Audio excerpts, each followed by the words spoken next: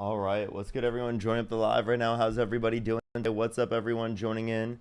What's up? What's up? What's up? What's up? What's up? How's everybody doing today? Hopefully, everyone's having a good day so far. What's up? What's up? What's up? What's up? What's up? Another early live today, everyone. Tomorrow should be a bit later in the day. Oh my gosh, oops. What's good, everyone joining in? How's everybody doing? What's up? What's up? What's up? What's up? What's up? Good morning, good morning, good morning. It's still early for me. I kind of woke up a bit early today, but it still feels really early for me. So I wonder why. I wonder why. It doesn't feel as early because I did wake up a little earlier today. It doesn't feel as early. I feel a little bit more woken up than usual, like when I get on this early. Already noon for me. It's 9 o'clock for me. Yeah, I know for people on the East Coast, it's definitely like I get on the live and it's like pretty much later in the day.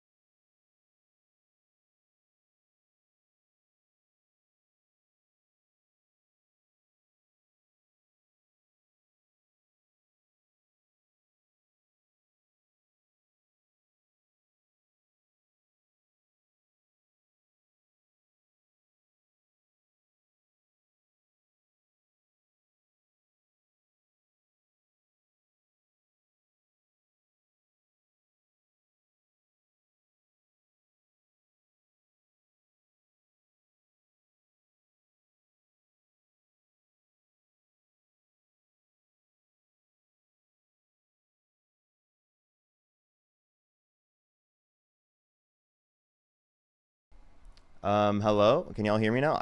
My microphone just randomly cut out. I could hear myself, everything normal. What the fuck just happened? Okay. All right. That was so random. What the hell? Like I literally could hear myself.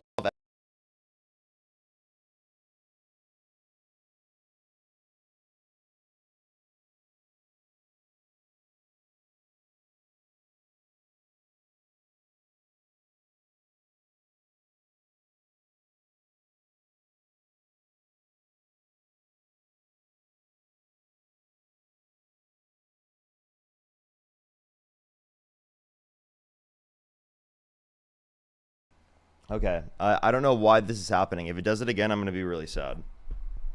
Um, what's up? What's up? Can y'all hear me again? If it does it again, I'm actually gonna like end the live and figure it out. Otherwise, I'll be fine. I guess let me know if it's happening. I literally this has never happened to me before. It's never happened to me before, so I'm really confused. What's good, everyone joining in? We're gonna start getting some debates, everybody. Only send a guest request if you meet that set of criteria listed on the screen, everyone. We are just looking for some debates. Please, everybody, only send a guest request if you meet that set of criteria that I'm putting on the screen right now. What's up, everyone joining in, though? Okay, wait. Oh, it's still working. Sorry, I was scared real quick because I didn't see my microphone working. Do give it a second. We're going to add some people up here right now. Please, again, everyone, do respect the rules of the stream. Only send a guest request if you meet that set of criteria. If you've already been on the stream before, do not send a guest request. Do not send a guest request. I don't have to go through people and deal with all of that. Osiris, thank you for the $10. Morning Parker, happy lunch East Coast. Absolutely. Jeff, thank you for the $5. Thank you. Happy noon. What's up? Happy noon. Alrighty, we're going to get the debates going. We're going to get them started up. I'm on my third account today here on TikTok, so we'll see how that goes.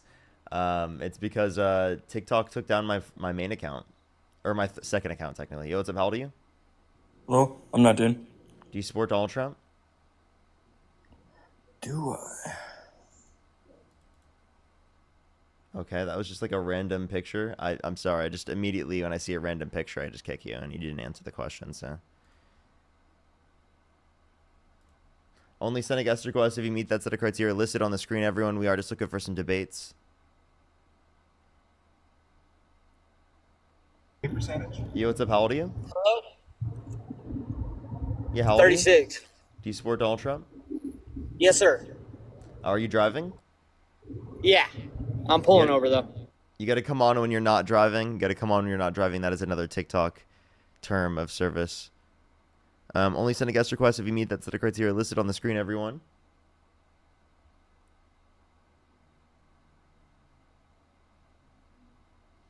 Only send a guest request if you meet that set of criteria listed on the screen, everyone. We are just looking for some debates. It can't go any lower than this. Maybe I just need to like sit up. I don't know. The text, actually, then it goes, and you can see it on my shirt, so it's unfortunate. There's nothing I can do about the text, I guess. I gotta find a better spot. Maybe I could make it smaller. Yo, what's up? How old are you?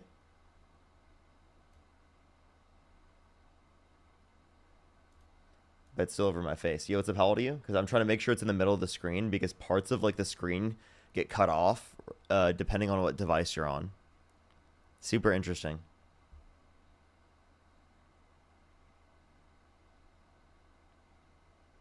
Yo, what's up? How old are you? Yo, what's up? How old are you? Hello? Okay, all right. Let's go to the next person. Only send a guest request if you meet that set of criteria listed on the screen, everyone. We are just looking for some debates. Yo, what's up? How old are you? Farming sim? Only send a guest request if you meet that set of criteria listed on the screen, everyone. We are just looking for some debates. Let's go on to the next person. Only send a guest request if you meet that set of criteria listed on the screen, everyone. Yo, what's up? How old are you? I'm 20. You support Donald Trump? Yeah, Okay. If you could go back, what's your birth year actually? July 16, 2005. For sure. If you could go back in time and you could either vote for Kamala Harris or Donald Trump, who would you vote for? Donald Trump. For sure. Why so? Well, I did vote for Kamala, but it would have been a bad idea. I think Trump's doing a great job. I think he's passed some good laws.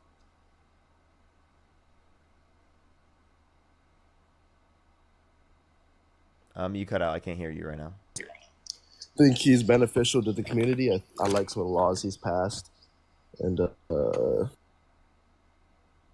Like some laws, like could you tell me like a law that you like of his? I like the Take It Down Act. I think no virtual fake photography and all that nonsense is illegal now. Okay. Isn't there no tax on OT now? The first one was bipartisan. The second one's also bipartisan. That's a part of the big beautiful bill, which also cut 420,000 children off of their free school lunch and breakfast on average every month, which will be starting here within the next few years. Secondly, we can also point to the fact that there's 2.5 million people cut off their food stamps, million people cut off their food stamps on average every month, and then also over 10 million people cut off their health insurance, according to a Congressional Budget Office estimate. All right. It So also why? adds So why? trillions of dollars to the debt. So why don't you? Why do you not like Trump? Because you're what was the big reason he sexually assaulted somebody white? But like I thought he was found not guilty in the New York. No, he was held liable. He was found guilty in a criminal court. Was he? I don't think he was. Not in a criminal. Or Not not in a criminal, in a sense. civil court. Sorry, I meant to say found guilty in a criminal civil court. He was found guilty in a criminal court for a felony case, but I meant to say found guilty in a civil court. It's the same notion. He was held civilly liable. Okay. Yeah. Yeah. But so you saying though? So the tax on OT and bills like that, like they're not. They're in process. Is that what you meant, or they are? Are they done? Like, because when I brought those What up, specifically? you The big beautiful bill. yeah, like you don't support that or what? No, I just told you that was incredibly harmful to people in general. Like, thank you for the galaxy. I really appreciate it. Thank you, Orchid. I So think deep fakes and AI images that are used in a that was non. bipartisan. This is something Oh, partisanly supported, right? Those aspects of the big beautiful bill are partisanly supported. The fact that it's cutting 420,000 children off of free school lunch and breakfast, 2.5 million people off their food stamps every month, and then also over 10 million people off their health insurance, and then also cutting or adding trillions of dollars to the debt. So it's not fiscally responsible, and it's just harming people. see, I didn't know about the 20,000 kids part. I didn't know. 420,000 children every month. Dang, yeah, I don't like that. I didn't know that. See, I'm 20. I have a lot to learn, my man. But Absolutely. I I mean, mean, so then, like, given that you do know that, like, would that be like a policy you support? Because the policy disproportionately cuts taxes for the rich and wealthy, and then takes children off of free school lunch and breakfast. Like that's a very small portion of the budget. Why do you do that? You know, like that's like really interesting Yeah, why Republicans see that to be prioritized in their bill. I don't like that. I didn't know that, man. I don't agree with that. I don't stand by that. Like I said, I did vote for Kamala. Kamala. Yeah, Kamala. But yeah, I mean, over the past year, I've been more leaning towards Trump. But yeah, there are certain things I definitely need to be more educated about. But that's all, man. You definitely raise an eyebrow of mine, but thank you for your time. For sure. Appreciate you coming up. Alrighty, let's go on to the next person. Everyone, only send a guest request if you meet that set of criteria listed on the screen. Everyone, we are just looking for some debates. I was wondering what was different. I literally had my YouTube on my left screen and my TikTok on my right screen. I always do it the other way around. I always have like my chats on the right screen, and then my notes and my TikTok on the left. It's like my always what I do. Let's go on to the next person. Only send a guest request if you meet that set of criteria on the screen. Sometimes I put it on the left too, for like my TikTok chat or something.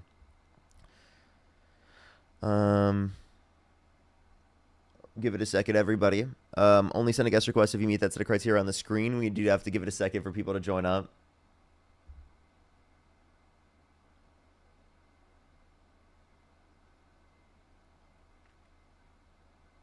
Let's go on to the next individual. Only send a guest request if you meet this set of criteria listed on the TikTok screen. By the way, everyone, I was going to ask everyone on TikTok, do you think that text is large enough? I think it is. I think I just had it too large prior. I think it's good. I think it's better this way, actually. It doesn't cover up so much of my face, and then also, you can still easily read it. So that's good. I have my phone in front of me so I could check. Yo, what's up? How old are you? Parker. Hey, I'm 46. Do you support Donald Trump? I do. Okay. Why I was so? gonna kind of pick up on what the last guy said. And by the way, go Broncos. Okay. W Broncos. My reason is more for like the lawfare, kind of picking up on his E. Jean Carroll thing. Actually, before we go into it, can I thank a few people real quick? Yeah, no problem. For sure. Jessica, thank you so much for the $20 on YouTube Super Chat. Thank you so much. I really appreciate it. Thank you so much. Absolutely. Can we get some W's for Jessica in the comment section right now? Thank you so much for the kind words. W's for Jessica in the comment section right now. Thank you. Thank you so much. I really appreciate it. I need to pull up the rest of my YouTube too because I don't even have that pulled up. Give me 1 second as well. Sorry, I just started the stream here like a few minutes ago. I apologize. You're like my first probably debate for today. Like actual debate. Love T, thank you so much. I appreciate the $5. Thank you. Thank you so much, Love T. I really appreciate it. Thank you. I have heard about that, and I haven't seen the whole thing about it. Privacy, thank you so much for the $2. Thank you. Jeff, thank you so much for the $5. Thank you. I really appreciate it. Thank you. And Mary, thank you for the $100 on PayPal. Can we get some W's for Mary in the comment section right now? Thank you so much, Mary. I really appreciate it. Thank you. W's for Mary in the comment section right now. Thank you so much, Mary. All right. W's for Mary in the comment section right now. Sorry, Dean literally just texted me as well. I think Dean's supposed to be on earlier today, so maybe we'll change up whatever time I go live. I'll see because he said he was supposed to go earlier because he has to get off. So I'll ask him about that. But W's for Mary in the comment section right now. That is incredibly nice of you. Thank you so much. W's for Mary. Thank you. I really appreciate it. That's incredibly kind of you. Incredibly kind. Cloud, thank you so much for the $10. It's the Shure SM7 DB. And then Deborah, thank you for the $5. Thank you. Thank you so much. So why do you support Donald Trump? So I think it's because of like the lawfare. But my question to you is like specifically with the E. Jean Carroll case, what's the difference between a criminal court and what's the other one? Like a civil court. What's the difference? Yeah. So the difference is going to be standard of evidence and like what type of punishments can come from that case, or like the mandates that are in place. There are different laws that apply to them. So there are just like a few things, but they still have like a jury. They still have the same court structure with a judge. And they have a difference in evidence accepted based upon preponderance of evidence versus beyond a reasonable doubt. So I the mean, if he custody. actually raped this lady, She did. He like did. why wouldn't he go to a criminal court? I mean, that's a bad. Like, I mean, you would think Because it was he'd be past the in statute of jail. limitations for criminal cases in New York at that time. So And after the a certain amount statute of of limit. years, after a certain amount of Okay. years, no matter the level of evidence, they are not allowed to try it in a criminal court. I think they should have been able to. Um, I don't believe in a statute of limitations for SA cases. I think that's crazy. So what's the statute of limitations in New York then? It was like 5 years at the time. So let me ask you this: if he did the crime 5 years in one day, compared to like 5 years or like 4 years and 364 days, he would be able to be charged in a criminal court with No, the same evidence. he wouldn't have been able to. The day after the context in which the statute of limitations, they wouldn't be able to try them regardless of the level of evidence. Yeah, Push no, them on but again what I'm saying is in a like criminal case. 4 years and 364 days. So I like don't know what kind of right point you're before. making. What are you trying to say? What I'm trying to say is like if he was caught or he was brought to court just under the statute of limitations with the same evidence, he would be able to be convicted in a criminal court. Well, we'd have to see the criminal case, but I do believe that that would have happened, especially because the context of the situation would have been differently. They would have specifically got his DNA on the dress because he would have been mandated to give it up, whereas specifically in the civil case, he never gave it up, which would have, under his view, proved that he wasn't at the scene of the crime. So he had best reason to give up his DNA to prove that he wasn't at the scene of the crime, but he never did. He didn't give up his DNA. No. And he's allowed to do that in a civil case, but in a criminal case, he would have been mandated to give it up. Well, why wouldn't he just give it up to prove his innocence? What's that? Why wouldn't he just give it up to prove his innocence? Exactly. Like, you know how Trump is. If he had the ability to like get, to like own the liberals and to prove them wrong, he would do it immediately that he could, right? He wouldn't wait and let people defame him, right? So the idea that like he didn't give up his DNA, to me, incriminates him. That's one of the best indicating factors as to why. Not only that, but also the fact that he lied on multiple occasions. Like, why is he lying? I can tell you which his lies were. He said that specifically they never met, but there's a picture of them together. And then he said that she was quote unquote not his type, but then in a deposition mistook her with his ex-wife, indicating that they're both his type or both not his type. So he would have sexually abused her either way. So and also that's a sick thing to say, right? That's a sick thing. I just don't understand why he wouldn't be in jail. Like if he said all that, like that just seems obvious to me. Well, I mean, if it is true, and you shouldn't use that as a reason to not believe it's true.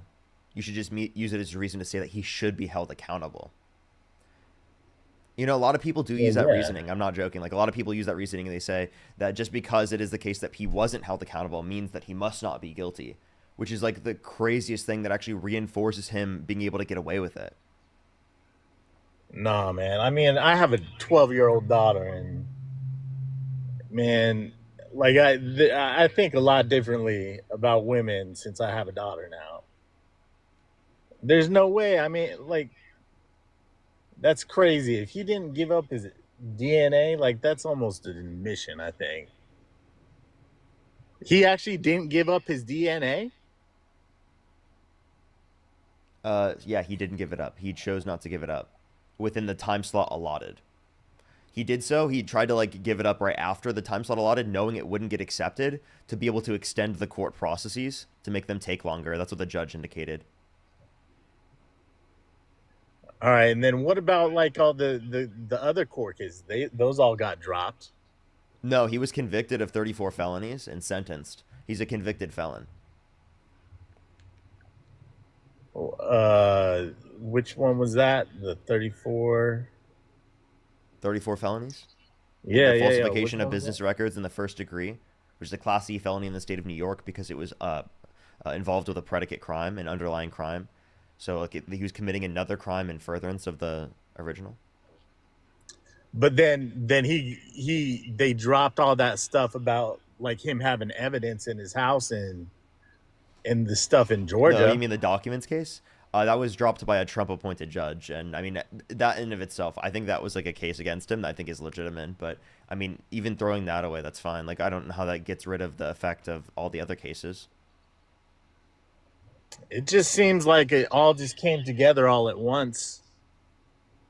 I mean, What do you I mean? think that's a big reason that a lot of people didn't or voted for him What do you mean it all came because together? You mean that he was held accountable yeah, for I a mean bunch of different things? everyone like they were just trying to use law against him, the lawfare, you know. They were just trying to take him down for whatever reason. Yeah, how is this lawfare? You're just saying it's lawfare without actually giving any evidence or reason. I don't know. It just seems a little sus, but at the same time, I think that it's a little sus he didn't give up his DNA either, though. I think there's a lot more things that would indicate that he's guilty, right? And I've shown you a lot of those things. I mean, we can keep going even further.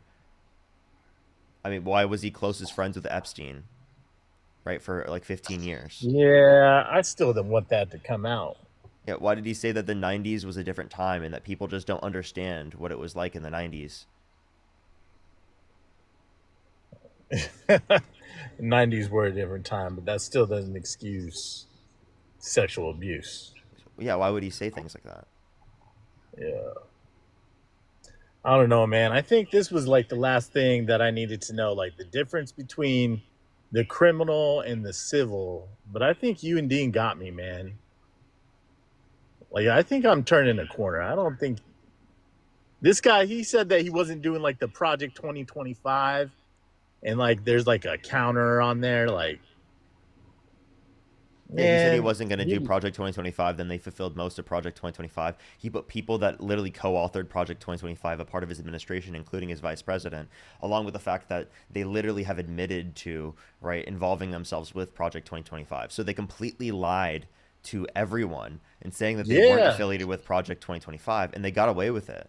Do you see how they're able to just like lie shamelessly and get away with it? It wasn't just that. It was him saying that he was going to reduce the gas prices and the grocery prices. Those were literally lies while he was advocating for policies to increase prices in America, right? Through the context of tariff policy, which every economist was indicating puts upward pressure on prices. Oh, yeah, yeah. The tariffs, too. Hold on now. So it was my understanding, and this is something that I'm hearing from you and Dean, like the tariffs aren't paid for by the other country. No, they're paid by the American businesses importing the product, and it's passed down to the consumer because it's an aspect of cost of production and distribution that is going to be more likely to be passed down to the consumer than other forms of taxation that are placed upon profit mechanisms. Or well, basically the profits that you get from things like income. So let me ask you this, like, for instance, let's just say if China puts tariffs onto us, are we paying that tariff or the Chinese people paying that tariff? The Chinese people will be paying that tariff. Not only the businesses importing our products, but also their consumers. So So our why is businesses will be impacted that rely on exports. So like American farmers that rely yeah. upon exporting their agricultural goods to China, right, as a huge aspect of their demand, right? That is all going to be significantly reduced because of the fact that they have been imposing tariffs on us in retaliation to us imposing more tariffs on them. So but so they would put tariffs on us and we would retaliate against them even though their citizens were paying the tariffs that they put on us? No, so essentially the argument was that like we place tariffs on them and then they will place tariffs on us in retaliation to try to bring us down. So they'll try to bring us down to the same level that we were prior, right? Because we're doing like a trade war, right? Essentially, is that tariffs impose trade wars where both sides, both countries, then have like an incentive to essentially target different types of trade barriers against each other to sort of like harm each other's economy so that they can bring them to the table to negotiate. So it just creates bad relations for negotiation, like especially with our allies. I mean, we don't need to be doing that with our allies, especially. Appreciate the future encounter. Thank you so much. Thank you. Well, I mean, if I'm picking up what you laying down, it sounds like when we put a tariff on Canada, then we're paying that tariff that we're putting onto them. Yep. So why would a tariff even be good in the first place? Like, how come you say like the ones that Biden kept from Trump are good compared to what Trump's doing? Yeah, so I actually like to some degree disagree with some of them that they kept under the Biden administration, but I can acknowledge the distinction between targeted tariffs applied on specific industries to build up specific like specialized manufacturing in the United States, comparative to the types of universalized tariffs that Trump's advocating for. Universalized tariffs that Trump's advocating for are significantly more harmful to the economy, especially on an overall basis. And the policy that Biden engaged in significantly increased manufacturing investment, accounting for inflation in this country, whereas under Trump, it's declined. So targeted tariffs. So what do you mean by that? Like you mean like a specific product A specific product or specific industry. compared to Trump? He just did everything Mm-hmm. coming over from China or whatever. Yep. And it's not just China; it's countries all around the world too. But they're not strategic. Not very much. Like Or he claims it's targeted. like some people claim that they're like retaliatory, but they're really not. Like if they were retaliatory, you would put it up to the exact same type of extent. Reciprocal, I meant. If they were reciprocal, it'd be up to the same extent that they put it on us. So it'd be on the specific industries they put it on us, and then we would go to the table and be like, let's talk about this. It wouldn't be across the entire economy. Hmm. So so the reason I bring up tariffs is because I do Instacart on the side, and I grocery shop for people every single day, and I know grocery prices are not down, and I live in South Carolina, Hmm. Yeah, and and, so and that's why I'm they're like, likely to go man, up. none of the stuff that he was saying in the campaign is what he's doing. Like, Hmm. that's what I'm just coming to the conclusion of. Like, at first it was just like, they're just picking on Trump just because he's like a celebrity or a rich guy or something. But it kind of seems like he's just trying to, it's almost like he uses money to like pay his way out of being held liable and shit. Yep. Like that He's was, using his power to avoid accountability. And that's why people assume that because it is the case that he hasn't been held accountable, that somehow he's not guilty. And then people fall into that sort of ideology. And then all they hear is that we're just arguing against them and we're just going to be against them in any set of circumstances. And that's not true. We can acknowledge things that are bad and things that are good. Like for example, like I've acknowledged yesterday on live how Donald Trump specifically has now realized that he needs to defend Ukraine, right? He's actually realized that we can defend Ukraine against Russia and we can get back all the land that Russia got specifically up to. And we just need to hold out with NATO and we'll be able to do that in terms of funding Ukraine and backing Ukraine.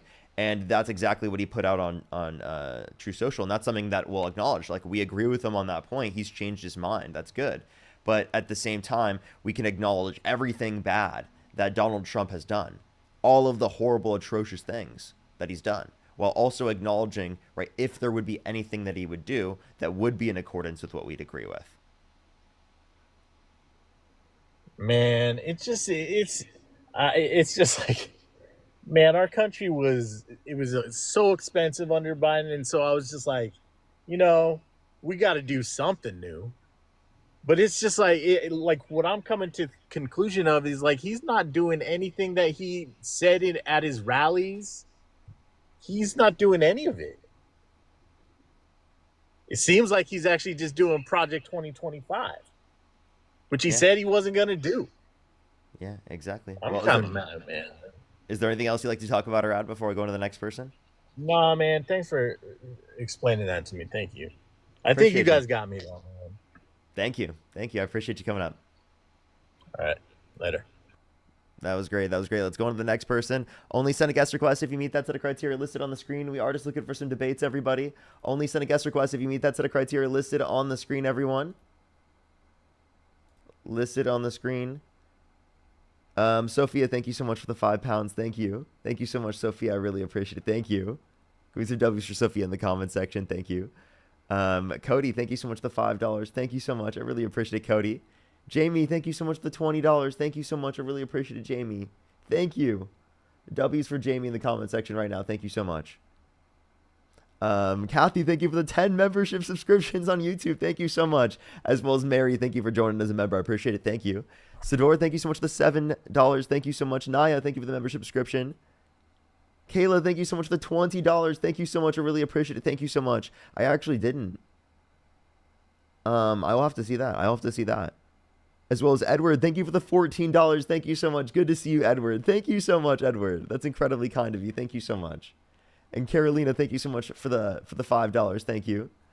And then Dioji, thank you so much. Really appreciate the $20. Thank you so much. And to say thank you so much. Really appreciate the $10 as well. Hannah with the $5. Thank you. Mark with the $20. Thank you so much, Mark. I really appreciate it. Thank you. That's incredibly kind of you. Yes, they are. They honestly are so important. That was amazing first conversation to have.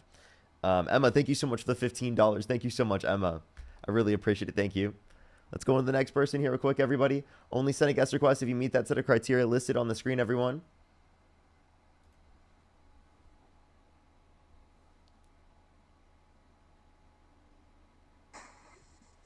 Yo, what's up? How old are you?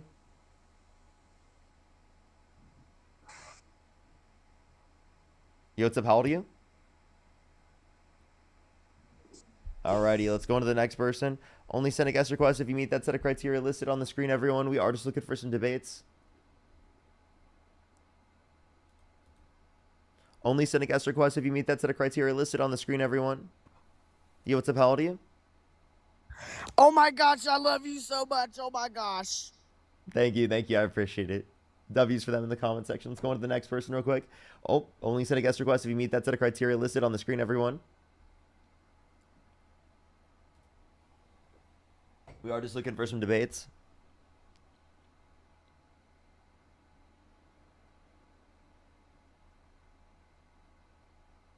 Oh, let's go on to the next person. Only send a guest request if you meet that set of criteria listed on the screen. Lee, thank you so much for the member subscription.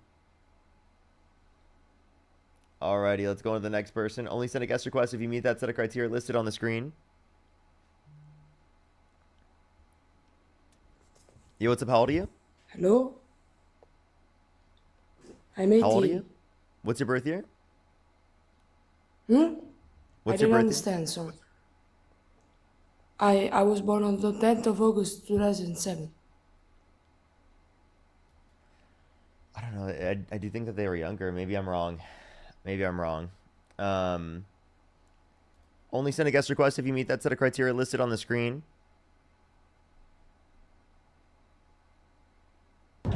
Yo, what's up? How old are you?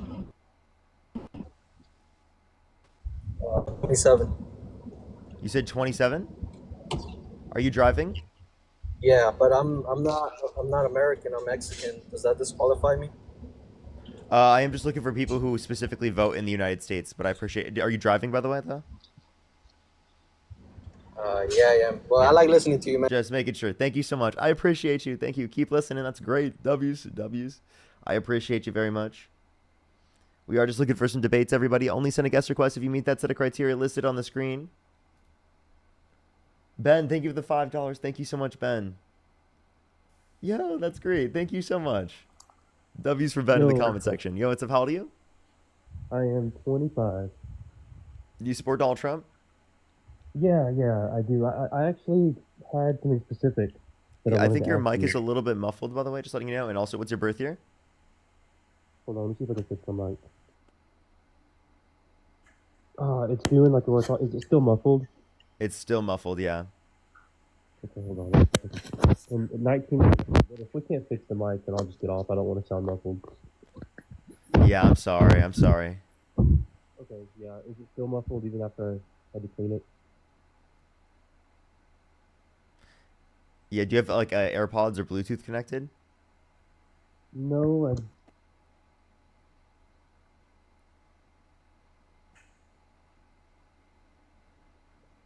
Damn, that sucks. I'll just try to connect my AirPods. Yeah, I'm so sorry. I'm gonna go on to the next person. I do apologize. It could be a phone case too. I don't know. Yeah, it just was really, really hard to hear you.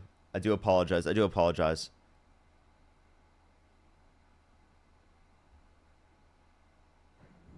Yo, what's up? How old are you? I'm 33. Do you support Donald Trump? Yes. Okay. Why so? At the moment, I really enjoy the way he tested the checks and balances in the system. Are you an accelerationist? I don't believe so. I'm not sure what the definition of that is. Like, are you ideologically left? No. Oh, okay. All right. So you want him to check the balance, you want him to destroy the checks and balances of our system, or you want them to check Not that? destroy, but stress test. Why? I see it as importance to make sure every single system is working the way it should be, especially if, if it isn't, then we'll see the outcome of it. So you want him to like undermine the Constitution and put us into a constitutional crisis? No, he is. I want him to or expose any holes in our system because I Okay. want our system to work correctly. Okay, so if there was any holes in the system that could be exposed by anyone else, it doesn't have to be by the president actively undermining the situation. Wouldn't you want them just to like fix it rather than just like cause it? Well, if you don't see the issue, then there's no way of fixing it. Well, you're acting like we couldn't see the issues if the Democrats were in office. Well, like I said, if there is no issue, how do you fix an issue if there's no issue? What? What do you mean fix the issue if there's no there still would be issues. What? Not necessarily if there's no problems with the system. So you admit that Trump's the one causing the problems? Yes, realistically, yes. He is And you want he's a that? very powerful man and he could throw his weight quite well. Why would you want that? It's initially I voted for him for something different, something not, just pushing everybody's ideals into the office. I wanted something outside of the norms to see if any of It something. being outside of the norms doesn't mean it's positive. Not necessarily. So that's why to show that sometimes like these decisions aren't always good. So it seems like you are ideologically to the left and you are trying to accelerate the collapse of the system, right? So far, insofar as that you think that there's going to be some left wing, right, just random, movement that's going to come up out of nowhere and somehow take a hold of the system. Not necessarily. It's more for visually seeing what can happen. So your goal is to harm America. That's the issue. That's your goal. No, it's not to harm America in any way. It is to throw new ideals, new ways of handling certain issues. I mean, So then, not how all about this? ideas Could you give me like an can example have the of a same policy that you benefits. like? Currently, I do enjoy the Big Beautiful Bill. I mean, there is a lot of stuff I think in there that was necessary, and then a lot of the um, uh, reductions upon the government. So you want to cut like 420,000 children off of free school lunch and breakfast on average every month, 2.5 million people off their food stamps on average every month, and over 10 million people off their health insurance, while adding From what I $3.4 trillion to the debt. from what I understand, that was just added money from the COVID fund on the Biden administration. Nope, this is the big beautiful bill. Well, no. The reduction is from the Biden. It's from Biden's administration had specifically this level of access to free school lunch and breakfast for children, Yes. and Donald Trump is gutting it. Yes, because it's not necessary since it's an emergency. It's not fund. necessary to feed children. It wasn't just emergency. They're right? reducing it to the point that it was before. No, so the epidemic, wait, and even then, from that what I wouldn't even. understand. And can you give me any source for that? It's not the same it was prior. Um, At what point? Like you mean like 40? Like I don't know how many years would you go back? Because at some point you could say like that there was less technically, given that the system was created. Bradley, think of the $2. I'm not saying accelerationism is only on the left. That's not my argument. My argument was that his rhetoric sounded like he was trying to do it to cause the. Typically, when people are saying that right wing candidates are going to destroy the system and it will lead to some sort of better outcome, they're typically arguing from the left. So I'm just going based on what people are typically arguing, not what I think it is in every circumstance. I definitely don't think that accelerationism is only on the. There are plenty of alt-right accelerationists. Why are you going to say, "Oh, you're better than that, bro"? That's not what I said, bro. That's so dishonest to say that. That's so dishonest to say that. Oh, you're better than that, bro. What? What are you talking about, dude? I never once said it was only on the left. By the way, I can't hear you. You're out of the app. Just letting you know.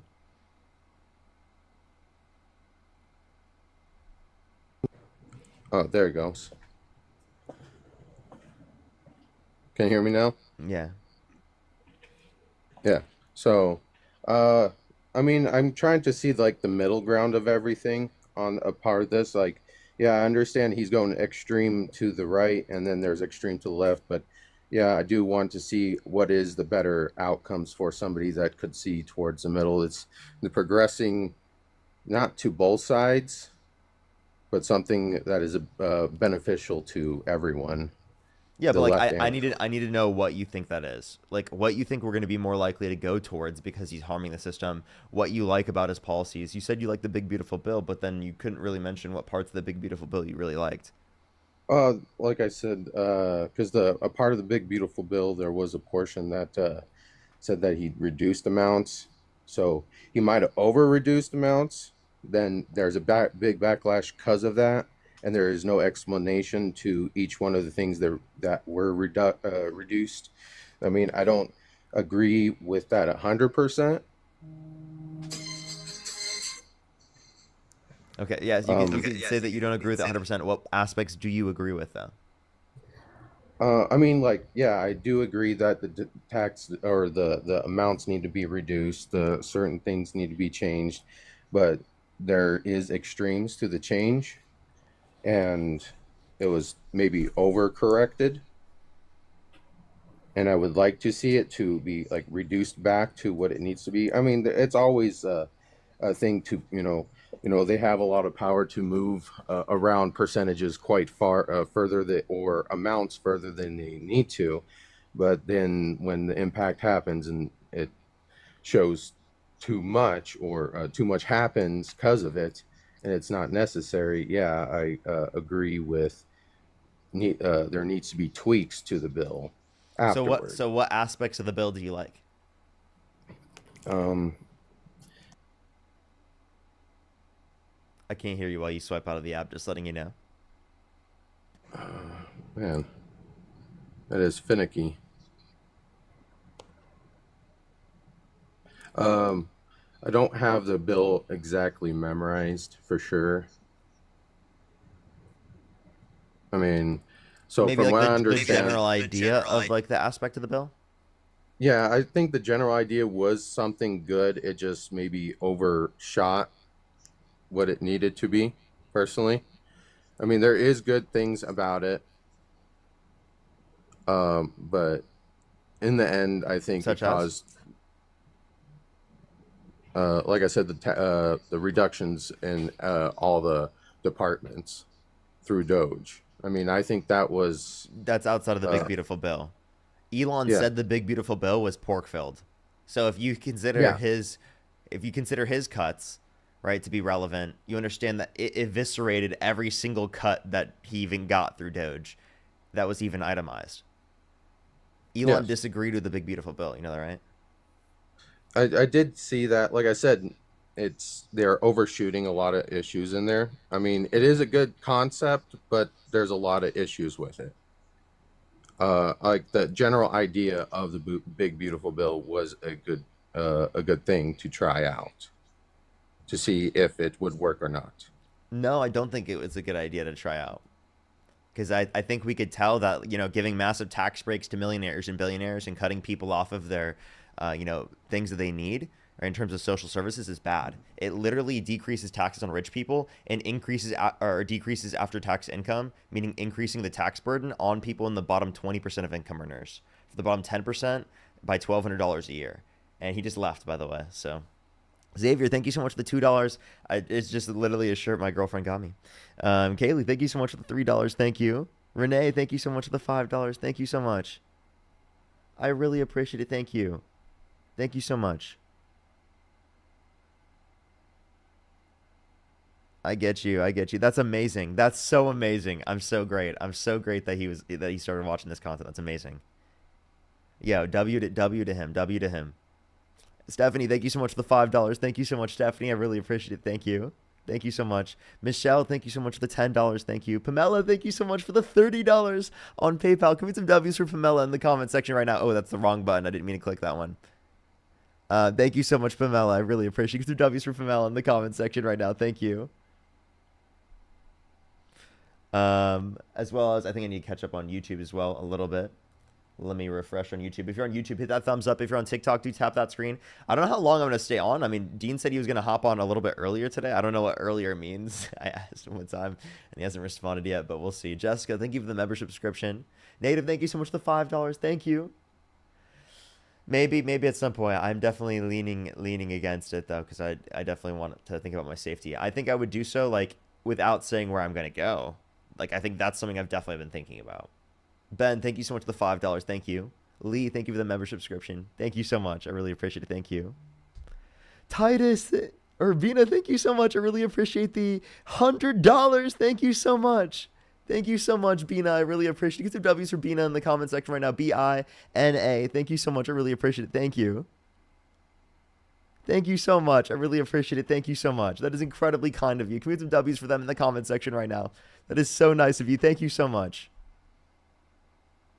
Thank you so much. I really appreciate it. Thank you.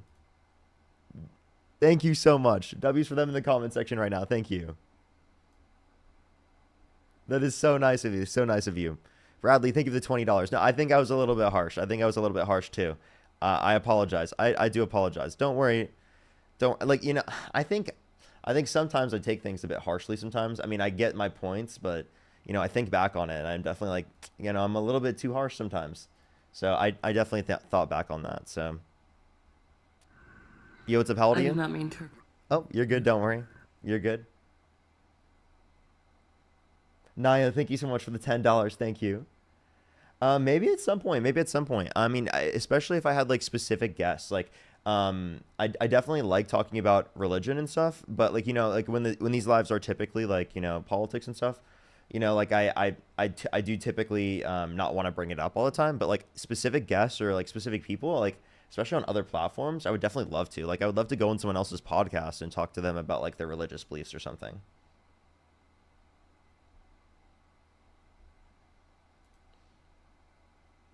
Monique, thank you for the $3. Thank you. Kate, thank you so much for the heart signal. Thank you. Alrighty. Let's go on to the next person. Only send a guest request if you meet the set of criteria listed on the screen, everyone. We are just looking for some debates.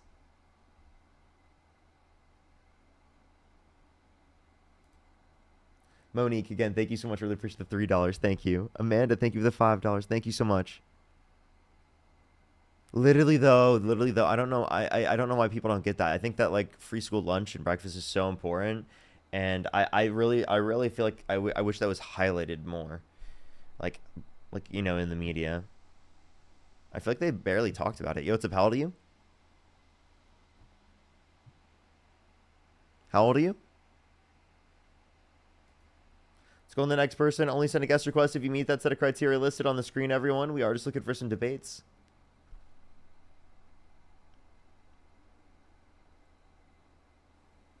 Yo, what's up? How old are you? 29. Do you support Donald Trump? Yeah, I do. What's your birth year? 1996.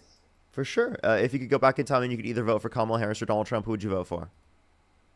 Donald Trump. Okay. Why would you support Donald Trump? Because I was a little worried about the Ukraine situation and how aggressive the left side was. In what way? It just seemed like their rhetoric was more like they were prepared to go to war, basically, which I was. Really? I mean, I don't think either side was saying that they were going to go to war. What do you mean that like we are going to fund Ukraine like we have been, but like I'm confused how that meant like the U.S. was going to like put troops on the ground or something. That's not what was going to happen. Yeah. I remember there was something about like using long range missiles, and the left said. Wait, how do you feel about Donald Trump being like full pro Ukraine now? Right, I get the whole Ukraine, like defending Ukraine. I think makes a lot of sense. Yeah, it makes so much sense now. Yeah. That was a really quick change of tune. Well, I think you can like be defensive but not be aggressive, basically. Oh, what do you mean by that? Because So, I mean, I think Trump was pretty aggressive with his statement. I can tell you what his statement was if you would like me to. sure. Alrighty. He said, let's pull this up right now. Give it 1 second. Here we are. Right here, he said that I think Ukraine, with the support of the European Union, is in a position to fight and win all of Ukraine back in its original form.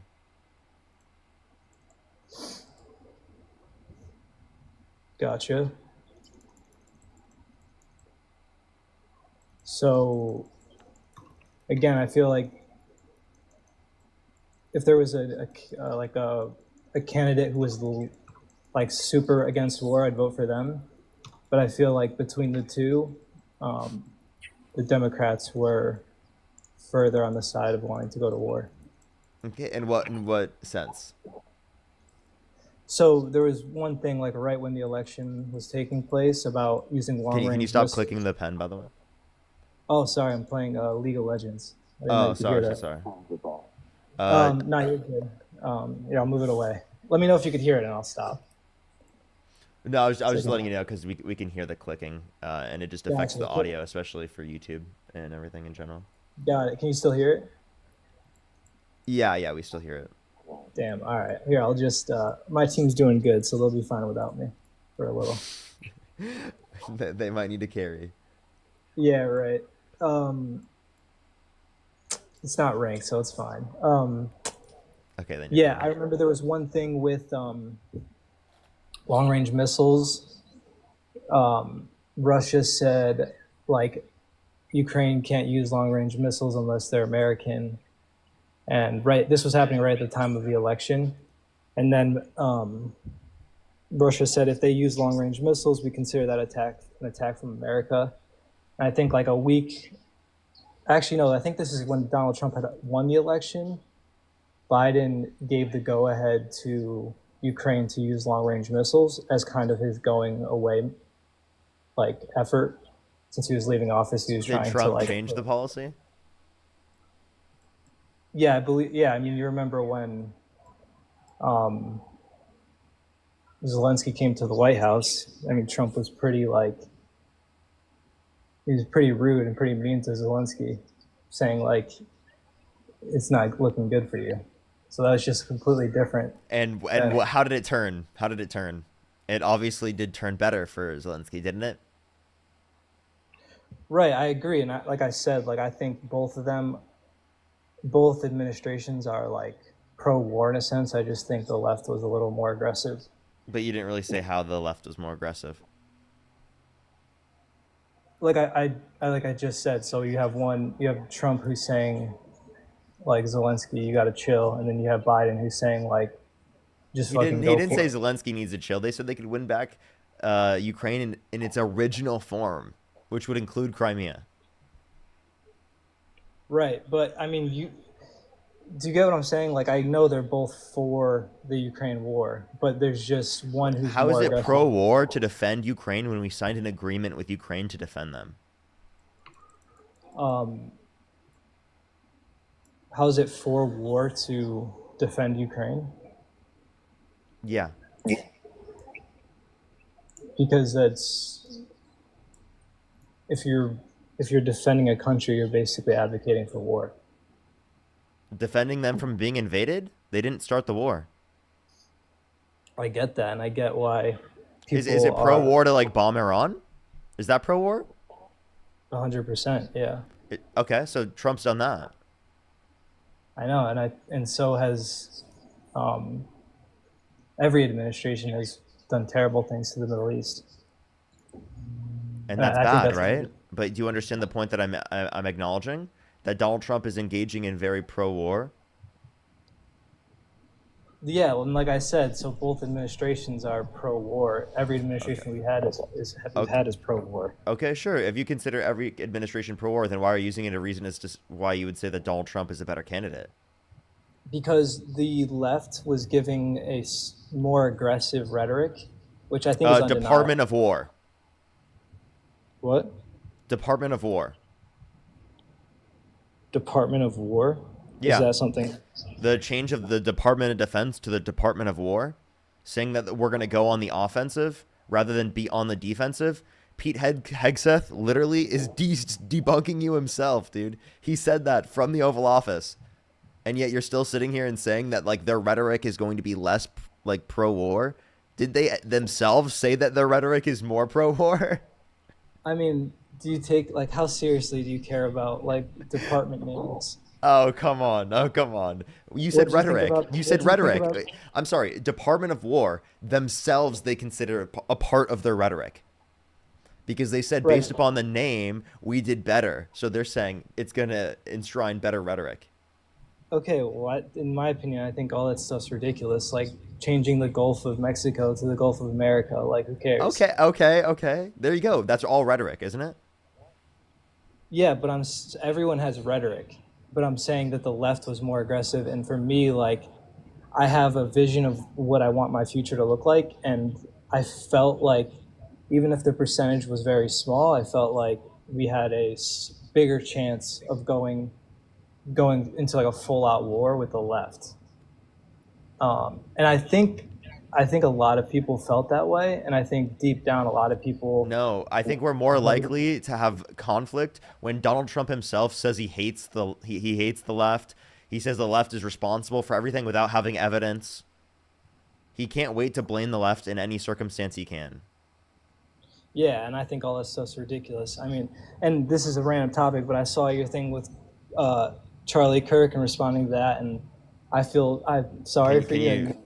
I know you have an intense job. Yeah, I know this is just an intense job, and I want to say, like, I support you, even if I have disagreements, and you're brave for doing this. I just wanted to say that anyway. But yeah, so I don't know. I just think the left rhetoric at the time of the election was more aggressive. And in what way? Like Donald Trump called Kamala Harris a communist, Marxist, fascist. Sorry, like, I mean in terms this of is prior to the election. I mean in terms of the war with Ukraine. I know Donald Trump is definitely more aggressive when it comes to badgering his political opponents, which is like ridiculous. But in terms of the war, I was looking at it like, okay, there's a 2% chance we go to war if Biden or if Kamala becomes president, and there's like a 1% chance if we go to war. You know, maybe it's bigger than that, but that's how I felt, and I'm like, I don't want. You said that they're both pro-war, and how are you going to imply a distinction here? Tell me. So when the election was happening, there was the thing with the missiles. That was Putin was making press conferences over and over, basically saying, if Ukraine uses long-range missiles,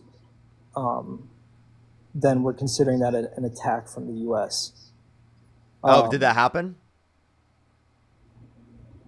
I mean, yeah, Biden can't pull the trigger, but Biden gave Ukraine the go-ahead to use it. And what happened? Nothing, because he lost the election. Wait, no. So wait, if they gave the go-ahead, and it is the case that it wasn't considered an attack by the U.S., Putin was lying. Whoa! Oh my God! Vladimir Putin was lying? No way!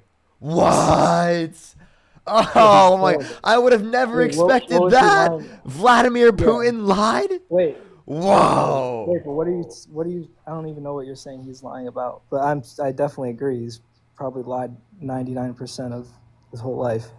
But wait, what are you talking about? What did you hear? Anything I said at all? Yeah. So I said that Putin would say that a long-range missile attack was Gonna attack lead from the to like US. it was gonna be a U.S. attacking on them. Was he telling the truth or was he bluffing? He was bluffing. Right, but do you get what I'm saying? So you have one candidate who's saying, "Go ahead, go for it," and then at the time of the election, this is their two stances. I'm sorry. Biden's You know saying, now that Trump is fully pro-Ukraine. Stop trying to play the argument that they're different here. Now, Donald Trump is actually the only argument you could really provide is that he's actually less strong when it comes to defending Ukraine, exactly, which is that's the bad. argument. Which is bad. And But because see, now his goal is to be more strong in defending Ukraine. That's his goal now. So if his goal now is to be more strong in defending Ukraine, but he's less strong in defending Ukraine, then he's not actually holding up with respect to his own goals, right? The idea that you would say that you would support him because he's not as good for defending Ukraine, when inevitably his goal is still to end up defending Ukraine, is just ridiculous.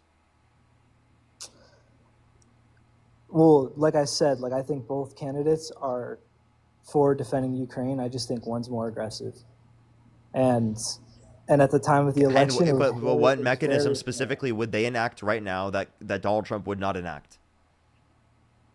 I mean, I bet you we started seeing troops from North Korea and I think China. I bet you there's a world where we start sending troops in from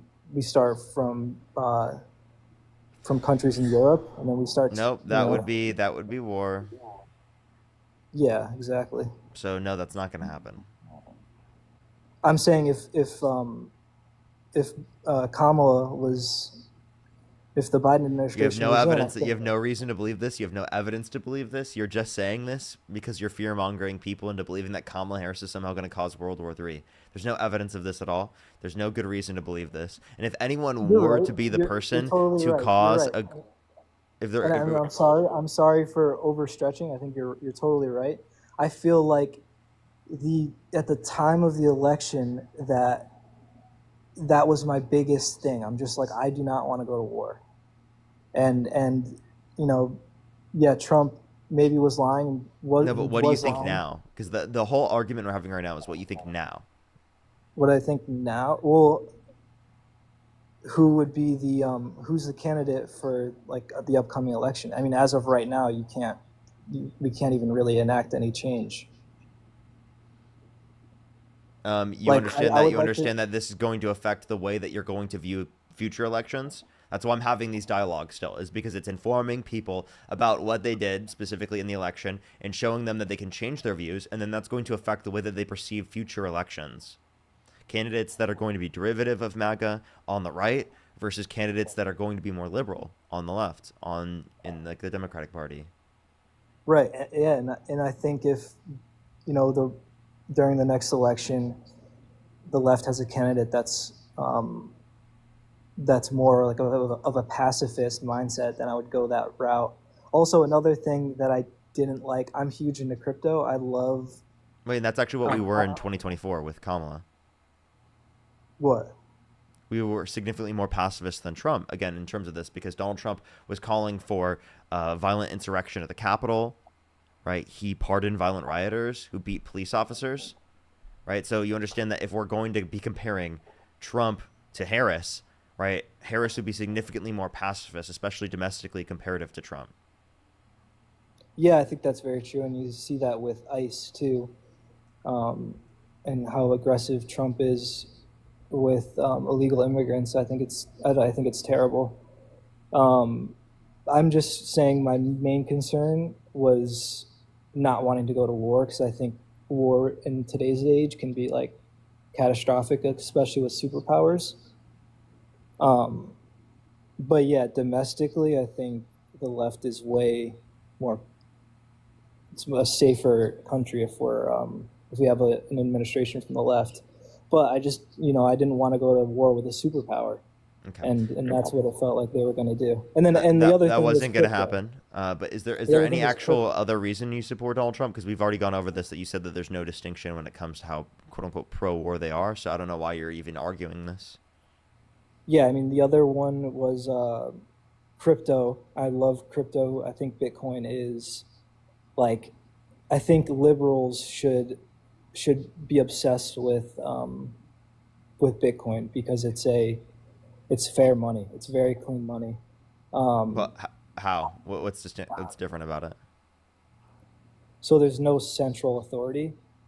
So right now, like, So why would the the government allow for that to become prominent? well, it's not about the government. It's about people adopting it. Yeah, government wants a monopoly over currency, correct? Right. And do you think that's right? Do you think the Yeah. Federal So Reserve inevitably should- speaking, there's going to be like a centralization of the currency. At some level of value, there would be a centralization of currency, and there being some backing of the government in doing so is centralizing that. So there shouldn't be any difference in the policy between the left and the right on that from a person who's pro crypto, as it's decentralized. Why would you centralize a decentralized currency? You can't Right? centralize It makes no The whole- sense to have any relevance to either administration, right? Because both Right, but the administrations left are not was- going to allow for it to exist in that type of manner. The- Trump is the just left claiming was- that we're going to somehow get rid of the debt with it or something. It's crazy. No, the left was very like anti-crypto. Like No, they were putting a the lot of left isn't crypto- anti-crypto. That's just not true. At the time of the election, leading They're up to it, they're anti-Trump's approach on crypto. Yeah, I mean, so I'm in the crypto space, like very heavily. Here's what I don't think people should I don't think that people should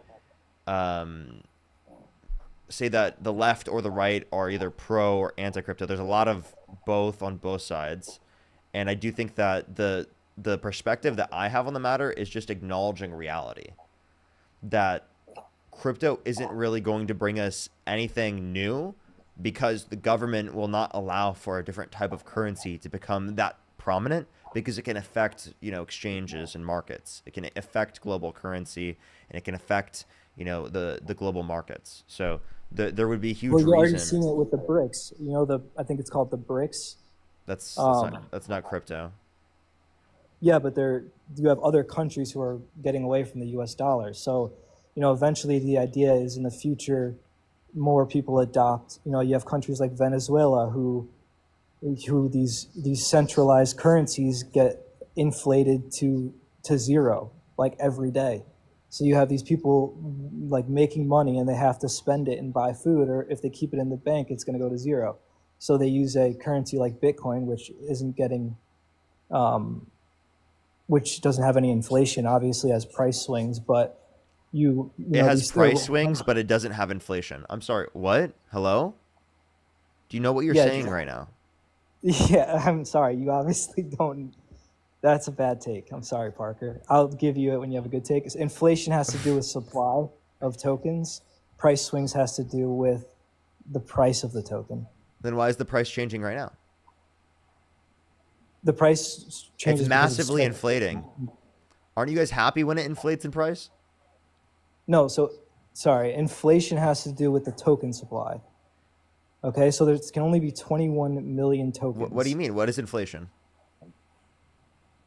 Inflation means there's more tokens. No, like no, some central currency. So, yes, that's what inflation no, is. inflation doesn't just mean more tokens. That's not how you categorize inflation. And of an asset, yes, it is. That's like literally the definition of inflation of an asset. Yes, inflation happens because of quantitative easing, which has to do with money printing. Now you're bringing up a completely different We're different talking about point. So we're let's talking, talk about we're this. talking about So currency inflation. Currency yeah, inflation. think about it this way. Think about it this way. Think about it this way. No, Parker, you're just It wrong. can. No, I'm you not. Should just you need to use listen. ChatGPT or You need to whatever. listen instead of fucking just speaking. Okay? I'm Because I gonna know you're explain it wrong. to you. Yep, okay. I'm not wrong. I'll explain it to you. I do this for a living, so okay. Do you have an economics degree? Finance. Finance? Okay, I have a degree in economics. Great. Explain to me how So do you want me to explain it to you now? explain to me how there's inflation in Bitcoin. Did you take any econ classes? I did. Okay. So did they tell you that inflation is only a result of there being an increase in the money supply? Is that what they taught you? Because that would be wrong. Inflation is not only from an increase in the money supply. Why did we see inflation during COVID? Supply chain issues? Was that necessarily related to an increase in the money supply? No. Money So supply it was actually during COVID. you're not understanding. Parker, But that don't wasn't. go this route, please. I support you. You This want is not okay? fair Then and you. fair. We had to look at the money supply. This during guy COVID. won't listen and shut the fuck up. Be quiet, dude. Do I need to I'm mute trying to you? help you. No, you're not. You're not listening, and you're misunderstanding what I'm saying. So be quiet, and I'll fucking mute you because you're being so dishonest right now. Right? The money supply increasing is not the only way that inflation can occur. Is it a way that inflation can occur? Absolutely. Is it the only cause of inflation? No. That's what I'm explaining. You understand that, yes, there was an increase in the money supply during the context of COVID, but that was not due to the context of the Biden administration. So if you want to say that that would specifically be due to the context of the situation because of what happened under the Trump administration, then you can blame Trump for that. But what resulted to the increase in money supply? Well, debt-related spending is what people typically say, and there was a greater level of debt-related spending relating to Trump. So what I'm acknowledging is that the main cause was supply chain issues. It was not necessarily the increase in the money supply. It was the supply chain issues. The increase in the money supply, did that have an effect on inflation? Absolutely. But was that the main driving cause of inflation? No. Want to know why? Because there was inflation globally. And was there a money supply increase in every single area to that degree around the world? No. There would be differing levels of money supply increases around the world. So that's why it is the case that when we see a global inflation, it attributes that most of the inflation is going to be something that was dependent upon something that affected the entire globe,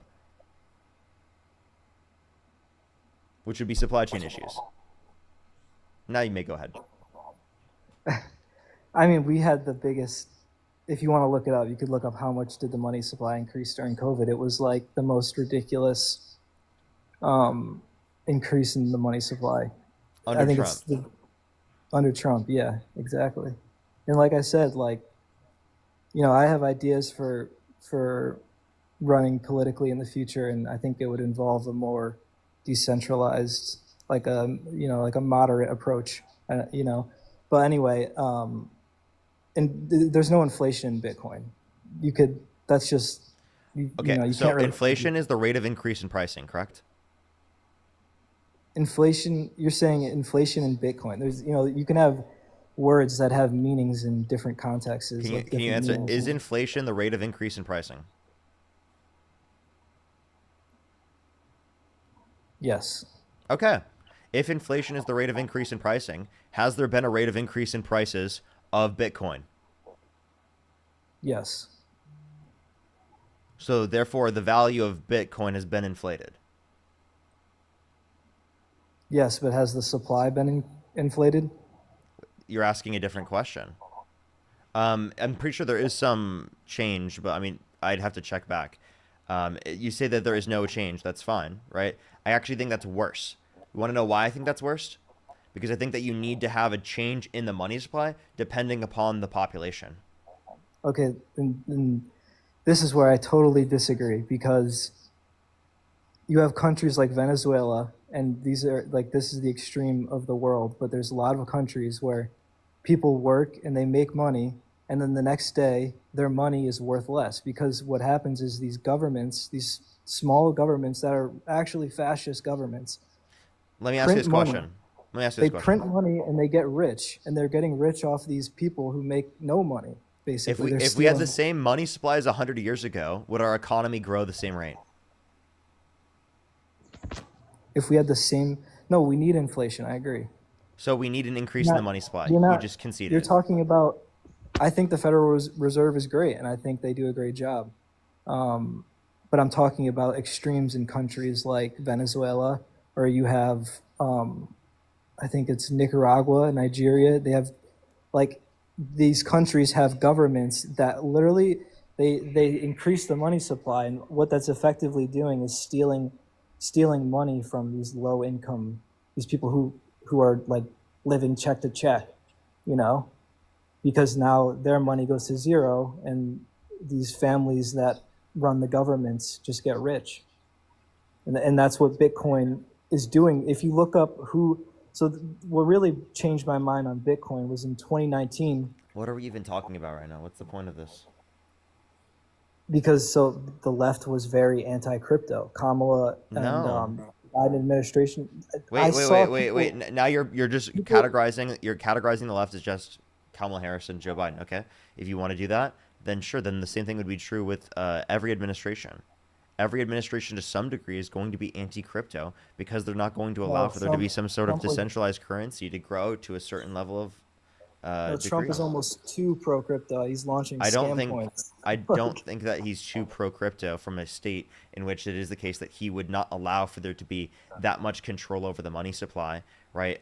Specifically by outside and decentralized manners, right? That's another thing as well. What you're not understanding is that he'll be okay with it up to a certain extent insofar as it will get him votes or insofar as that he can make money off of it. But as soon as it starts impacting global markets, as soon as it impacts the U.S. currency, then it's not going to be something that he's going to like. You understand that, right? If the U.S. currency drops in value because so many people are buying crypto. He's scamming so hard in crypto. He's never going to be anti-crypto. He's dropped the Trump coin, World Liberty If he can't scam anymore, would he do it? Probably not, and probably if he wouldn't get votes, no. There you go. But the reality is, I'm huge into crypto, and I just saw people getting lawsuits and investigations all the time for the past 5-6 years, and it was terrible. It just like put a stagnation in the industry like terribly. And then you have Trump going to the Bitcoin conference and speaking. Dude, you just admitted that Trump is a con artist, and you voted for him still. You said that he's a con artist and he's only supporting Bitcoin because he wants to scam you out of it.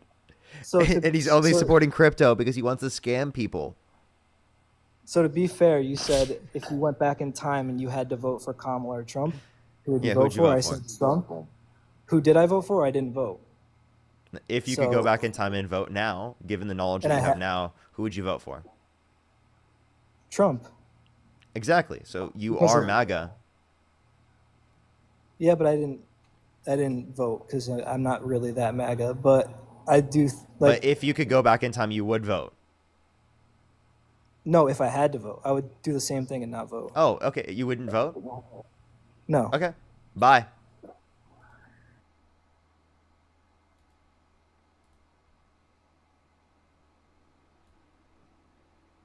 Zach, think of the $20. Trump is pro crypto. That's because he thinks Superman's dog. Seriously. Jasmine, thank you so much for the $2. Thank you so much. I really appreciate it. Thank you. I don't know why they think that they're only real Christians. I don't understand it. It makes no sense. Jasmine, thank you so much for the $2, though. Thank you so much. I really appreciate it. Thank you. Doris, thank you so much for the $10. Kelly with the $50. Give me some W's for Kelly in the comment section right now. Thank you so much. I really appreciate it, Kelly. That's amazing. Give me some W's for Kelly in the comment section right now. That's great to hear. That's so great to hear. Ingrid, thank you so much. I really appreciate the $2. Sharon, thank you for the $10. Amanda with the $5. Thank you. Thank you. I really appreciate it. Thank you. Let's go on to the next person real quick, and then I'm going to catch up on YouTube as well, everyone. Thank you, everyone, so much. Everyone has been so kind today. Yo, what's up? How old are you? 35. Can you hear me? Do you support Donald Trump? Yes, sir.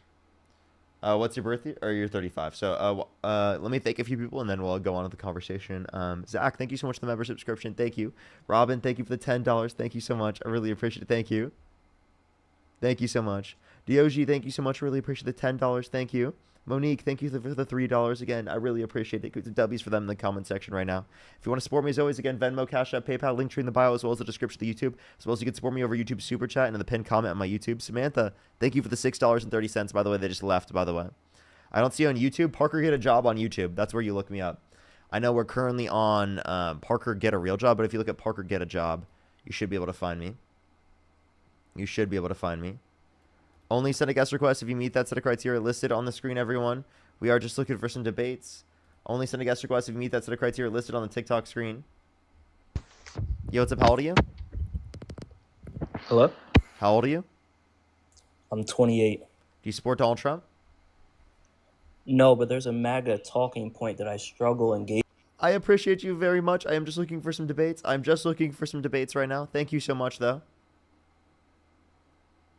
Did Parker just start? I started about an hour and 20 minutes ago. Yo, what's up? How old are you? 28 years old. How old are you? 28. Do you support Donald Trump? Yes, I do. He's the best president of all time. Okay. Why do you think he's the best president of all time? Because he's always honest and he tells people how it is, unlike all the liberals that have been in office the past few years.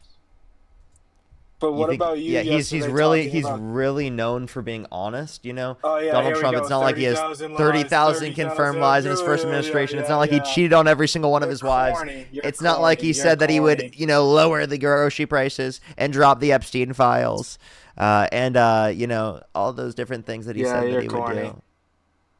Yeah, You're he's corny. very honest, isn't he? 30,000 lies. 30,000 You lies. said that I'm a liar. Can you name one time that I've lied? Yesterday about Tylenol. And I think Oh, that's why you're on really? a different account. Really? So how? Am I wrong? What lie Am did I I make wrong? about? Yes. What lie did I engage in about Tylenol? I think you spread misinformation to people about Tylenol and pregnancies. What about Tylenol? What did I say about Tylenol that was wrong? What did Tylenol post on their Twitter this morning? Can you tell me that? I don't know. Like, you actually tell me. No, look it up. You love looking shit up. No, Look it you up. just tell me. You just tell me. Tylenol said pregnant women shouldn't be taking Tylenol. Their Oh, own account. what? Because of Trump? Because of Trump saying this? Do you want to hear what doctors No. have to say on the matter? No. Why would Tylenol What are doctors saying? attack their own company? What are doctors saying? Harvard. What about Harvard studies? Wait, and by the way, is that the real Tylenol page? Let's look it up. On one you said on Twitter? Yep. Look it up. Fact check. Completely different. Here, hold up. Tylenol memes. Yeah, that's literally a meme. No, Bro, it's not. Go to Tylenol's official Twitter page and look what they posted. Yep, You can lie to your chat again more and more and more. You say Trump Yeah, says I'm 30,000 lying lies. so much. You I'm say lying so much. more I clicked on it. lies. Let me see. Yeah, we'll see, bud. I say more lies. You can't even name the lies. No, They you say more lies than Trump has in his Wait, where is the Tylenol Twitter? Do they even have a Twitter page? They do. They probably blocked you for spreading misinformation. I'm not signed in on Twitter right now. Dude, this guy. How did I get blocked when I'm not even on an account? Dude, Tylenol not Twitter signed page. in on The Twitter? last post is like from what, 2016? Nope, it was from this morning, actually. Where? You got to look it up. Just because you say it's not there, it doesn't mean people believe you, pal. You tell more lies than Trump ever has in one day. That you're talking about an old tweet. No, I'm not. Yeah, that's from like literally like it says an old social media post sent by Tylenol warning consumers do not use their products while pregnant has resurfaced 2 days ago, the Trump administration claimed. The official X account of the Department of Health and Human Services posted the 2017 tweet on Tuesday saying, "No caption needed." The post was fueled concern, but the spokesperson said the old tweet was incomplete and it did not address our full guidance on the safe use of Tylenol, which has Here we changed, go with which the has not liberal- changed. Yep. Yeah. Our products The are safe liberal and effective website when defending directed by the directed on the product label. What's your source? What's your source? What's your source? The spokesperson from Tylenol themselves. Nah, that's a lie. It's just a What's lie your because you source? don't want to believe it. That's the only reason you consider it a lie. I just told you No, it you're was a just a grifter. spokesperson from Tylenol. You're a liar and you're a grifter. That's all I have to say to you. I Oh, don't you're so waste my mad. Oh, time you gonna on run people away like now, you. buddy? I'm a liar grifter. Oh my God, No, Parker, stay you're here. such a grifter. Papa, thank you for the $5. Thank you so much. Reuters dropped an crying on article Charlie today Kirk. that doctors said that Tylenol is safe for pregnant women. Annie, thank you for the Look up the $20. Harvard Thank you so study. much. I really appreciate it. Thank you so much. Thank you so much, Thank Annie. you. Thank you so much. Thank you for the Thank membership so much. subscription. Thank you, Oh my Morg. I God, really thank appreciate you. it. Thank you. Thank you so much. Julie, thank you for the membership subscription. Nicole, thank you so much for the $5. Thank you so much. I really appreciate it. Thank you. And thank you for the $10. Thank you. Jasmine, again, thank you. Oh, you're so triggered. How does it feel?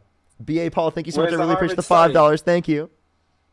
Oh, the Harvard Where's the study Harvard that study? the Harvard study that concludes that they can't make a conclusion specifically that Tylenol while using while pregnant specifically causes autism. They can't make a conclusion about that. That's what your own Tylenol study says from Harvard. Harvard does not It's say dangerous for in its pregnant conclusion. Wait, no, tell me where Oh, look where at does how Harvard mad say? you are. Look Wait, at no, how no. Answer the triggered question. you are. Where Look at in how triggered you are. Look at how Listen, triggered you listen. are. No. Yeah, listen. You can't answer the facts. Harvard's own conclusion does not justify your standpoint. Thank you. That is crazy. That is crazy. Nah, Harvard did. If you read the full article, you would Ananda, thank you understand. so much You for the just read $5 for the parts liar and grifter. Thank you so much. For such a liar You and just read grifter, the- I always say what's true. Isn't it crazy? Yeah, you do. It's crazy. You can't even mention when I lie. You can't You even give me a lied single. yesterday about Tylenol. That's No, why I your- didn't. That's why I've your just other account disproven got- you. I'm sorry. Doctors agree with me. Who agrees Nah, with you? Your other account. Everybody. Harvard studies. People that What have Harvard? a brain. No, the Harvard study. What does it say? What does the Harvard study say that agrees with you? That it's unsafe for pregnant women, That's not what it says. and it says that it leads to autism. Wait, that's not what it says. That's actually a lie, bro. That is such Nope, a that's lie. the truth. You're That's the grifting truth. right now, bro. How does it feel to be grifting right now? You're such a liar. Like you know you it can't doesn't even say read that. the full article. You I just did. read articles that. Wait. I appease read to you read and your specifically the agenda. conclusion of what you're referencing in relation to the Yeah, Harvard study, yeah. and it did not say what you're saying it Yeah. said at all. You're lying. No, it You're did, actually lying I right now. read it. No, you're lying. You're the one that's lying, How am I lying? and you push this agenda. You Oh, called I push. Charlie Kirk a What? Nazi. Dude, you're so ridiculous. You did all these horrible things to this poor guy Charlie Kirk, and he got assassinated. What You guys horrible have things? So many. Wait, what horrible you call things did him I a do? Nazi and a racist when he's neither of He those is a things, and racist. you know it. And No, I don't he's think I not. ever called him a He's Nazi. not. No, he's not. He is a racist. He's not. And Nope. nice You got pivot you blood got on your there. hands. Nice pivot. You got blood no, on I your don't. hands, pal. No, I don't. Yeah. No, You're I don't. a coward. You're a coward. Heather, thank you for the $5. You think I have blood on my hands? You're crazy. All these What did people what that did you I talk do? to. I said something that was true. And What about the that's attack on ICE yesterday? yeah, like I think that's horrible. I think that's terrible. They shot people, right? Three different people were hit with bullets. That's horrible. Yeah. And you know what side that person was Wait, on? wait, I'm sorry. That was an anti-ICE person. Well, they wait. Did No you one know said. that? No one actually says anti-ICE. I think that right now they're saying that like it's not very conclusive in terms of their political leaning or ideology. In actual terms, a lot of what you're specifically because again, just like I this just kid want to be that clear killed here. Charlie Kirk. I just want to be clear here. They unalived people that were not ICE agents. But who were they aiming for? What did their bullet say, Parker? Wait, that could just be a trolling groiper if it was politically oriented. Yeah, it could just be At least what I'm seeing, trolling. at least what Yeah. I'm seeing right now is that they have this categorization of nihilist violent extremists, right? And that's specifically the context that's being used, is that it's not necessarily politically oriented.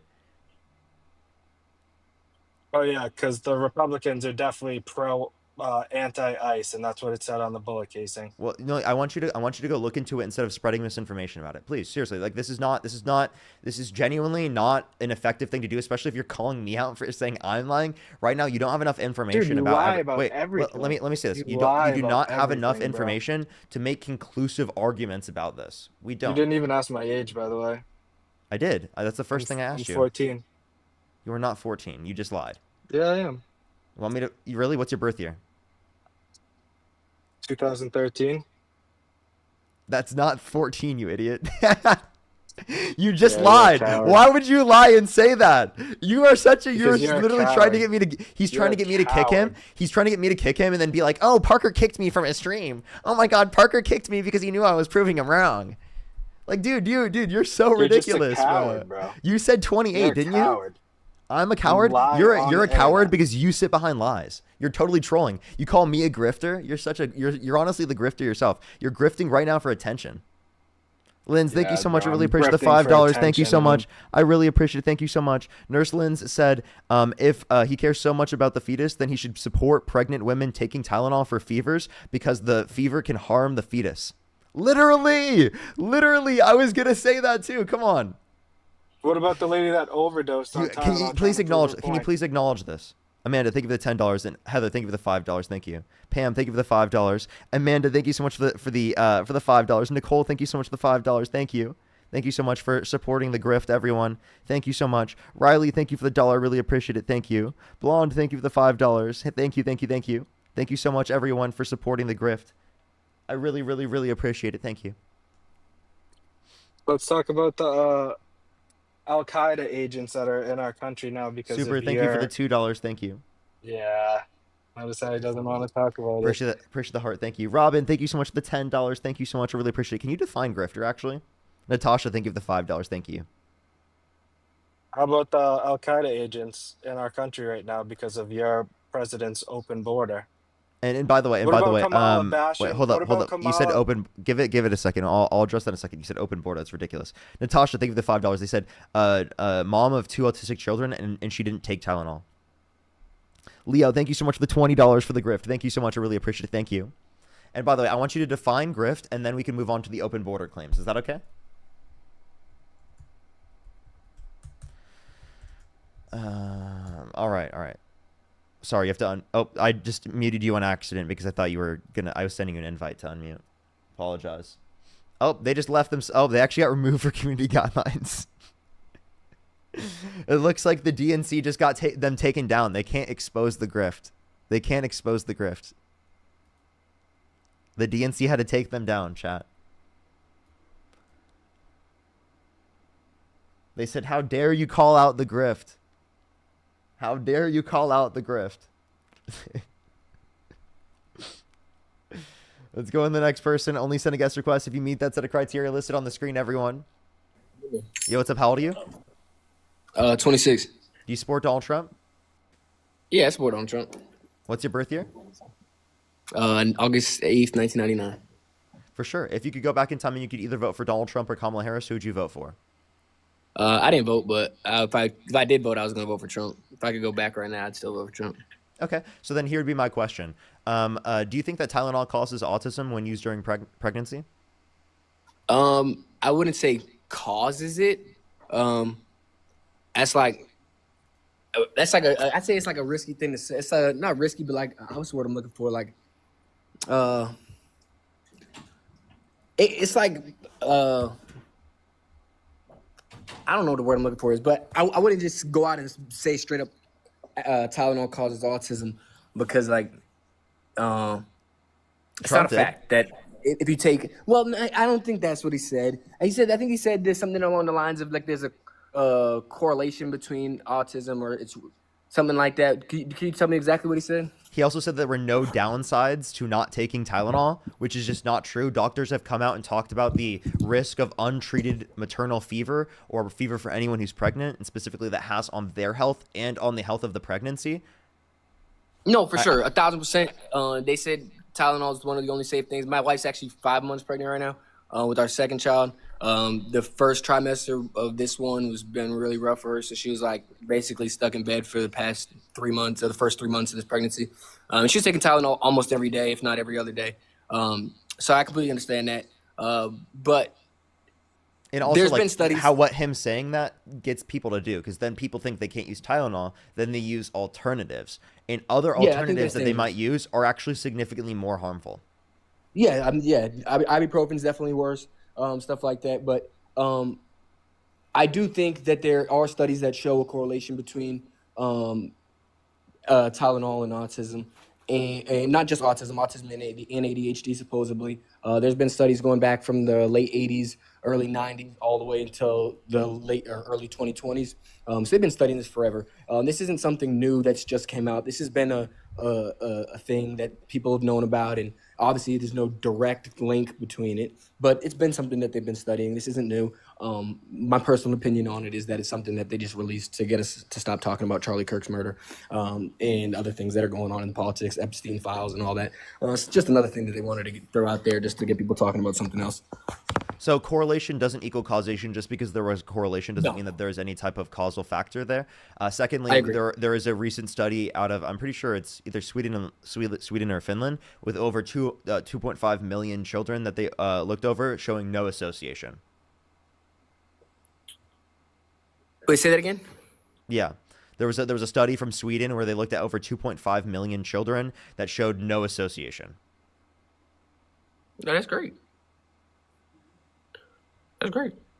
I mean, like I said, I'm not a scientist. I can't tell you whether it causes it or not. I looked into it a little bit in the past couple of days.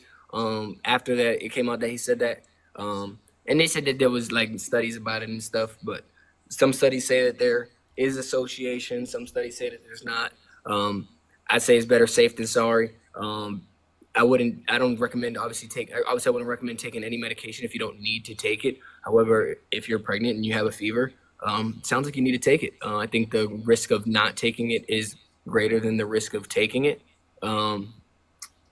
So in that situation, I'll definitely recommend take it, but I wouldn't take it for something that's like a minor headache or something like that. In that case, I'd probably say tough it out. I think just being hydrated, drinking water is Well, great alternative.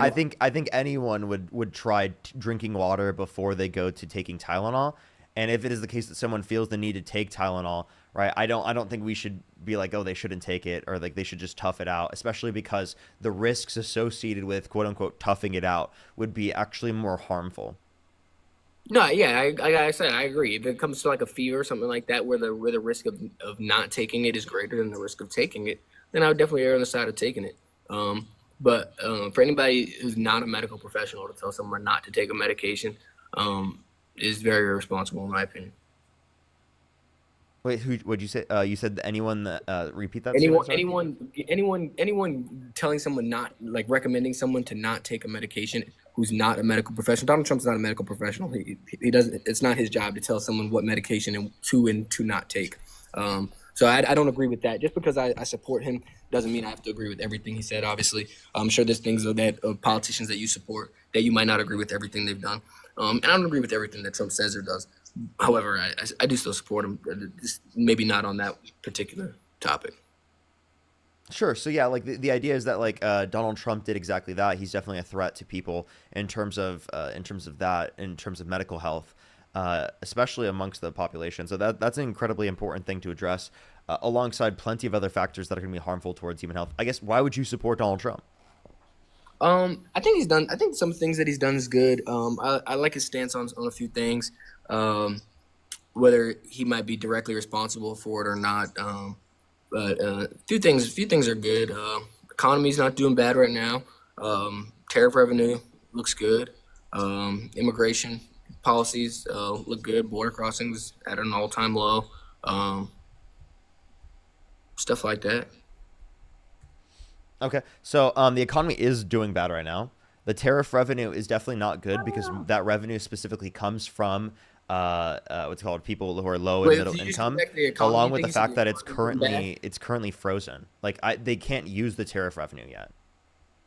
Well, you using it and having it is two different things. I mean, he's projected about $350 billion in annual tariff revenue right now, where through Biden's administration, he ranged anywhere from as low as $60 billion to $100 billion throughout the entire 4 years he was in office. Trump has projected $350 billion annual, just off his first year.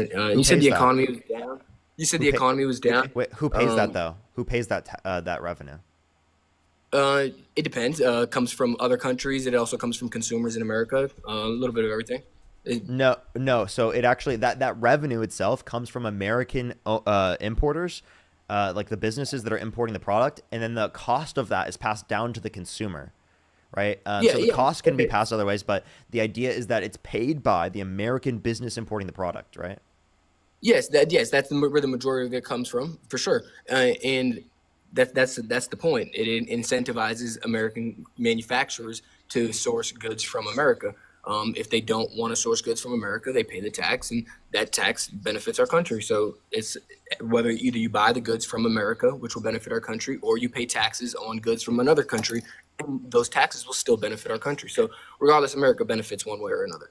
Whether you want to say that the argument that the right likes to make a lot is that it's going to increase jobs and all this and that.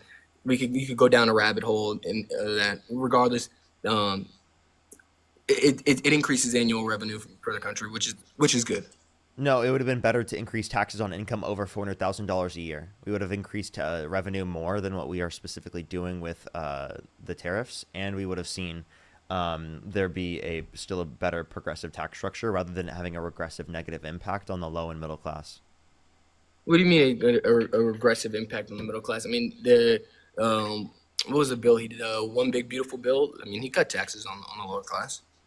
Yeah, but it will disproportionately raise the taxes on the low and middle class because of the fact that Kamala Harris would have kept all of the tax cuts from the Tax Cuts and Jobs Act, which is what the tax cuts were applicable to low-income individuals, for income earners under $400,000 a year, and then she was going to increase income tax on income over $400,000 a year. And then Donald Trump was imposing tariffs. So if they have the same tax rate, specifically under Harris's administration versus Trump's administration, then Trump imposes a tariff on top of that.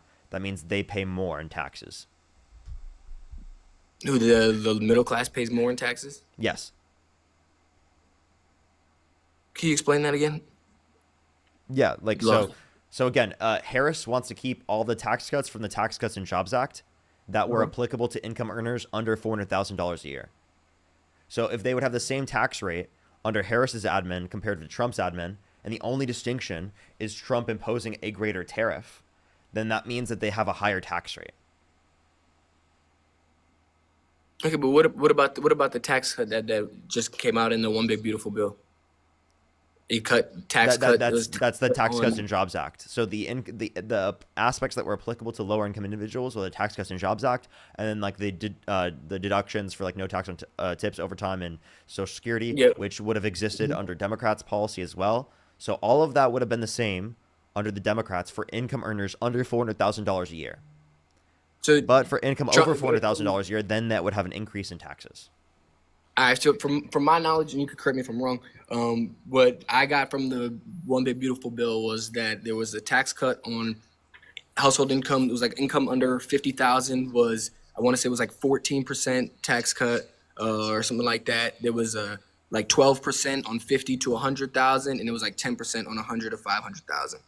So, yeah, I don't know where you got these numbers from, but if we want to look at the amount that there's a decrease in taxes, again, Kamala Harris wants to keep the tax cuts for income under $400,000 a year.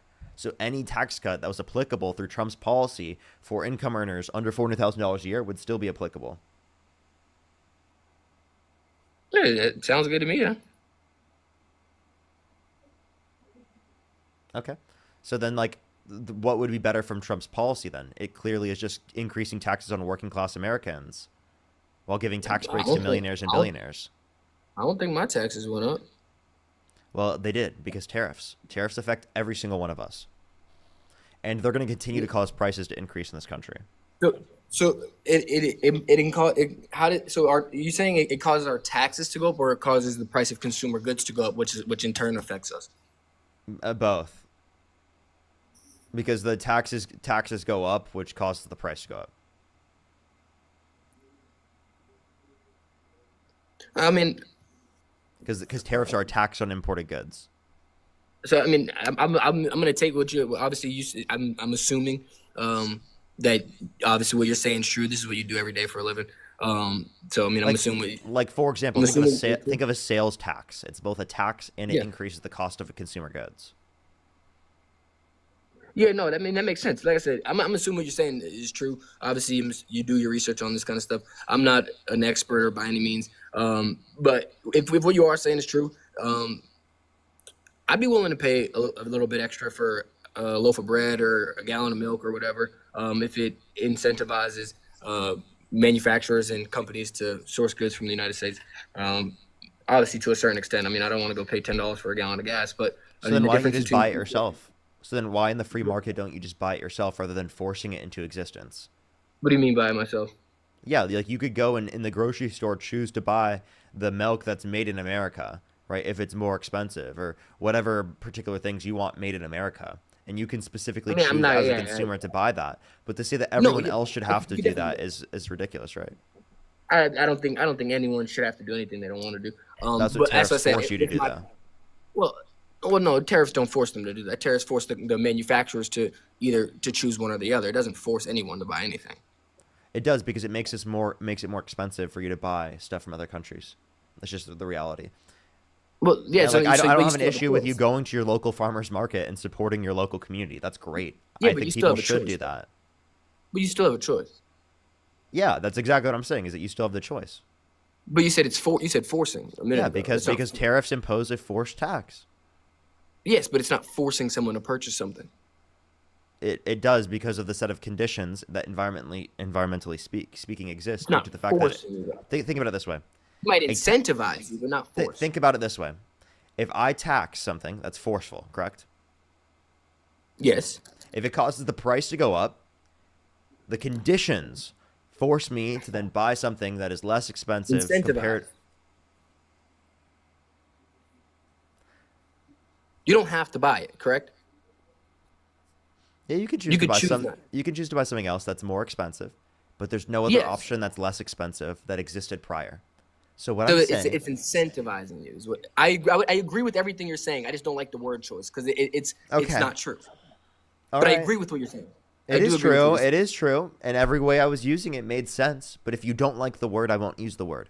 Okay? I just don't. I don't understand what I'm it's saying. Not that I don't like it. I take that back. It's not that I don't like it. I disagree with the word force because it's not forcing someone. It's incentivizing them. Yes, it is forcing someone because a tax is imposing a force on the market, meaning that force pressures people to make different economic choices. Those in which are going to be with. Can I please finish? Yep. So again, people have a certain budget. They can't go beyond that budget. They can't make money out of nothing, right? They have to be within a certain budget. So the conditions created by the tax force them into a set of conditions where they can't buy other goods from other countries and they can only buy the American-made goods, right? No, I get what you're saying. I completely understand what you're saying. It's not that I don't understand what you're saying, but like I said, they're not being forced to buy it. They're being incentivized. Whether the alternative might not be great. It might. I don't care to argue with you on this point. The way I used it makes sense. No, I'm not saying it doesn't make sense. I'm just saying I don't agree that that is being forced because, like I said, when you say forced, it means they have no alternative option. But they do have an alternative. A forced incentive. How about that? I would agree with that statement 100%.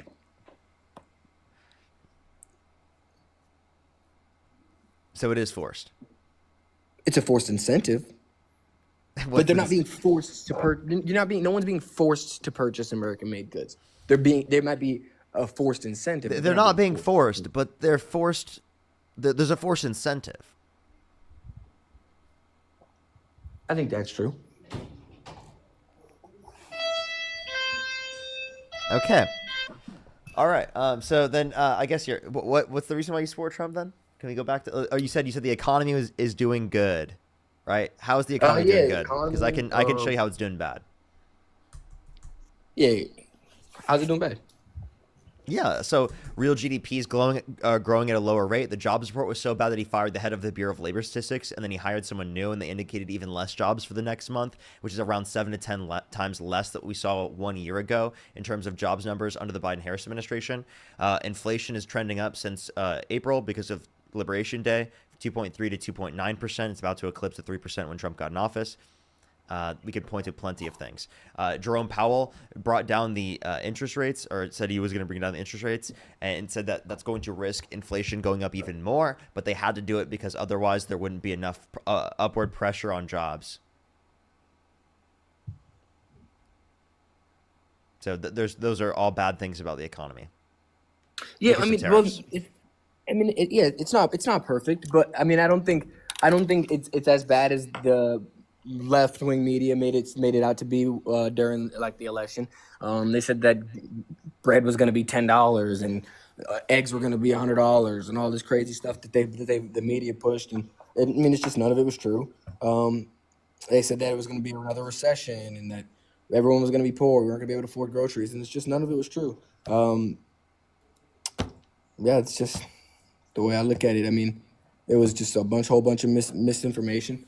They said groceries is going to be crazy expensive, and it's not. And then, yeah, that's pretty much it. I'm not saying it's perfect. They groceries are more expensive, right? Yes, groceries are more inflation expensive. is trending up, right? Inflation is just about the same as when 2.9%. It's about the same as when he took office. Did you listen to anything that I said? It's trended up from 2.3% in April since the tariffs have been implemented. And it's continuing to be on a trend up because of the fact that Jerome Powell said that he was going to put downward pressure on the interest rates, so that there would be upward pressure on jobs, which would then put upward pressure on prices as well. It's currently 2.9%. It's about to. When Trump took office, it was 2.9%. It was 3%. The reason, and it went down to 2.3% by the time that Trump imposed the tariffs. It then went up again because Donald Trump imposed tariffs. So I'm talking about the effect since tariffs have been implemented. So it's on a trend up. It wouldn't be on that trend up if Trump weren't in office. Possibly. I mean, I think it's a hypothetical. You can't. No, we know, because we know that we know the effect of tariffs. So you think tariffs are an overall bad thing? So yeah, tariffs, used in the manner in which they are a bad thing. So you don't agree with the reciprocal tariff? I don't think it's reciprocal. What do you mean that you don't think it's reciprocal? It's not the same as what they have on us. That's what reciprocal is. That's why I was asking why you don't think that they are reciprocal. I mean, the fact sheet that the White House released, it's on their website. They got fact sheets that they released. Yeah, they didn't even calculate the percentage not tariff. Not all of them were not all of them were reciprocal, but a great amount of them were. No, the percentage tariff they were claiming the other country had on us wasn't even the percentage tariff. It had to do with GDP and the level of imports. Like it was a really weird metric they used. It had nothing to do with the actual what's it called, tariff percentage. Mm-hmm. So it's just false information is what you're saying? Yep, false information. Well, I guess I got to do some more research into that then as well. Yep. So, all right, well, I'll give you that. I mean, like I said, I ain't an expert on it. I thought the economy at least doesn't look bad. I mean, I'm not going to say it's great, but I don't think it looks bad. I think the value on my houses went up, so I'm happy. Okay, the value on your house went up, so you understand that it's gonna likely go down because it is the case that people's pockets won't be able to afford it to the same extent. In the long run, along with the idea that the cost of manufacturing is going up because of tariffs. So it's putting upward pressure on the prices for housing, but yet it will still see a decline in the housing prices for people who already have houses, because it is the case that there's a reduction in the demand because of the fact that the economy isn't doing so well. It fluctuates the jobs all the report. time. That's why they reduced the interest There's gonna be rates. buyers markets, sellers markets, buyers markets, sellers markets. It fluctuates. Yeah. I mean, if it's not a seller's market, I buy another house. Okay, so then you're just saying that you buy another house? I'm sorry, what? Yeah, I mean, if you're saying it's the price is gonna go down because nobody can. You're saying that you can buy multiple houses, bro? Yeah, I mean, what do you mean? Good for you. Good for you. I don't think that's like something a typical American can do. I'm a typical American, bro. I'm nothing special. I'm sorry. I don't. Do you think the average American can buy 2 houses? Yeah, I do actually. Okay. I don't think. I think that the majority of Americans that aren't financially free are because of not financially free. I wouldn't say. I say not in a position to be able to purchase a home is because of a couple of variables, but I mean, I didn't go to college. I joined the military. Multiple houses? I'm sorry, bro. How? Multiple houses? I mean, it did. Come on, dude. That's definitely not average. That's definitely not average. I wouldn't say it's average. You're right. I wouldn't say it's average, but it's definitely no. It's being able to buy a house right now is above average. Well, I mean, you take out a loan. I mean, I'm not like I'm buying them in cash. Yeah, I'm talking about for our generation. You're young, right? You're around my age. Yeah, I'm 26. Yeah, I'm 26. Yeah, like our generation, being able to buy a house isn't even the norm. No, I 100% agree. I don't know many people my age that aren't in the military that own a house. I'm in the military. I use a VA loan. I'm in the military. I used a VA loan. I bought a house. Good, you can have multiple VA loans out. That's Yeah. great. That's great. So, And I mean, so it's not like I'm rich or anything. sure. My mean, wife's a teacher. I mean, just being able to buy multiple houses though is not something like the typical American can do. So it's like if it is the case that there's a downward trend in the markets, that's not going to be a good effect for people who are in need, right? No, it's definitely not going to be a good effect for people in need. But I mean, Because of the fact that it's based upon people not being able to afford houses. Now, if it were a downward pressure on prices in terms of houses, but it's because there's a greater level of supply of housing, that's a good sign, actually. Because now more people have access to housing.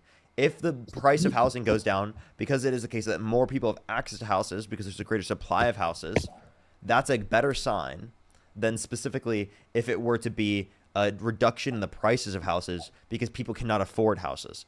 Those are radically different incentives in the market. Right? Yeah, but I'm saying the prices one's of houses are indicative going of like up a recession and there not being good standing in the economy, and the other one is indicative of there being like investments in housing and bettering conditions for people's access to shelter. Yeah, but the prices of houses are going up right now. The prices of houses are going. Yes, they are right now. I was talking about the long run. That's a good. Yeah, that's a good thing. I mean, and yeah, not what you're necessarily. saying is, Not necessarily. It depends on why. Why are the prices of housing going up? I would because the cost of manufacturing houses are going up. There you go. Is that a good reason for the price of housing to go up? No, because that was artificially imposed by the Trump administration's policy. Yes, that's not a good that's not a good reason. Like you just said, it'd be better if the price of houses were going up because there was a line of people waiting to buy a house. But I mean, I think many people right now can afford housing. I don't think it's great, but I mean, I don't think it's horrible. I mean, can you name one housing affordability policy that Trump was advocating for? Housing affordability policy? No, I cannot. Okay. Is there any? Well, he didn't really have any housing affordability policy that he advocated for. So like it definitely doesn't put us in a better circumstance in terms of the prices for houses. Kamala Harris did run on a housing affordability policy though. Yeah, I mean that's great, dude. I mean, I'm not against affordable housing. I grew up in Section 8 my whole life. I mean, I'm not against it. I don't agree with complete government people relying on like government assistance and stuff like that.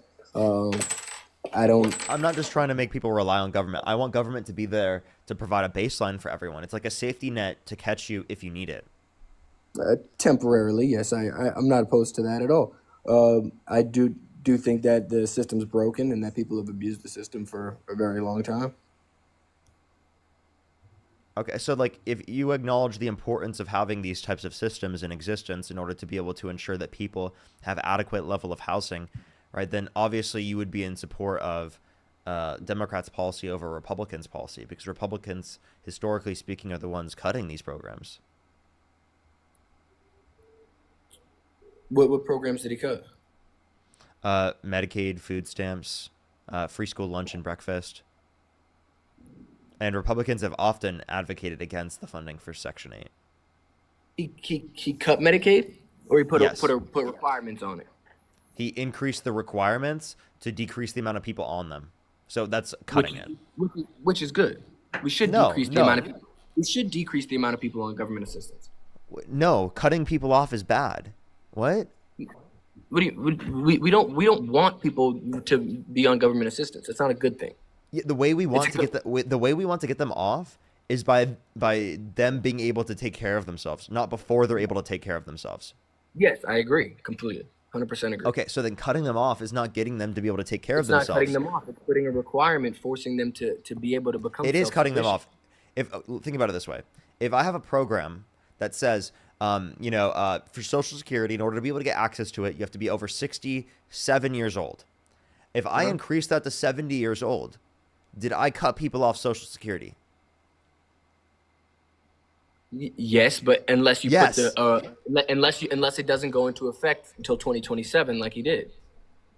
No, just think about it this way. I'm cutting people off, right? Meaning that it is the case that just because I increase qualifications doesn't mean that I am somehow not cutting them off. I'm still cutting them off even though I increased qualifications. Yeah, but it didn't go. It's not like it went into effect tomorrow. So you know what I mean? It doesn't go into effect for years. Just because he's taking away children's access to free school lunch and breakfast, I don't like agree with in that the at future, all. doesn't mean that it's. I don't agree with that at all. Okay. That's the one thing I do not agree with at all. Zero. Not even, I had free lunch all through school up until like I want to say maybe sophomore or junior year when my mom started making more money. And then we didn't qualify for it anymore or something like that. But yeah, all my whole childhood, I don't agree with that at all. Me personally, we're in as bad a situation, but I know people that was their only meal was they got to go to school early, they eat breakfast, and they ate lunch, and they might not eat again. They might at the beginning of the month, end of the month, they probably ain't gonna eat again the rest of the day. I don't agree with that at all. I don't think children should suffer from politics or their parents' financial decisions. Exactly.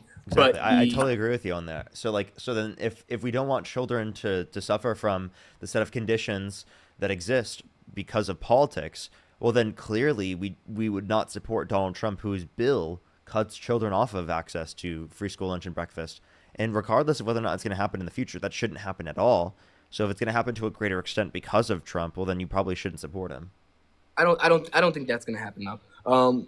I don't think that's going to happen, and if it does happen, I would be very upset. I don't agree with that. However, it is going to happen. It's already been passed. The bill has already been passed.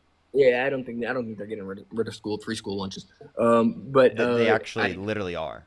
That for 420,000 children on average, not for every single person, but for 420,000 children per month. Yeah, I mean, but states can still fund that. I mean, that's they're not gonna starve children. It's not gonna happen. It will starve children. That's the reality.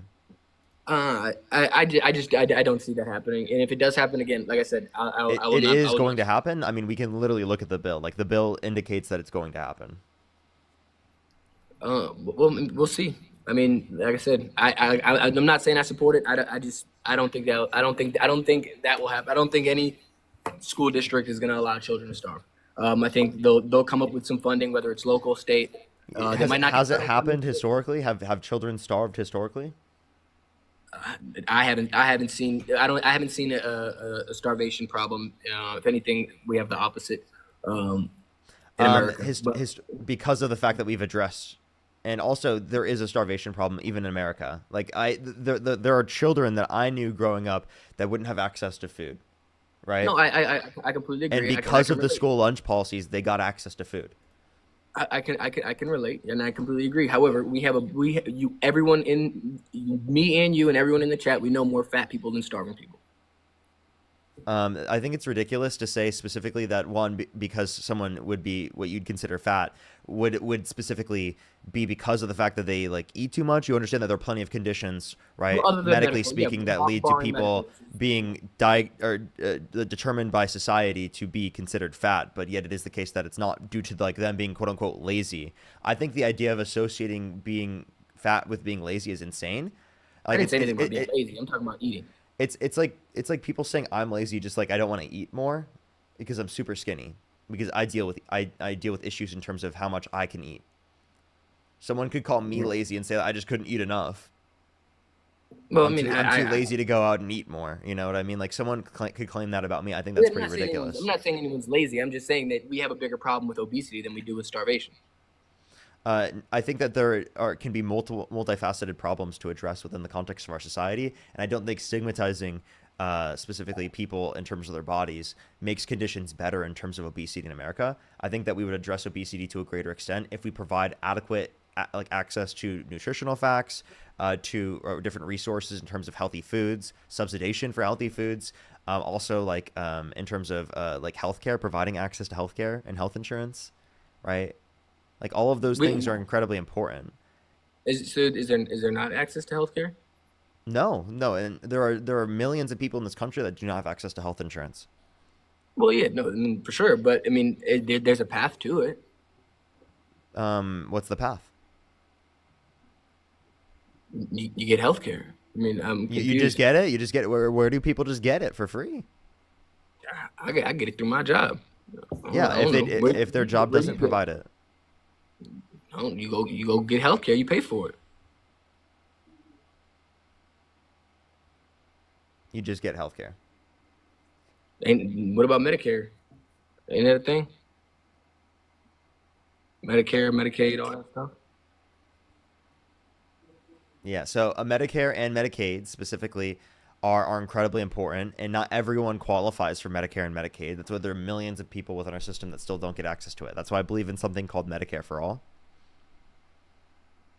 Like, What's and that's not Medicare just for? it's not just Medicare expanded to everyone.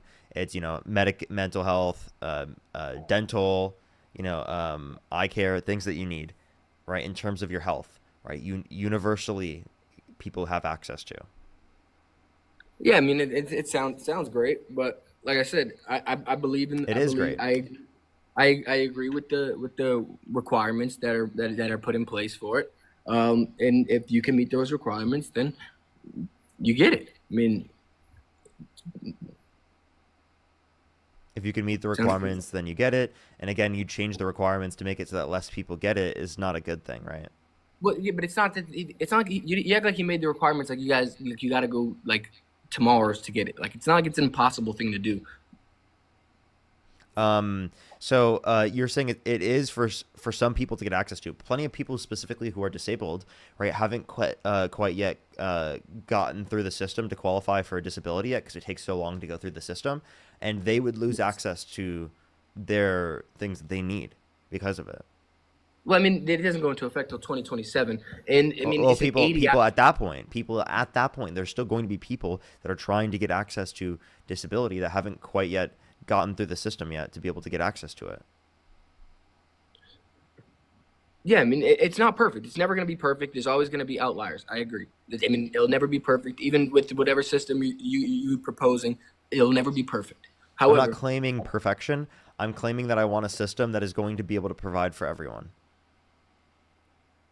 hmm and like I said, I mean, if you got a system that you think could provide for everyone without negative consequences, I mean, I'd be all for it. However, I again there's never people. said there was no negative like of course No, there's I going to said, be some negative as I said, consequences, but the negative consequences are heavily outweighed by the positive benefits. what would you consider a negative consequence? There being a slight increase in wait times. That'd be But the only that's negative consequence. but that's because more people get access to it. That would be one of the only ones, yeah. If that'd be the only negative consequence, yeah, I mean, I'd take that. If that was the only negative consequence, I'd take that. However, I don't. I mean, what about funding? I mean, I think that becomes. Obviously it would cost money, but it would be cheaper. You think it'd be cheaper Yes. for who? You think it'd be For cheaper for everyone everyday on Americans? average. You think so? Yes.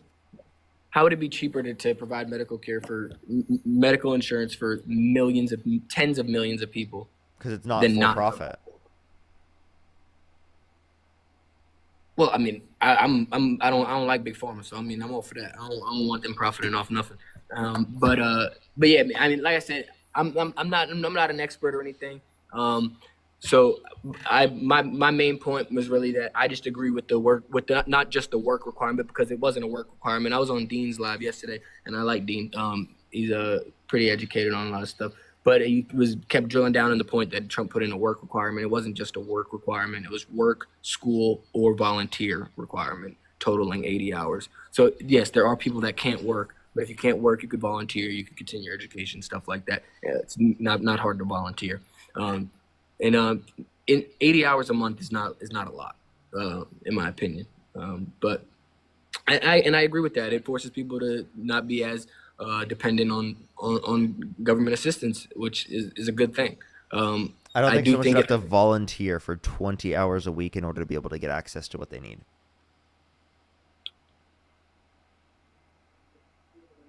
So Like, you think say- they should? So you think they should just get it for free? Yeah, I think that they should. I believe in universal access to health insurance free at the point of service. See, I don't agree with that. Well, I mean, I think it sounds good. I think it sounds good. The reality is that it is good. Yeah, but people take it. But what they had in place previously sounded good as well. But people No, took it didn't. advantage of it. No, it didn't. People not having systems that like fund it for them to have access to is not good. It's better than the system we had prior, but the system we had prior literally didn't protect people with pre-existing health conditions. So if the system we had prior wasn't good, then why is it such a big deal that Trump's changing it? I said prior to the ACA. I was talking about like the ACA. I thought you were referring to the ACA. No. I'm saying like the prior to all the Trump's changes and everything. If that system was so that system people. What changes did Trump engage in? Like all the requirements that he's putting in and stuff like that, and the cutting for of Medicaid and Medicare. Yeah. Okay. Yes. That's what I'm saying. Like if That's it was just if it cuts. was. You said what? That's just cutting it. Yeah, but I mean, it's not just cutting it. See, I mean, like people use terminology like that. I mean, it's just like fear mongering. You're just saying, "Oh, he's cutting this. He's cutting this." I already showed you earlier that it was cutting. Like I got you to concede on that earlier.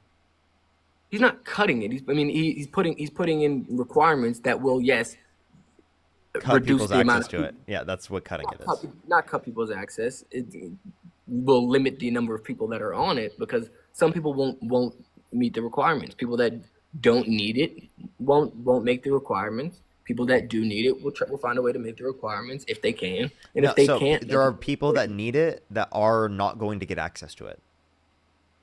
And that would be horrible. Yeah, so that's exactly what I'm saying, is that you're not reducing it from people who don't need it, you're reducing it from people who do need it. And this idea and this lie that you're reducing it from people that don't need it is something perpetuated by people on the right, historically speaking, to be able to try and justify them cutting people off of it so they can give tax breaks to millionaires and billionaires. If you want to save money from your systems, right, and that's the goal that you have there, Donald Trump's overall policy adds significantly more to the debt.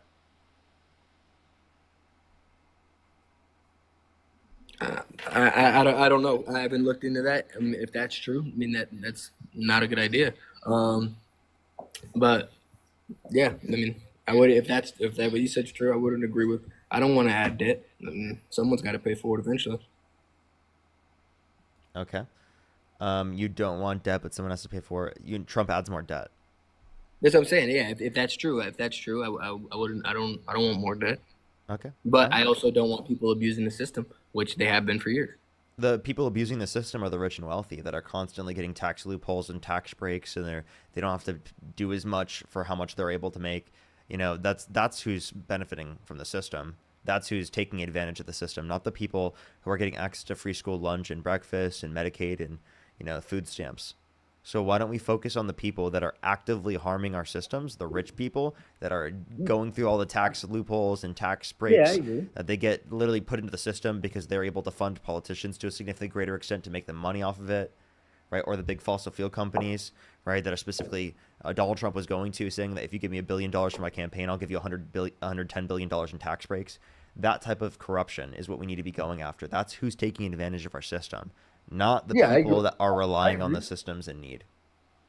I agree, but I mean that's been going on for years. Like we want to talk about big picture and the global elites and all their corruption. I mean that's been going on for years, and I don't think that has anything to do with Trump. I think that's been going on before Trump.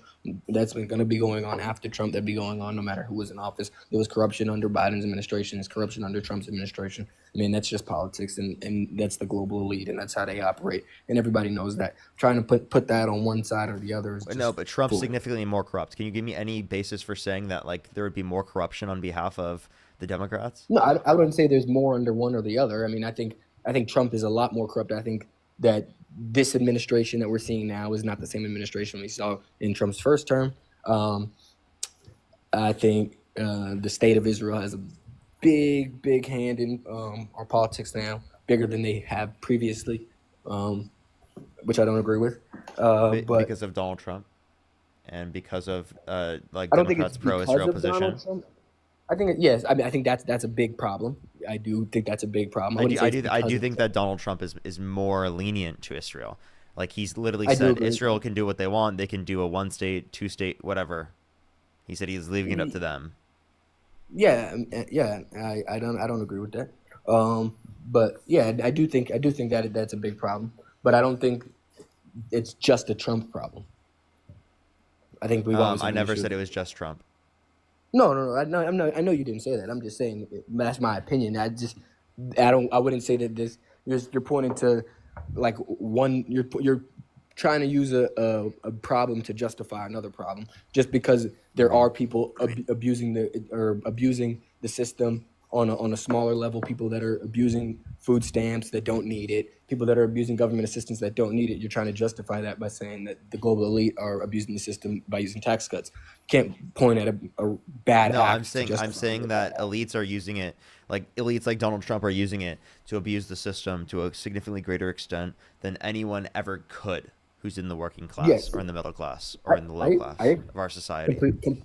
completely agree. But I don't see that every day. I don't see What do you mean? I don't see these global elites walking around at the grocery store. I don't see them. You know what I mean? So yes, I know it's a problem. I know it's happening, but I don't see it. It's not in front Wait, of me. But when so I just do because see you don't see it somebody, doesn't mean it's not a problem. You agree it's a no, problem. and I agree. It is definitely a problem, but I don't see it. You know what I'm saying? I'm not speaking like for everybody, but for the majority of people, we're not running into global elites every day, so we don't see this. But I do see people pull up in a Mercedes Benz and walk into the store and then go pay with EBT. So like Right. that's a problem that's a problem that I see. So if But it were people specifically who do not need it, because there can be like I'm guessing like a Mercedes Benz that like is not as expensive or something, but if it was someone who didn't need it and was like pulling up and they don't need it and they're still using it, that's wrong, right? We don't dispute that's you what I'm there, saying. but that's not the majority of people. It's a very small percent. So like cutting people off, right, specifically who don't work, right, the 80 hours in a month isn't going to reduce that from happening.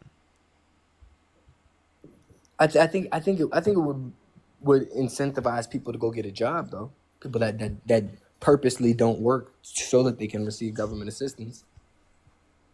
Yeah, so I don't think that so someone who's purposely not working to receive government assistance is going to be able to drive around an expensive Mercedes Benz. Can you explain to me how they would have been able to get that? You'd be surprised. No, explain to me. What do you mean? Explain to you how they get money? Yeah, how would Illegally. they? Okay, so then they're breaking the law. Yeah, a lot of people do it. Okay, so then you hold people accountable for breaking the law. I Like agree. you don't incentivize it to exist to a greater extent by voting in a convicted criminal, right? Eh, I think that's also a sham, but He is a convicted criminal. That's a fact. It's not a yeah, I sham. It's a mean, fact. yeah, he's a convicted. He's definitely a convicted felon, but I mean, convicted on trumped up charges. But Oh, you know, really? What charges were quote unquote trumped up? yeah, what they charge him with for paying off the girl? Then he paid off the I don't know if I can say the word on So TikTok, but by the way, it wasn't because of the hush money payment. It yeah, was that because one. of the I don't know. falsification of business records in the first degree, which is a Class C felony in the state of New York because of a predicate crime. That's what I'm saying. They charging him with crimes over paper. People making it seem like he's like some evil guy. He's always a felon, whatever. Dude got charged with paperwork. Like it's not a big deal. Wait, okay? So if you say it's not a big deal, that doesn't mean it's not a felony. No, I mean whether it's a felony or not, I really don't Okay, care. so is it a big deal when people come to the country undocumented? Is it a big deal? Yeah, I think it's a big deal. Okay, so felonies are not a big deal, but coming to the country undocumented for a better life and working here, someone who's never committed a violent crime or bad crime, right? They are so bad for coming to the country undocumented for committing a misdemeanor. No, I don't think they are bad. I think what they're doing is bad. I think it creates an issue. I don't think they're bad people. If somebody's undocumented, but then they're coming here for a better life, like I understand it. I get it. If I was in their shoes, I'd probably do the same thing. I'm not knocking them as a Does it person. create an issue with someone like Donald Trump doing that? I don't condone anyone breaking the law. However, I think I think there are levels to crime. I think that the crimes that he was convicted of on a serious crime, in my opinion. I think there are levels to it. Violent crime would be held at a higher level than a crime for falsifying business records. I don't really care about that. Yeah, so you say that you don't care about it, but it is the case that you do care about the misdemeanor. I don't think Can you tell me one way in which someone coming to the country undocumented who has not committed a violent crime or bad crime is harming the system? Because we need to know who's in our country. You need to know who's in our country. Okay. Yeah, Then you don't have to deport them in order to be able to figure out who they are. Well, the people have to be vetted. These people are coming in and they're using government assistance. They're taking funding. No, they're it's not. Costing billions. They don't even qualify for government assistance if they're in the country undocumented. Secondly, if you want to talk about people, we're housing them. We're housing them. No, we're not. Undocumented immigrants? No, we're not. Yeah, well, I mean, 59 million in New York City alone. So you're talking about asylum seekers. Asylum seekers are legal immigrants. Secondly, if you want to talk about a vetting process, then provide a pathway to citizenship and a vetting process for those who have not committed a violent crime or bad crime who are already in the country undocumented. What benefit would you get specifically for deporting them? And also, wait, 59 million. I didn't even fucking hear that. Where'd you get 59 million? Jesus Christ. Look it up. In New York City. There's not even 59 million people in New York City. Yeah, look it up. What do you mean? What do you mean? Look it up. Look it up. What are you talking about? Where? 59 million people in New York City alone. Just look at the spreadsheet of USAID funding. Spreadsheet of funding from USAID in 2024, I believe it was. There's a spreadsheet tells you all. Stop. There are not even 59 million people in New York City. It can tell you the exact dates. There aren't even 59 million people in New York. Okay? There aren't even 59 million people in New York. Okay? What are you talking about? What's your point? You said there's 59 million people in New York City. No, I said $59 million on that were spent on housing illegals in New York City. Or undocumented immigrants, I should say. Okay. $59 million funding housing for asylum seekers that are going through the legal process of migration. No, hold on. So there's there is By the way, you did say 59 million people. I just want to let you know. I said 50. I said 59 million in New York City alone. I said that we're spending money on housing them. You said they don't qualify for government assistance. Yeah. Well, it was a miscommunication. I just want to let you know the clip that you'll see on Instagram and on YouTube later that millions of people will see definitely will show that you said 59 million people. Lori, thank you so much for the $10. Thank you so much, Lori. I really appreciate it. Super, thank you so much for the $2. Robin with the $10. Thank you so much. Really appreciate it, Robin. Ben, thank you so much for the $2. Thank you. Thank you. Federal, thank you for the $5. Thank you. I really appreciate it. Thank you. Thank you. I really appreciate it. Thank you. They said that I'm responsible for the political hate and division. How, bro? What are you talking about? Mine, thank you so much for the $5. Thank you. And for the $5 again, I really appreciate it. Sage with the $2. Thank you. Philip with the $2. Thank you. Mary Poppins with the $10. Thank you so much. I really appreciate it. Thank you. Seth, thank you so much for the $5. Thank you so much. Really appreciate it. Thank you so much. That's so kind of you. Skin, thank you so much for the membership subscription. Sophie with the $5. Thank you. Terry, thank you for the $10. Thank you so much. Darsel with the $5. Really appreciate it. Al, thank you for the $50 on YouTube Super Chat. Thank you so much. I really appreciate it. Thank you. They asked, and I think it's for the guest, is how do you feel about Trump's threat to annex Canada? I don't know. I feel like if Canada want to become part of the U.S., then they become part of the U.S. If they don't, then they don't. I mean, I don't really feel one way or another. I think if it's something that both parties want, then make it happen. If it's something that both parties don't want, it won't happen. It looks like there's a bunch of Canadians no. By the way, Canada does not want this. Okay, so Trump just threatened to annex them. Do you think that's okay? No, I guess not. I mean, but like my thing is like it's not gonna happen. So it's like, does it really matter what he say? Yes, it does. Yeah, And it does matter. and it's not going to happen because we should push back to it. So, and by the way, it's still at a threat. Donald Trump still will try to do it, but like it's not legal for him to do it. But I mean, when has that stopped him in other circumstances? So there are real issues with it. Aku, thank you so much. Really appreciate the $5. Thank you. Lord, thank you so much for the $10 for the donation from the DNC. Thank you so much. Carolina, thank you so much for the $10. I really appreciate it. Thank you. It's just something that would be so bad insofar as that like someone, I would like someone would, it would make sense to like deport them. So, like I wouldn't be able to provide every single example, but like, for example, there'd be forms of robbery that specifically would be so bad insofar as that like someone should be deported, even though it might not involve, what's it called? Or fraud or something like that. That would involve violence. Sadie, thank you so much for the $20. Thank you so much. I really appreciate it. Thank you. Thank you so much, Sadie. I really appreciate it. Thank you so much. I really appreciate it. Thank you. For when did crime suddenly become not a big deal? I know, right? Glampire, thank you so much for the $20. Thank you so much. I really appreciate it. Thank you so much. I actually was going to ask about this. You know, I was actually going to ask about this, so thank you for reminding me about that. Kayla, thank you for the $2. And then Narciso, thank you so much. Really appreciate the $10. Thank you. Thank you so much. Kira, thank you so much for the $10. I really appreciate it. Thank you so much. Thank you. I really appreciate it. Rebecca with the $4.20. Christopher with the $5. Thank you so much, Christopher. Kennedy with the $5. Thank you. Jackie with the $10. Rachel, thank you for the $20. Thank you so much, Rachel. I really appreciate it. Thank you.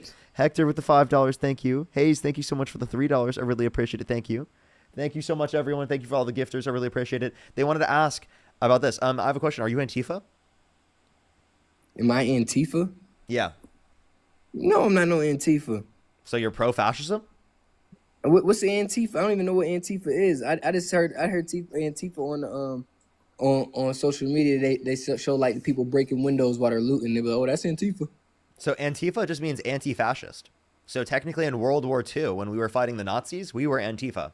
And now Donald Trump has categorized Antifa, which is not even an organization. It's just a ideology of being anti-fascist, as a domestic terrorist group in the United States.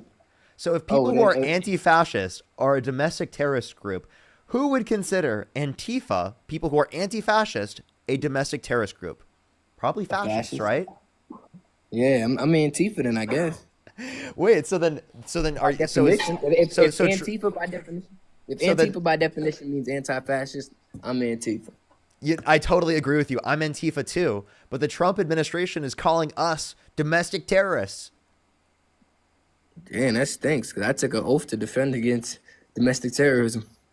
Yeah. So then, are you still going to be Antifa? Yes, right. Because the actual terrorists would be the fascists in government, not the people who are anti the terrorism in our government, right? So yeah, for sure. Wait, hold on, real quick. Just because I just said that I took an oath, I just want to also state that obviously, I'm sure people looked at my profile. My opinions are my opinions. My opinions are not the opinion of the Department of War or the Department of the Navy. By the way. Of course, that's an important thing to say. So again, the point would be is that we are Antifa, right? Not in terms of there's a community of people or anything. It's just that we are against fascism. That's all it means. And Donald Trump, to categorize it as like a domestic terrorist organization is crazy, right? And I think that's a huge threat on our freedoms and on our rights. If he were to categorize something such as a basic thing, something that we've done in World War II as domestic terrorism. Yeah, I mean, yeah, now that's crazy. I ain't no Antifa meant anti-fascist, but we don't like fascists. So, yeah, and like also like them trying to say that Antifa are like people rioting and looting is also crazy because like I'm Antifa, what am I doing? I'm on TikTok live debating people, right? So no, like what you do is important. I respect what you do. I like what you do, even though I might not agree with you on everything. I think what you do is important. Yeah, so like there's nonviolent political resistance, particularly within the context of the ideology of people who are Antifa, right? Which is exactly what I'm engaging in right now. So like the idea that they're associating it with rioting and looting is something that they're trying to use to act like it's an issue or act like it's a problem or act like people are violent specifically for being anti-fascist. Yeah, no, that's crazy. I didn't know that. I'm gonna have to look into that. That's crazy. Absolutely. But yeah, no, I want to go back to the immigration thing. So you don't agree with deportation? No, I don't agree with deportation for people who have not committed a violent crime or a bad crime. But people who have committed What's a violent bad crimes, crime? yeah, a crime so bad insofar as that someone should be deported. So That's like typically, circular logic. yeah, it's circumstantial to whatever your position is. Like, for example, identity theft.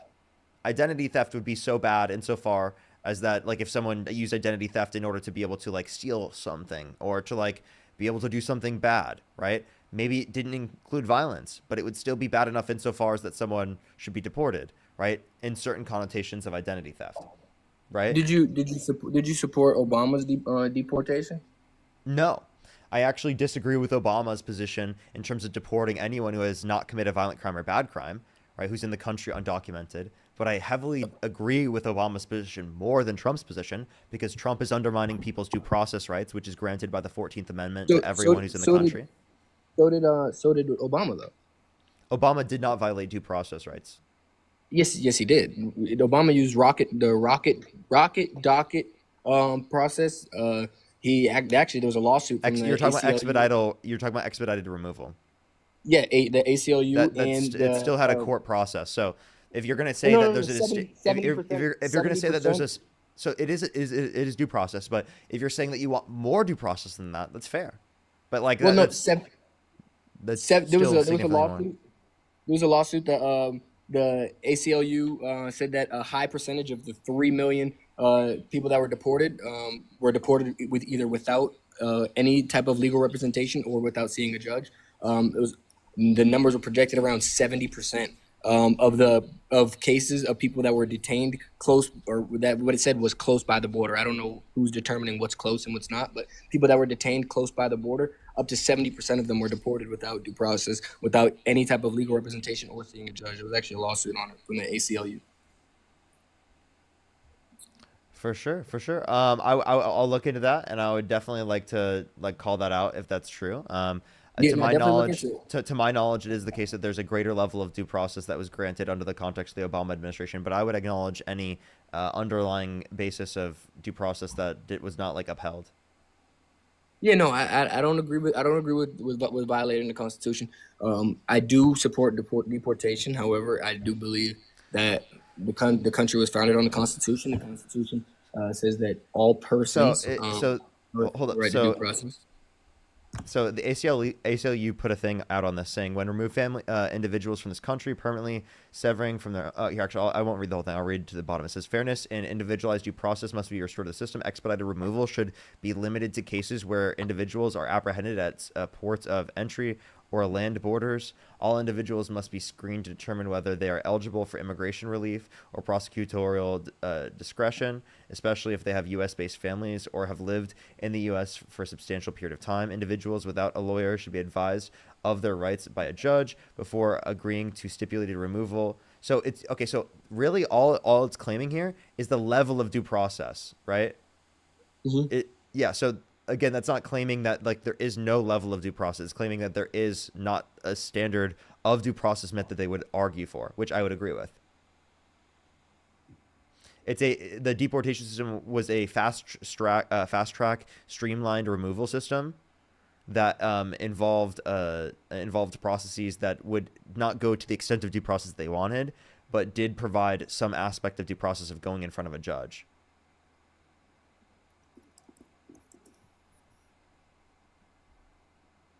It's at least what I see. Now I would have to keep going, but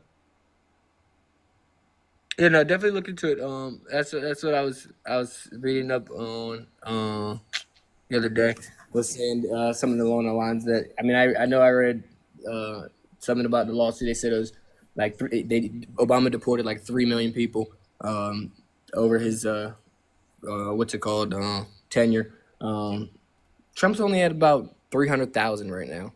So for there to be as big of an uproar on his deportation policy when there was none on Obama's. I don't know if there's been only 3,000, and it's also, again, to a greater extent, they're violating due process rights. Yeah, I think that's more of the issue than the number of people being deported. But, yeah, that's exactly what people have said. Yeah, 8 years versus now in 6 months. Yeah, I think that's what they're saying in the chat. Is it comparing the timelines? But yeah, 8 years Obama versus 8 months. That's only 10%. So if it's 300,000 so far versus 3 million, is it at the same trend? Yeah, but But if but he's doing the less due number. process, that means the same amount of people were deported. It's just less people had due process rights. Yeah, but I mean, but the time. Yeah, he might have been deported that many in the first few months, but that's because I mean it was very heavily saturated based on the amount of people that were crossing the. Yeah, so that would be definitely something that we'd have to see after the fact. Yeah, for People are sure. saying lag. Am I lagging?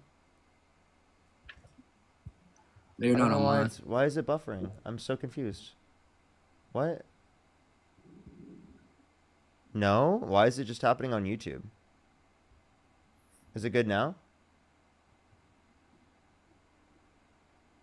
Okay, sorry everyone. It wasn't lagging on TikTok, but it was lagging on YouTube. That's so weird. That's never happened before. All right, everyone on YouTube, make sure to hit that thumbs up, by the way, everyone. I would really, really, really appreciate it. I think we have another hour and 20 minutes or so left on the stream, everyone. Just letting everyone know. Just letting everyone know. But yeah, continue what we were saying. No, I was just saying that. What are your thoughts on the alligator Alcatraz? Yeah, I mean, I definitely think it's bad.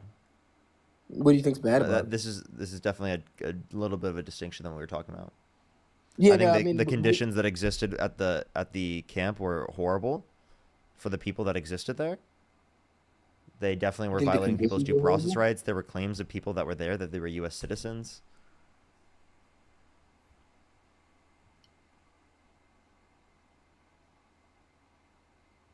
So you People are think it's missing bad? too. Did you hear that people are missing?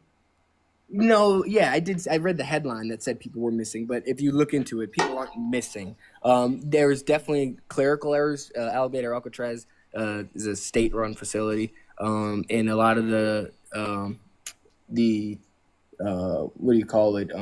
Like programs and databases that are being tracked federally, they might not be getting the same data that are being tracked on the state level. So when federal agencies are looking at it, they might not see stuff that they can see at the state level. And that Why are was there in the 1,200 errors? That's a lot of errors. uh, it- I think that's so so many. I think that would be so many errors that it is definitely suspicious, and it yes, I would agree if that was definitely true. requires an investigation I would agree. I would agree if that was true. However, it's just not true. immediately. Right? It is I true. would It agree. needs to be Yeah, I would agree investigated if that. immediately. I would agree if that was true. But the thing is that if you read more into it, you'll see that there was people's locations aren't being shown while they're in transportation from one facility to another. So when there's no location on that particular detainee, it's showing they're counting that as someone that's missing just because Where'd there's you read not this showing a from? location. If you just look up any, you can look on anyone. You can even look on the left wing, more left leaning medias. It'll still tell you in there. I looked at it on CNN. Which is one of obviously a left leaning media. I looked on it on multiple medias. Yeah, there's no. It's not showing the location of. They're counting that into the statistic of how many people are missing when it's not showing their location while they're being transported from one facility to another. And then also the disparity between programs and databases that are ran on the state level and federal level. There's disparities between those that are also being factored into people that are missing. They're saying 1,800 people are missing. It's just false. Yeah, can you just provide an actual source and just claim instead of just claiming? Like, what's the title? Search it. What was it? 1,800 people missing. I can talk to someone else in the meantime while you want to do that. I'll just mute you. Just unmute whenever you're ready and just let me know. I'll add someone else up in the meantime. Let's get the next person up here. Only send a guest request if you meet that set of criteria listed on the screen. Everyone here on TikTok. If you want to support me, as always, Venmo, Cash App, PayPal, Linktree in the bio, as well as the description of the YouTube, as well as you can support me over YouTube Super Chat, everybody, and in the pinned comment on my YouTube. If you're on YouTube here, hit the likes. Hit the like button. Let's try to get to 3,000 likes. I would really, really, really appreciate it, everyone. I would really appreciate it. I would really appreciate it. Anna, thank you so much for the $10. Thank you. I really appreciate it. Thank you so much, Anna. Thank you so much. Hector, thank you for the $5. Absolutely. Absolutely. Charles, thank you for the $1. I'm actually not quite sure. Sarah, thank you so much for the $10. Thank you, Sarah. Kathleen, thank you for the $10. Hannah, thank you for the $1. Thank you. Thank you. If you want to support me, as always, again, Venmo, Cash App, PayPal, Linktree in the bio, as well as the description of the YouTube, as well as, again, you can support me over YouTube Super Chat. Let's get the next person up here real quick. Only send a guest request if you meet that set of criteria listed on the screen, everyone. Hey, Parker, I got something pulled up right here. It's saying that it was about 800 of them that had no records when they matched the detainees roster to the ICE's online locator system. There's about 800 of them that had no record, and roughly 450 of them that had call ICE for details listed. So they're calling them, saying that they're missing when they're not missing. It just says call ICE for details. So I mean that's being factored in there as well. So the numbers are just inflated. Wait. What's your title? This is on democracynow.org. What's the title? The title of the article? Article, yes. Yeah, it's titled "Where Are the Detainees? Hundreds of alligator Alcatraz prisoners disappear from ICE databases." That's on Democracy Now. The Miami Herald has something similar. I think the Miami Herald's the one that I read previously. And wait, what is it? What was this source? Democracy Now? Yes. No, I got the Miami Herald one pulled up now, though. Alrighty, Democracy Now. Hundreds of people, it says, have disappeared. Democracy Now speaks with the Miami Herald reporter who found that at late August, about 2/3 of the 1,800 immigrants who were held there have gone missing from ICE's online database, with their families and attorneys unable to locate them. Earlier this month, the federal appeals court ruled the jail could continue to operate despite the reports of abuse.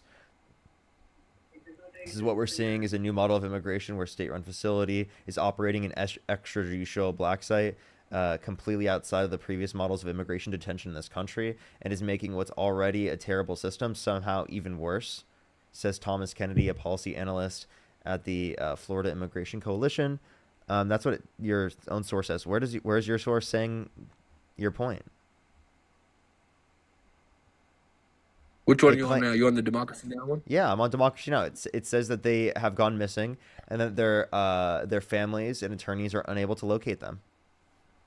Yeah, it said that there was one guy that they couldn't figure out where he was at for more than a week. But if you continue reading, it says that about 400 and something of them had listed call ICE for details. Here we go. Okay, here's the conversation. It's a transcript of a conversation. Hundreds of people who were detained are the ones troubled, dubbed, have been disappeared. It's just a conversation between them and Trump. I think Florida's done a great job by building it, and whether yeah, this is just a transcript. Can you provide me like a source instead of just a transcript? It was when Shirsho Desgupta. Yeah, it's the Miami Herald reporter. Yeah. Yeah, so he's the one that said it. That roughly 450 of them had call ICE for details on their Yeah, and did they get a response? On the online locator system. And did they get a response? It doesn't say that. It doesn't say whether they did or not. It just says that they. Okay, so then your source doesn't provide any actual claim that they're quote unquote not missing. You making the claim that they're quote unquote not missing, and you didn't even read. Wait, I'll give you time to go read the source, but you. But it doesn't prove that they are missing. But it doesn't prove that they are missing. It says that. Wait, no. Wait. I said it needs to be investigated, and that they are missing. We can't identify them. That's what I'm saying. Now you can try to say like, oh, well, we don't know if what's happened to them. But, right, it doesn't necessarily indicate anything nefarious or something like that. But then we do an investigation, right?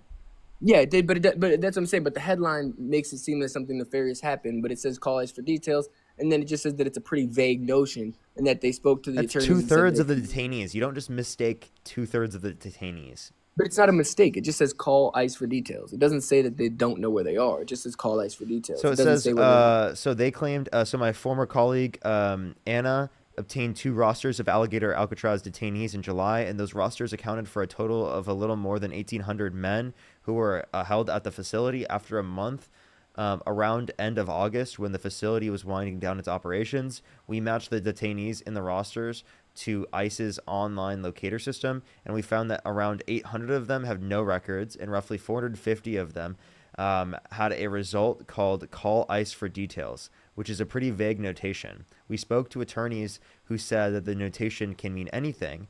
It could mean that someone is being processed for intake into a facility. It could mean that someone is being transferred from one site to another, or it could mean that the person is about to be deported. So they don't know. Yeah. But it doesn't mean that they're missing. So no, it's just we don't know what's happening to them. So that's what we're saying. Yes, but that's based off of ICE's database, which is So run 800 at the federal had level. no records, bro. Like, I'm But, sorry. yeah, on the federal They're just level, claiming because they're not a state explanations that it facility. could be. They're still missing. Push the Yeah, galaxy. but Thank you. they're You're not just saying missing. you're just saying what the explanations could be. Well, yes, it is because it's not clarified. But that's what I'm saying. But they're comparing a roster given to them by a state-run facility to a federal database.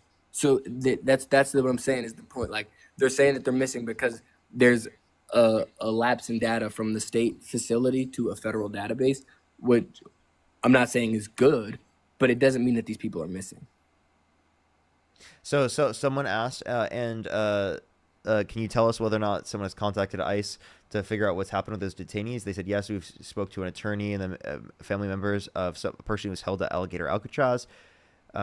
His name is Michael Borrego Fernandez, and he was at the site for around a month. And in early August, he was shifted to Chrome Detention Center in Miami, which is a federal detention center, unlike Alligator Alcatraz. Then around Labor Day, his family realized that he has been sent to a federal detention facility in San Diego County in California, and they got his information through the online locator system. But he stopped calling them, and when his lawyer tried to contact him in the California facility, the staffers there kept telling him that we don't have anyone by that name. You should call ICE. And then the lawyer went to ICE, and ICE would just refer him back to the California site. And this went on for around a week until they finally heard from him. But by that point, he'd already been deported to Mexico. Yeah, I mean, so again, they are missing, and their family can't identify where they are. So that's definitely an issue with how the system is operating right now. So you could say that it could be that they have been deported, but they're still missing.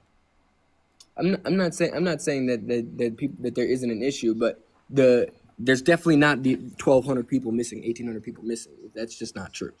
No, there's 1,200 people missing, and missing means missing. It's just we haven't identified them where they are.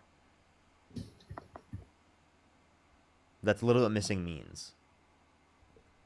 They might not be identified on the ICE's database, but that doesn't mean that they're actually missing. That doesn't mean the state facility doesn't know where they are. That just means the ICE's locator website. Well, then when they call, why do they keep rerouting them?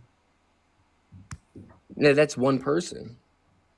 It's not one dude. Like, that is a person, their attorney, and that is an explanation of what's happening for other people. There are people that specifically have done that and have looked into to find out where their family members are. I'm sorry. Can you define missing? No, I mean, you have the right definition of missing for sure. I'm just saying that that's not the case for 1,200 people. Okay. All right. Is there anything else you'd like to talk about or add?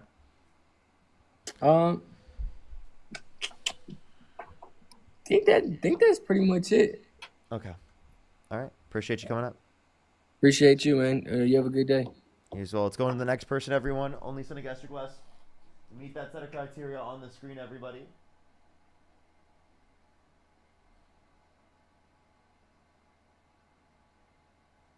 All right. Only send a guest request if you meet that set of criteria listed on the screen, everyone. We are just looking for some debates. If you want to support me, as always, Venmo, Cash App, PayPal, Linktree in the bio, as well as the description in the YouTube, as well as you can support me over YouTube Super Chat. Alrighty, let's go on to the next person. Only send a guest request if you meet that set of criteria listed on the screen, everyone. We are just looking for some debates.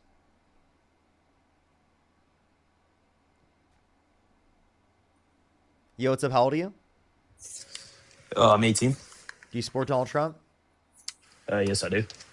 What's your birth year? 2007, June 1st. For sure. If you could go back in time and you could either vote for Kamala Harris or Donald Trump, who would you vote for? Donald Trump, for sure. Why so? Because, well, hold on, it's hard to explain. I didn't expect to get up here. Just give me a moment. It's not so much a comment on Kamala Harris, because I do support Kamala Harris too, but at the end of the day, Donald Trump just has more of the appealing factors, I guess. Such as? Hold on. Sorry, I didn't expect to get up here. Just give me a second.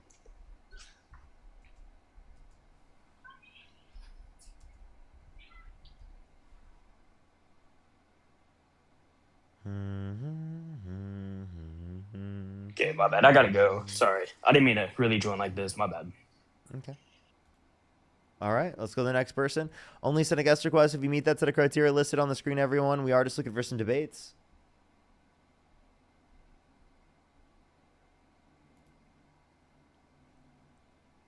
If you're on YouTube, hit that thumbs up, everyone. Let's try to get to 3,000 likes, everybody. Yo, what's up? How old are you? How old are you? All right, let's go to the next person. Only send a guest request if you meet that set of criteria listed on the screen, everyone. We are just looking for some debates. Oh, thank you so much. I really appreciate the membership subscription. Thank you. Let's go on to the next person. Only send a guest request if you meet that set of criteria listed on the screen, everyone. We are just looking for some debates. If you're on TikTok, do tap that screen. If you're on YouTube, hit that thumbs up, everybody. Yo, what's up? How old are you? Hello? Hi, can you hear me? Yeah, do you support Donald Trump? Yes, sir. For sure. Why so? Because that's who I voted for and that's who I support. Whoever is my president, as a United States citizen, whether I agree or disagree with the president's views, I have to respect my country and my home, and he is the sitting off president. Okay, so you're saying just because he's a sitting president, you got to support him? Absolutely. I mean, you don't disrespect your home, do you? I mean, this is my home. I can't disrespect my home. Did you support Biden? I respected my president. I don't change my respect for a sitting president despite my views. I believe that you have to respect your home. So you did support and respect Biden, right? Of course, every sitting president, as long as I've been alive, that's how I was raised, to respect my home. If you could go back in time and you could either vote for Kamala Harris or Donald Trump, who would you vote for? Donald Trump. Okay. So that's kind of like the point I would ask about. And are you driving, by the way? Yeah, I'm just about to stop. I've been waiting quite a while to get up on your live. Okay. Can you hop back in the box? Because I can't have you up while you are driving. So please you just hop in the box. I will look for you. So whenever I see you in the box, I will add you up. But I can't have you up as long as you are, still driving. Only send a guest request if you meet that set of criteria listed on the TikTok screen, everyone. We are just looking for some debates. Yo, what's up? How old are you? Hey, I'm 20. How you doing? Do you support Donald Trump? I do. Yeah, what's your birth year? January 26, 2005. Okay, for sure. And you said you're how old again? 20. Okay. So if you could go back in time and you could either vote for Kamala Harris or Donald Trump, who would you vote for?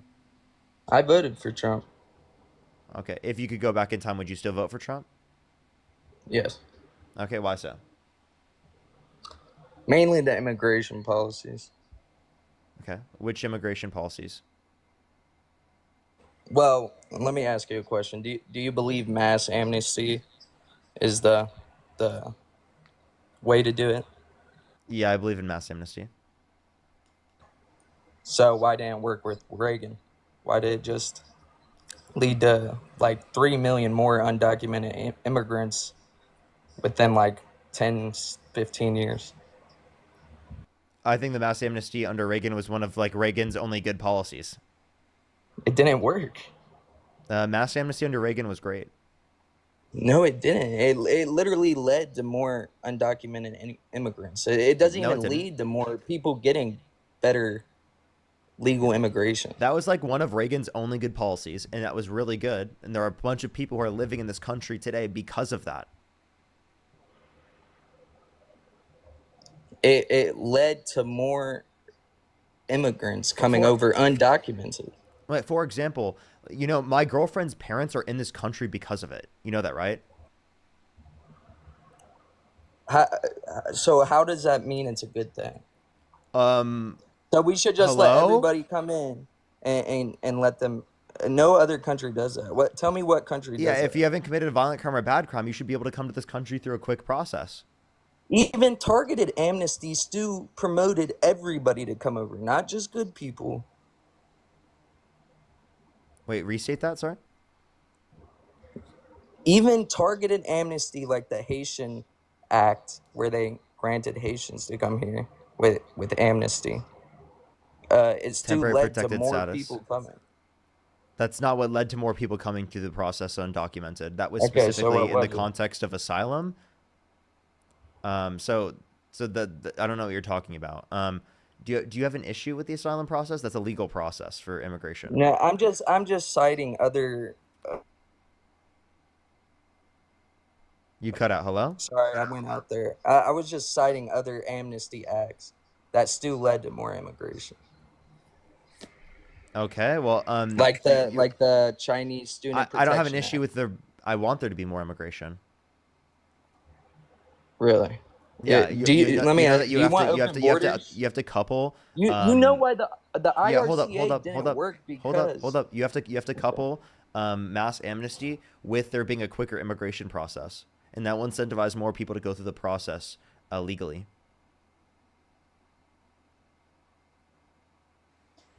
All right. Well, so the IRCA did obviously create new legal immigrants, but it didn't create like new channels for future immigrants or low-skilled workers. Wait, what do you mean? Say it again. It didn't create channels for wait, I'm so confused what you're talking about. It did not create a new legal immigration channel. They're still coming over undocumented. That's not what we want, do we? We want them to just come over undocumented and then Did you hear anything I just said? For mass amnesty? You want that? No, I want to couple the process, particularly of mass amnesty, along with there being a process But why didn't it work? Because we don't have strong borders. Can you repeat to me what I just said? If you can't, I'm going to kick you from the stream. Okay? Because this is ridiculous. Why are you cutting me off and not listening to what I'm saying after you didn't just hear what I said? Okay. Go ahead. Okay, you want to couple mass amnesty with having a faster legal process for immigration so you can incentivize people to go through said legal process.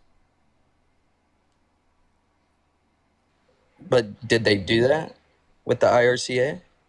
I don't even know what the fuck you're talking about. What is that? Did they couple those things? Did they What is that? What is that? What is the IRCA? The act that Reagan, the fucking policy that Reagan enacted. Okay, I wasn't sure what the name was. Why the fuck do you keep bringing that up? I never said that Reagan did that. That's I said the first mass amnesty law that there was. So that doesn't mean I agree with every mass amnesty law solely that we should do that today and not couple it with anything else. Okay, so what's the plan for the Democrats? What's their mass amnesty plan? I told you what I wanted to do. Okay, what person on your side agrees with that? I don't think anyone specifically on my side, except for other people who are in the just Democratic voters, agree specifically with my position. That's my point. Every Democratic person has done amnesty laws, and they just haven't worked because they haven't done it right. No, not every single one does amnesty laws. I would argue right now they're not really advocating for much amnesty laws. I think the last one was 2013. Was that Obama? I would have to look back, but you're talking about DACA? Is that what you're trying to say? I think that I'm not sure which one it was. I just know that's the last major amnesty law was in 2013. Yeah. Do you like DACA? I'm not caught up with it. You don't know? You don't know whether or not you like DACA? I'm not caught up with it. I mean, I remember there being a big thing in 2016 about it. All I remember is David Dobrik threatened to get deported or some shit. Okay, dude. I swear. What is this conversation we're having right now, dude? I disagree with mass immigration. You agree with it? Because it's demeaning low-skilled American workers. 50% of Americans don't have a college education.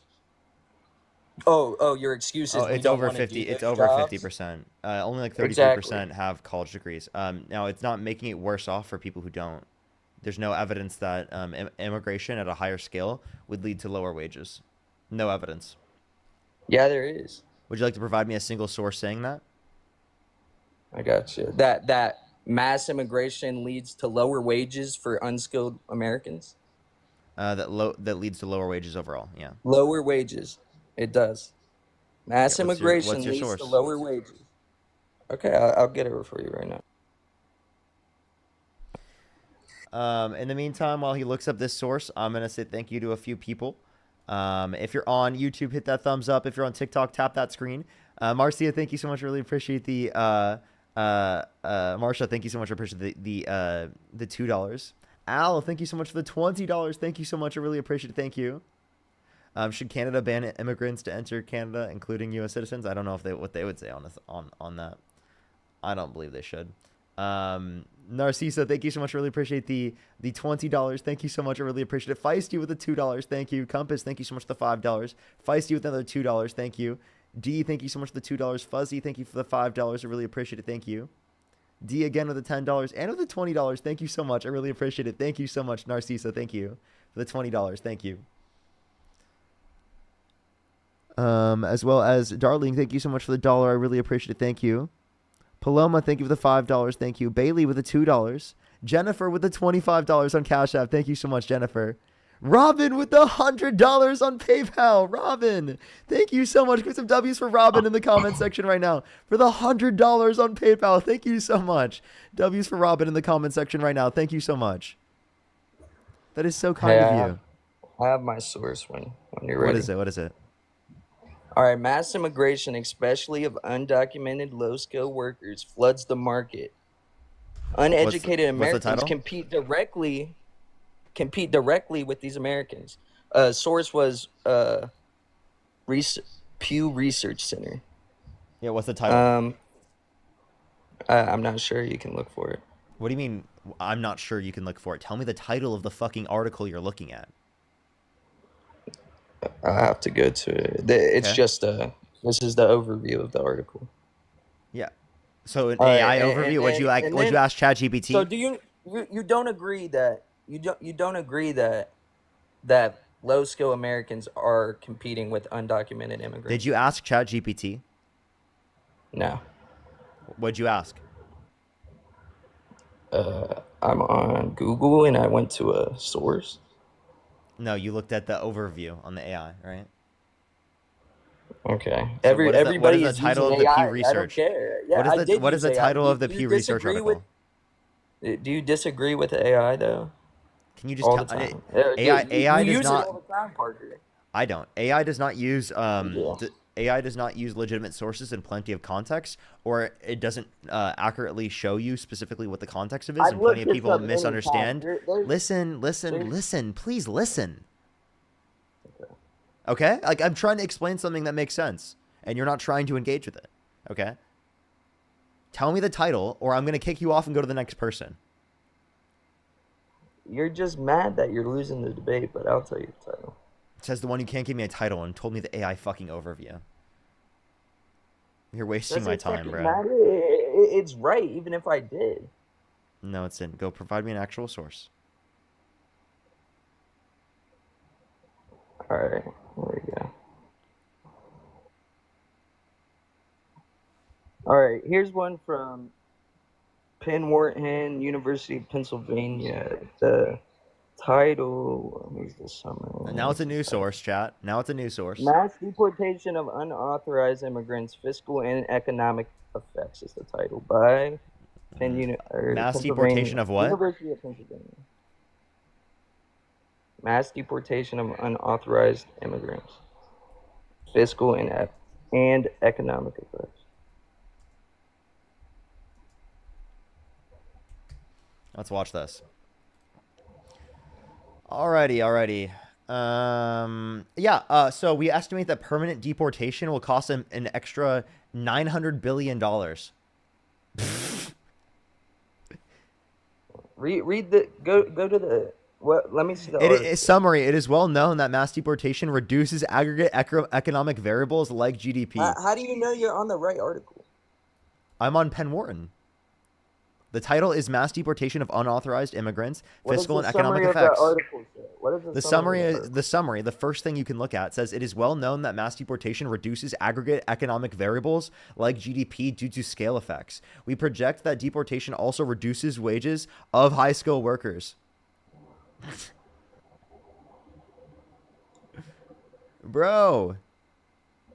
Hold on. Who Dude, how can can you argue say that? How where can you the argue that more road competition doesn't goes, lead to lower wage? where the J goes? Only. All right, where's your source that more competition doesn't lead to lower wage? So what you're assuming is that there is just more competition, that there's not more demand. Also, do you think this is true with legal immigration? They can Hold on. both be I have a true. question. Do you think that there's a negative economic impact in terms of wages through the context of legal immigration? But they're still coming over undocumented.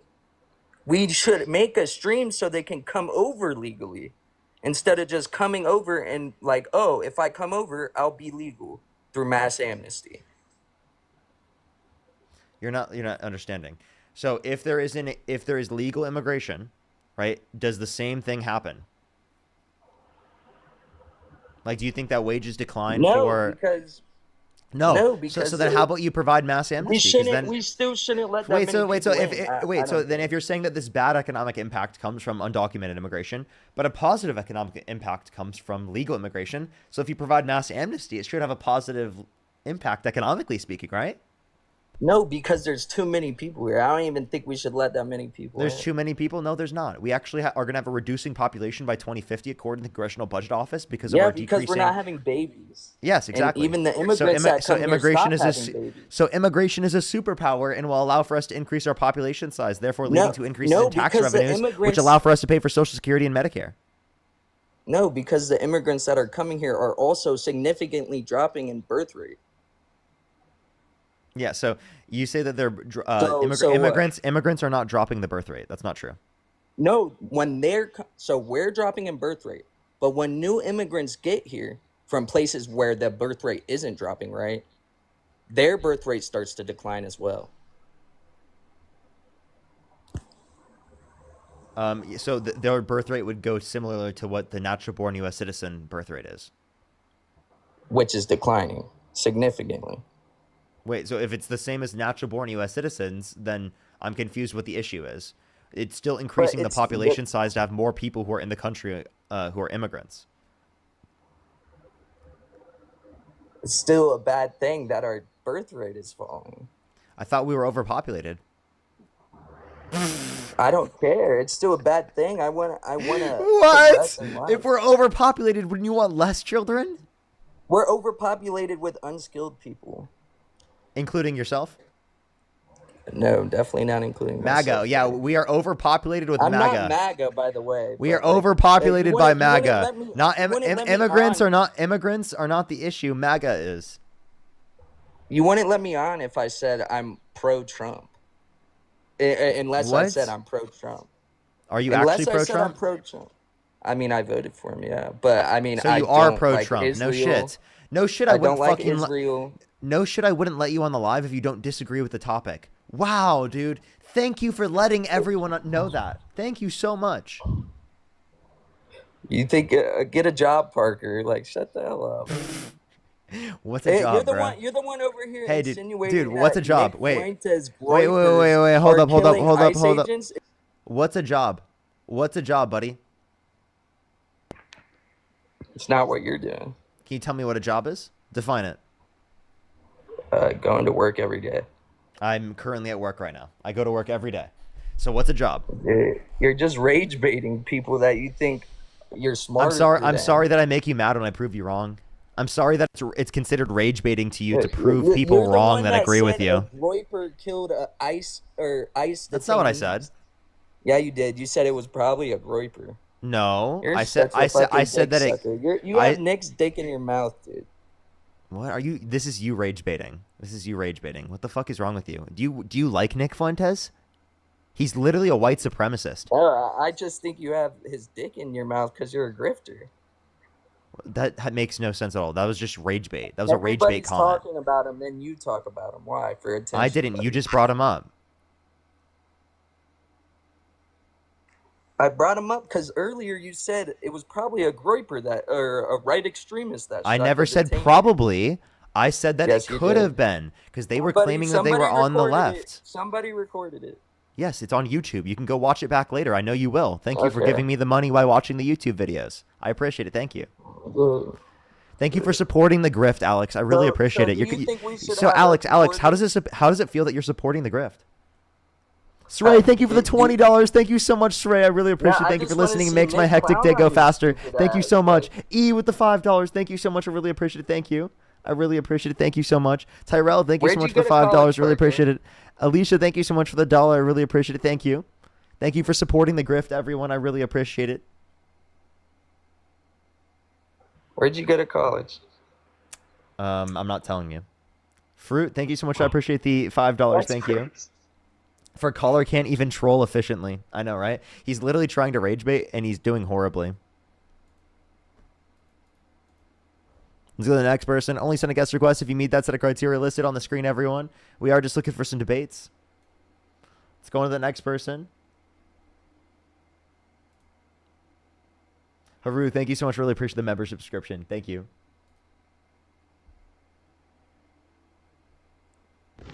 Thank you. Yo, what's up? Welcome back. Hi, I started driving again. Okay. Can okay. you hear me? Yeah, just make sure whenever you're done driving to send a guest request. I'll continue to look for you. Silent, thank you so much for the $20. I actually will once I get a guest up. Yo, what's up? How old are you? Hear me? How old are you? I'm like 32. I don't know. I have kids. Okay. Do you support Donald Trump? Yup. Okay. If you could go back in time and you could either vote for Donald Trump or Kamala Harris, who would you vote for? I would still vote for Donald Trump. Why so?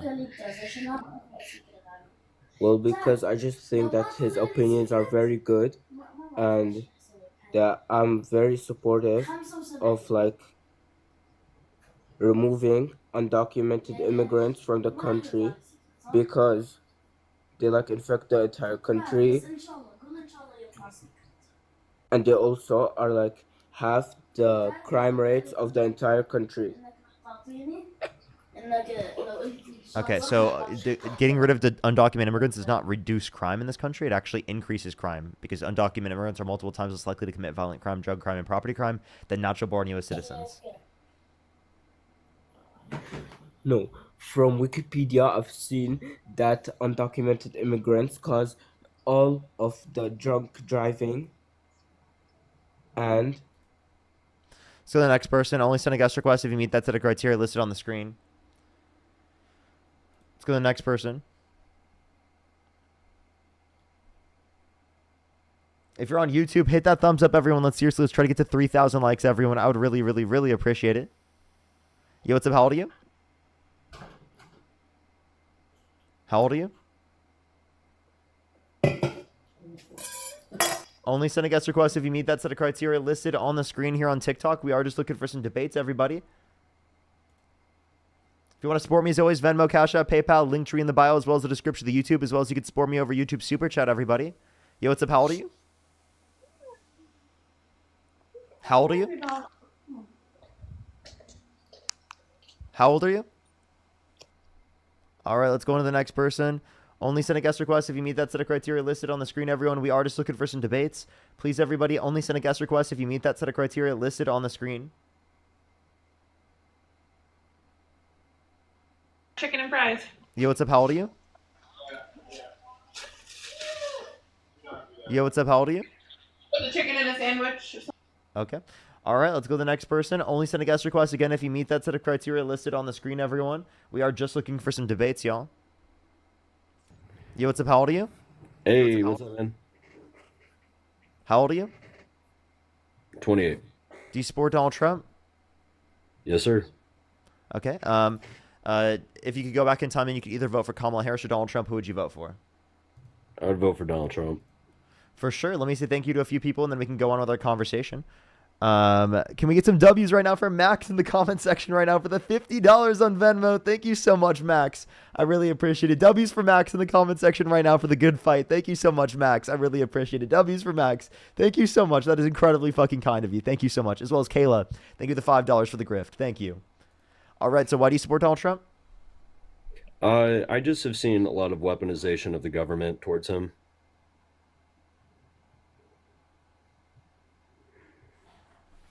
How so? Well, and when I say the government, it's really hard to just pin it just directly on the feds, right? So what I'm meaning by this is that of the mindset of like what they call the left, right? They were wanting to impeach Trump from the start. Good. And it just seemed to me like it was a targeted thing towards him. I mean, yeah, when you do something to be impeached, you get targeted to be impeached. That's what happened to Nixon. Right, but I don't think that he was doing anything to warrant that, personally. Really, inciting a violent insurrection of the Capitol? No, right, that's not warranting I'm talking it. about prior to that. I'm talking about way prior to that. The investigation in the Trump administration's collusion with Russia, which wasn't yeah, so the investigation of the Russia collusion, right? That specifically indicated that members of Trump's administration did collude with Russia, but it was not indicated that Trump himself specifically colluded with Russia. Right, right. So where was that proven? Because from all the trials and all the stuff that I saw, they weren't necessarily like charged with like espionage and stuff like that from what I saw. So they were charged with like money laundering and a whole bunch of other stuff. Like they were doing crimes. Like it's not like they were like clean people, but I didn't see them being charged with espionage. So yeah, should they have been more harshly like charged? Yeah.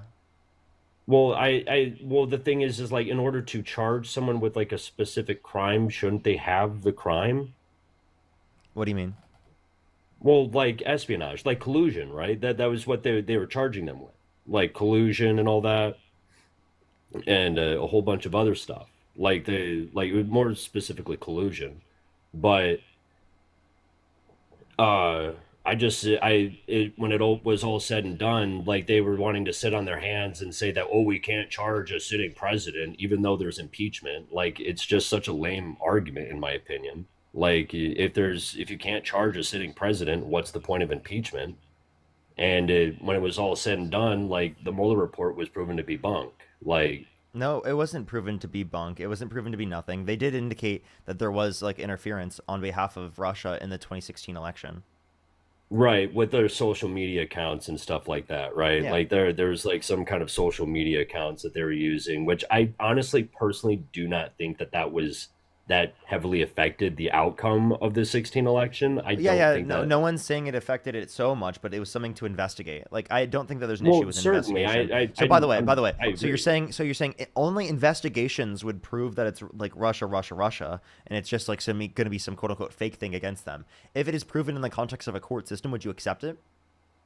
Well, if it was proven in the context of the court system that they did espionage and stuff like that, then yeah, it would be a lot easier. If it was proven in the context of a court system that that he was like held civilly liable of sexual abuse and that he like literally was convicted of 34 felonies, in that connotation, would you accept those? Right. I personally, like, just in my personal opinion, it just seemed like more weaponization. It just was in March step with the weaponization that was going on with him. It just didn't seem like they let up on him at all. So whether or not they're convicted, you won't accept it even. So it doesn't even matter if they're convicted. So can you explain to me how you can be held civilly liable for a criminal thing? How is that possible? Wait, sexual abuse isn't only in the context of criminal cases. Right. And it's in the context it's in the context of a civil case here because it was past the statute of limitations in New York, which this is applicable to thousands of different cases in New York where people literally after the statute of limitations were able to hold their abusers accountable in a civil court but not a criminal court, which I think it should have been allowed that he'd be held accountable in a criminal court. But that's my thought on it. It's like, in a sense, it's past the statutes of limitations, I guess, because wasn't that something that happened like a while ago? It was like in '96 or something when I was born. Yeah, like, that doesn't mean that it's not bad, and that just means that. Well, I'm not saying that it isn't bad. I'm just saying, like, in my personal opinion, why are you going to go like 10 years into the past and wait then while he's the president? Like, why wait until he's the president to step forward? So you understand that it is the case that for many victims, it takes decades to come out because of plenty of the social pressures that exist in society, people not believing them, that lead to them not coming out. They're stigmatized for coming out. So it's very common in the context of SA cases for people to take decades specifically to come out, especially when we're talking about rich and powerful individuals. Right. So I'm not arguing against any of that. I don't think that you're wrong on that. I'm from my perspective, I'm just saying that it just seemed too convenient, if you know what I mean. Like What do you it mean? just seemed like a convenient thing for them to bring up and then just try to pin it on him while he's the president. It's Well, like he was convicted. okay, sure. So and again, so like civilly liably, like and it's like I just don't. It just like I said, it just seems off kilter to me that he's being held civilly liable for something that he should be criminally charged for.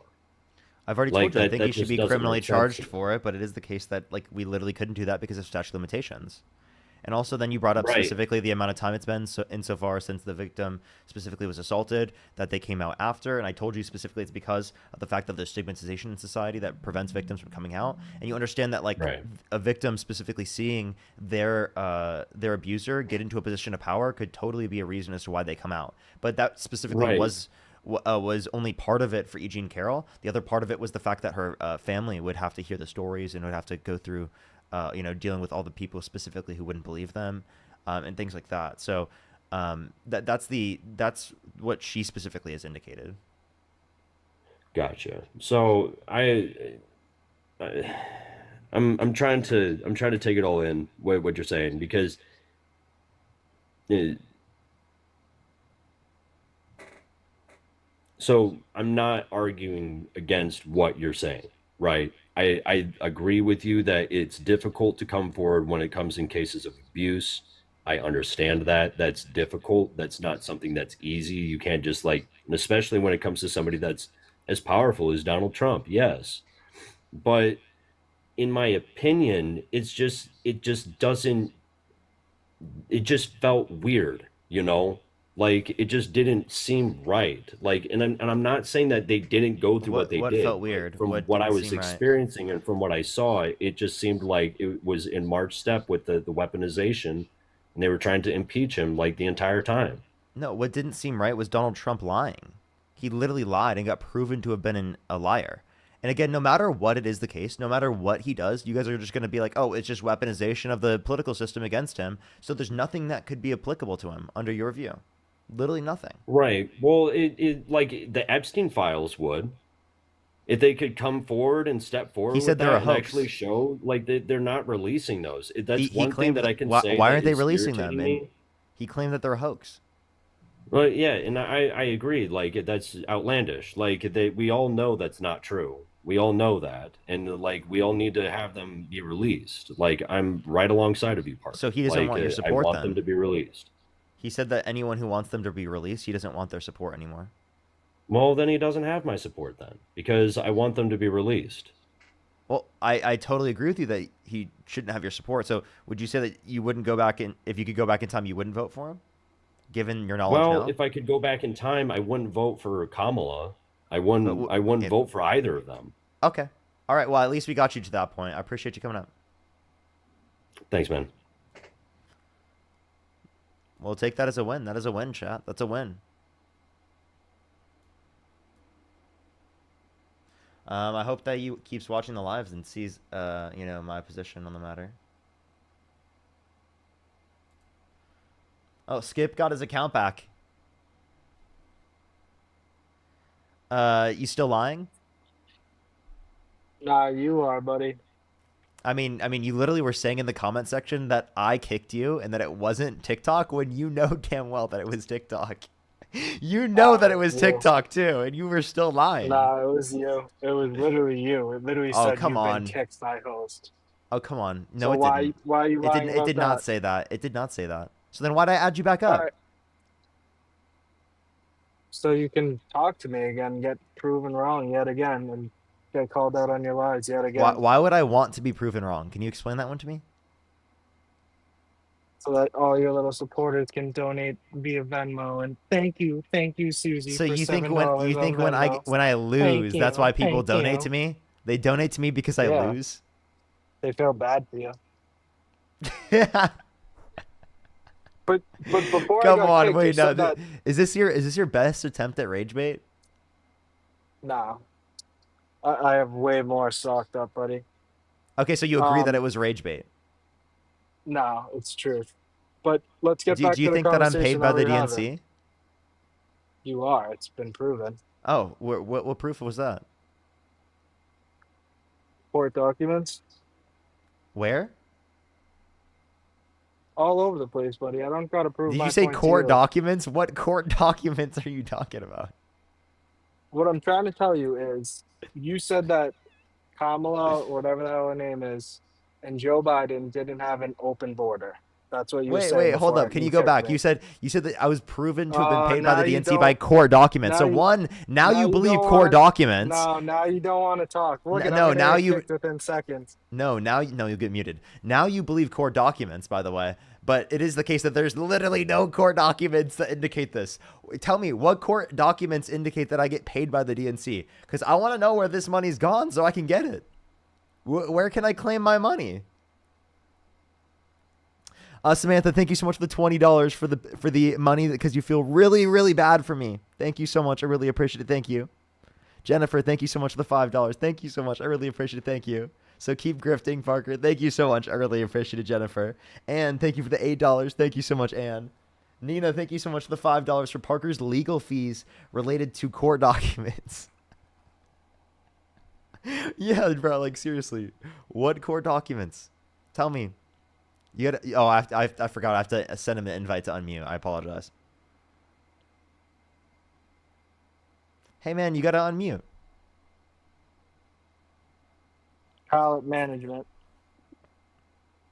Management? I don't work with any management company. No, pallet management. Never You worked do. with You pallet got paid by management. Never been signed with them. You have been. It's been proven. Really? Yeah. So you say it's been proven that I've specifically in this claim only signed with pallet. I don't know if you're signed by them. I don't know if they pay you to push an agenda. I don't know what the deal is, but you've been paid by pallet management. Pallet management is a management company. Wouldn't I, if I were utilizing pallet, be paying them? Why would you pay them? Why would a management company pay the person they're managing? Liberal management. What type of business structure is that? They're paying the people that they're managing? How the hell do they make any money? You just hear what you just said? They're paying the people that they manage. Yeah. How the hell would they make any money if they are paying the people that they manage? Wouldn't they make money by managing people? Like, think about like a person who's a manager for like artists for songwriters, right? For example, right, are artists for music. Think about if they were to have clients, if they had people that were using them as a manager, would they be paying their clients or would their clients be paying them? You sound so dumb right now. It's insane. I do? Dude. Yeah. Think about sports. This is rage bait. This is the rage bait. No, it's not rage bait. It's honest truth. Something that you're not capable of. Romy, thank you for the $50 from the DNC. Thank you so much, Romy. I really appreciate the DNC money. Thank you so much. Emma with the $5 from the DNC. Grim, thank you so much for the $10. Thank you. I really appreciate it. Thank you. Thank you for the DNC funds. But seriously though, think about it. If you have a manager, why would the manager be paying you and not you be paying the manager so they can provide you services? You're proving your own point. No, I'm not. Or yeah, I'm proving my point. I'm not proving your point. No. In the sports world, if somebody is a manager of somebody, they get paid through the manager. The manager is the one that pays out the client. You're the client of pallet management or whatever. No, I'm not. Called. You are. No, I'm not. I'm not signed with pallet. I literally, dude, seriously. Until Kamala lost the election. I did not sign with them at any point. Yeah, you were. No, I wasn't. Don't lie, Parker. Don't lie. Listen, I have never had a management company ever. I'm by myself. That's a lie, Parker. I have an employee. That's it. I have one editor, and that's it. One editor? Yes, literally. Come on, Parker. Be honest with your people now. I am. I'm 100% completely honest. It's wrong that all these people follow you, all these people donate money to you, and you can't thank you even for be the honest with $2. them. Thank you so much. I am being 100% honest. You aren't. I am. You were never signed to pallet management. Never. I never had a Wow. management company. Nope. This is the person that you guys support and send money to. Somebody that'll lie straight to your face. Grateful. Thank you for the $7. Thank you so much for the DNC Yep. money. See, look at from the look manager. at. Thank you. Yeah. Dude, seriously, like if I was signed with them, I would just tell you. Like that doesn't mean that I'm paid by the DNC, but I'm The not. thing I'm is, you literally wouldn't, not though. signed. I'm literally not signed with them. You wouldn't tell us though, because you've been called out. Well, he did just get flagged, so I did have to kick him. I would. Like I have no issue with being signed with management companies. I just haven't because I feel like it would be a lot extra to deal with, and I honestly don't want to deal with brands or all the extra stuff that management companies would deal with. There's a lot of extra stuff that I don't want to deal with that I wouldn't want to be engaged with. I don't know. I never have really felt the want to do that. Lee, thank you so much for the $15. Thank you so much. From the DNC and Melody, thank you so much for the $5 for helping you to hire a management company. Yo, what's up? How old are you? Pour les laisser chauds? Pour les garder un peu chauds? Maybe I should have a management company, but like I literally just like haven't. It's like when people ask me about like what's it called, merch. I'm like I probably should have merch, but like I just like I've never done it because I just like I haven't felt like it. Yo, what's up? How old are you? I'm 18. Do you support Donald Trump? So I align with one viewpoint that a lot of MAGA does. That If you could go back in time and you could either vote for Kamala Harris or Donald Trump, who would you vote for? I would have voted for Harris, but I was hoping you could educate me. I appreciate you so very much. I appreciate you very much. If you want to ask me any questions, the best places to ask me questions are like always in the comment section if I end up seeing it, or like especially on YouTube, more likely to see on YouTube. I mean, I actually have pretty much the same amount of people on YouTube as I have on TikTok right now. So.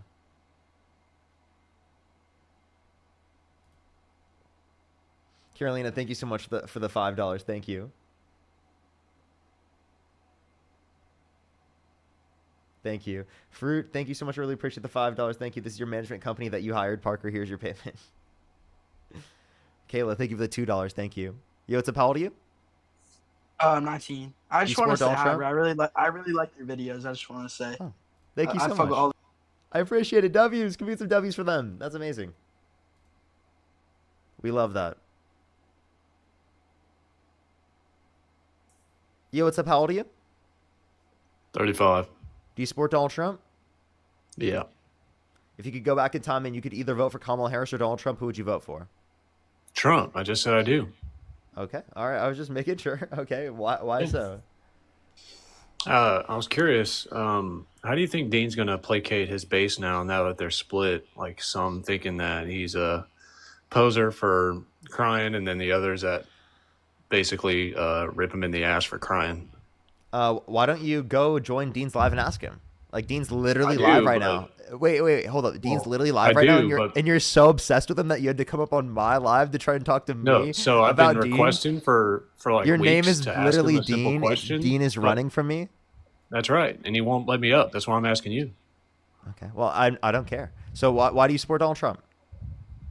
He's the best president we've ever had. He just cured autism. What? What are you saying? You're trolling. You're trolling. Please tell me you're trolling. What? You saw the report. He just cured autism. How so? Tell me. What did he do? He said for pregnant women to stop taking Tylenol. One, there isn't a cure. That's not how autism works. That's not how autism works at all, right? Secondly, that's not a cure to substantiate it that? because there's no evidence indicating that Tylenol usage during pregnancy leads to or causes autism.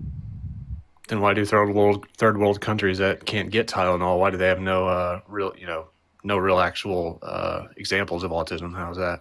So just because certain places around the world might have lower rates of autism doesn't mean that it is the case that they truly do have lower rates of autism. That's just as recognized by the current systems that are outlined. So, and also, like, I'd love to hear what countries you're referencing. Cuba. So in Cuba, so it's just, could you provide me like any source that indicates that one, there's less, do you think there's no autistic people in Cuba? I didn't say that. I said there was hardly any cases of it, yes. By the way, I don't know what you mean by cases. That's crazy for you to say. So autistic people, right? If we're talking about people who are autistic, it is the case that obviously they're What's they the issue with exist saying all the around case the of it? world. They exist all Hold on, around what's the the world. issue of saying And the there's something case of called it? and there's something called correlation doesn't equal causation. So just because two I didn't say that. variables Can you are answer my associated, question? that does not mean that one caused the other. Can you answer my question? I said, what's the issue with saying there's a case of it? Isn't it a condition? Specifically, if we're referencing people who are autistic, right? I think it's best to specifically say autistic people. Why? Right? Or people who are autistic. Because I don't like referring to it as like a disease or anything. Yeah, why? What? That was a difference. That was a difference without a distinction. Why? I don't think that people who who are autistic have a disease. That's not my perspective. And I don't want to refer to it that way because I do think that like that's often dehumanizing. I think that it's better to refer to people as autistic people. So I have Crohn's disease, and I don't go around saying I'm a Crohn's person. I have a case of Crohn's disease. Okay, the fact that you're comparing that to autism, I think is crazy. I'm just gonna go on to the next person because I think this is like fucked up. That's probably why Dean doesn't engage in a conversation with you because you're a fucking weirdo. Like, dude. Yo, what's up? How old are you? Let's go on to the next person. Only send a guest request if you meet that set of criteria on the screen.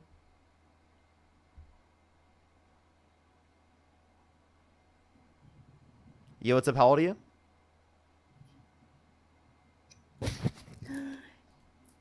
Hey, sorry, my daughter just woke up. Can I join back the queue? Oh, yeah, don't worry, don't worry. What's it called? I literally, the last guest just got flagged for misinformation. Surprising, right, chat? Surprising. If you're on YouTube, hit that thumbs up. If you're on TikTok, tap that screen. It will help get it out to more people. If you're on YouTube, definitely hit that like button. I think we're at like 2,000 likes right now. Let's try to get to 3,000 likes. I would really, really, really appreciate it, everyone. Let's go on to the next person here. Only send a guest request if you meet that set of criteria listed on the screen. Oh, it looks like Santana's in the guest box. Yo, what's up? How's it going? Good, good. How you doing? Good. Got a little time? Yes, I've got a little bit of time left on the stream. I'll be on for at least another 20 plus minutes. Okay, awesome. I was trying to request up when the guy was spreading misinformation about autism. Just a couple of quick notes. He's absolutely wrong. Cuba is about middle of the road when it comes to reporting with autism in the world. Number one in the world is Israel, with about 1 in every 39 children being affected by autism. The lowest rates, France actually has about 69.3 cases per 10,000. So there's that. And then also the reason why you wouldn't say, a quote unquote case, even though I just said cases, I was reading it off. The point being is it's dehumanizing to actually say that someone's defined by their autism because they're not. I mean, they're people with autism, but they're not defined by autism. So they're not a case of autism, in my opinion. They are people with autism, just like, any other person that has, either any type of marginalization or whatever the case may be. They're still active, productive people who contribute to society in every single way. So. Absolutely. Yo, what's up? How old are you? 30. Do you support Donald Trump? I voted for him 3 times. Triple Trump. That's wild. For sure. So, and what's your birth year? My birth year is 1995. For sure. So why do you support Trump? Well, I'm an electrician, and I've noticed my supplies costs went up during COVID twice. I was hoping that it would lower my costs. Okay, so lower your cost of what, sorry? My supplies, my wire, my 1412. Basically every single time that Trump was in the office, my wire was less. So I was like, oh, this is pretty good news. Well, it would probably be more expensive now due to tariffs. I don't know if tariffs have hit my business yet, but I don't think a lot of us electricians really got hit that hard yet. I mean, some of us It definitely outside definitely of does New York. affect electricians for sure, in terms of access to what's it called, orders. If it is the case that the electrical equipment costs more to manufacture, you're going to get less orders from people like who are buying, or paying for your labor, because it is the case that there's going to be less installations. I mean, I think every year we kind of like increase their prices about like maybe $5 an hour, but kind of that's basically kind of why like I voted for him. You know. I do also just want to mention that you are paying more in terms of your consumer aspect of your life as well. Everyone's a consumer, right? You consume some aspect of goods in our society, therefore you're going to pay more. And you have been paying more because of that. That's crazy. My voice cracked. I'm a youngin'. That's crazy. Yeah. Well, that's about it, man. That's all I voted for. So again, that doesn't seem like you have a really good basis for that. Do you have any like policies of Trump's you like? Oh, and Santana, absolutely. I'd go for it as well. Really quick before he tries to move to policies, which how that's gonna go. Hey, do you know why the price of materials went up during COVID?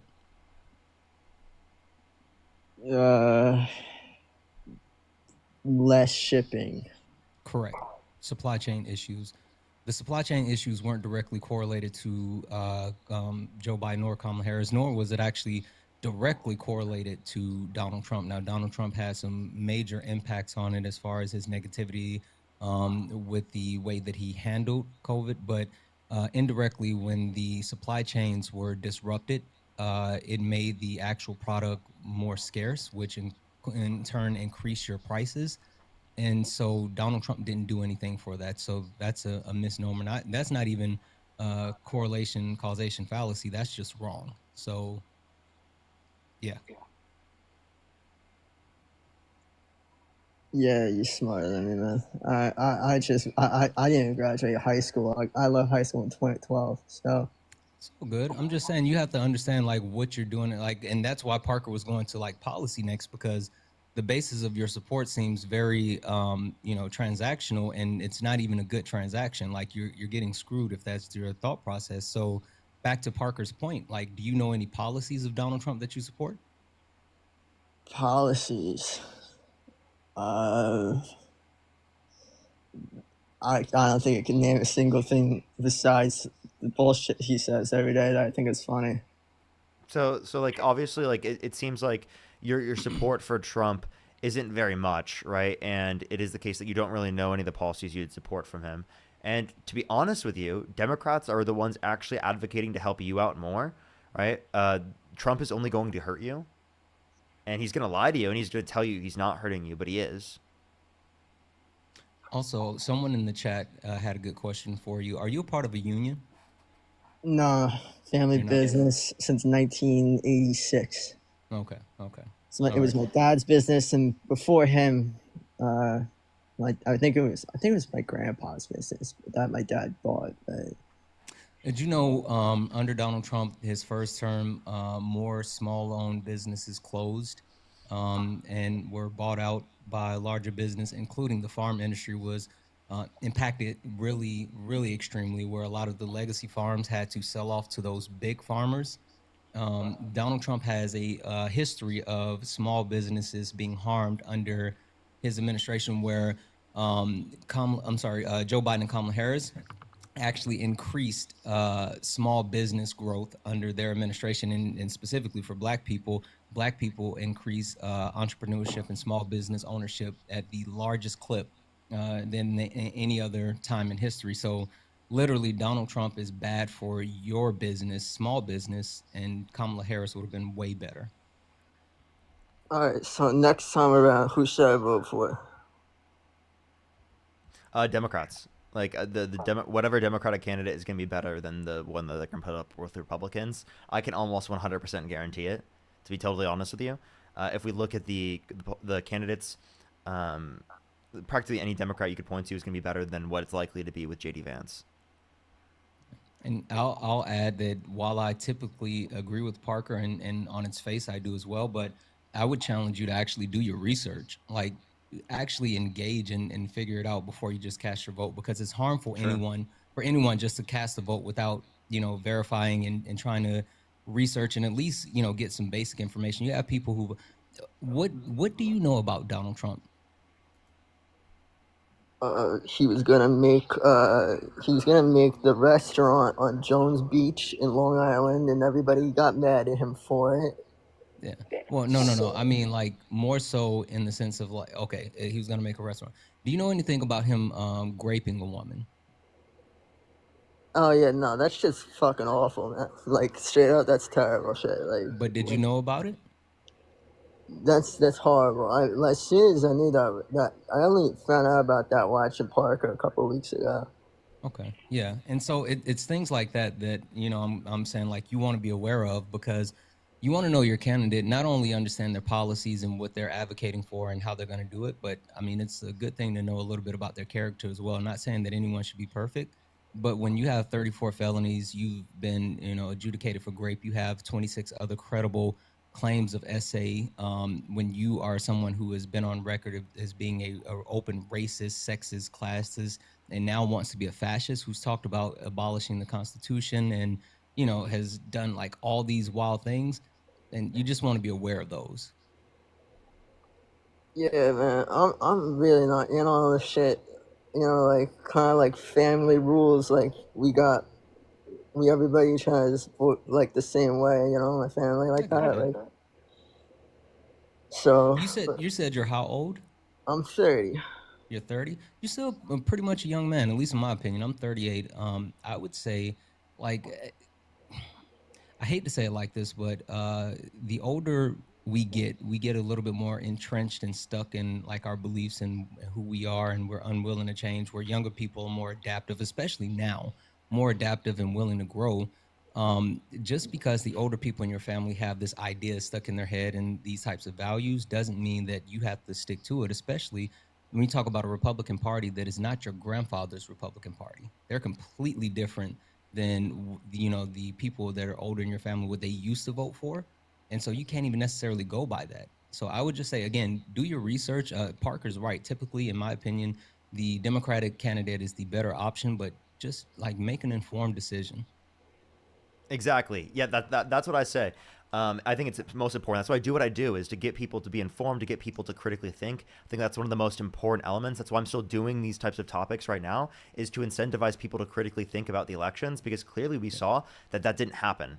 And we need that to happen as our society, as our culture, in order for our democracy to be like strong, to be totally honest with you.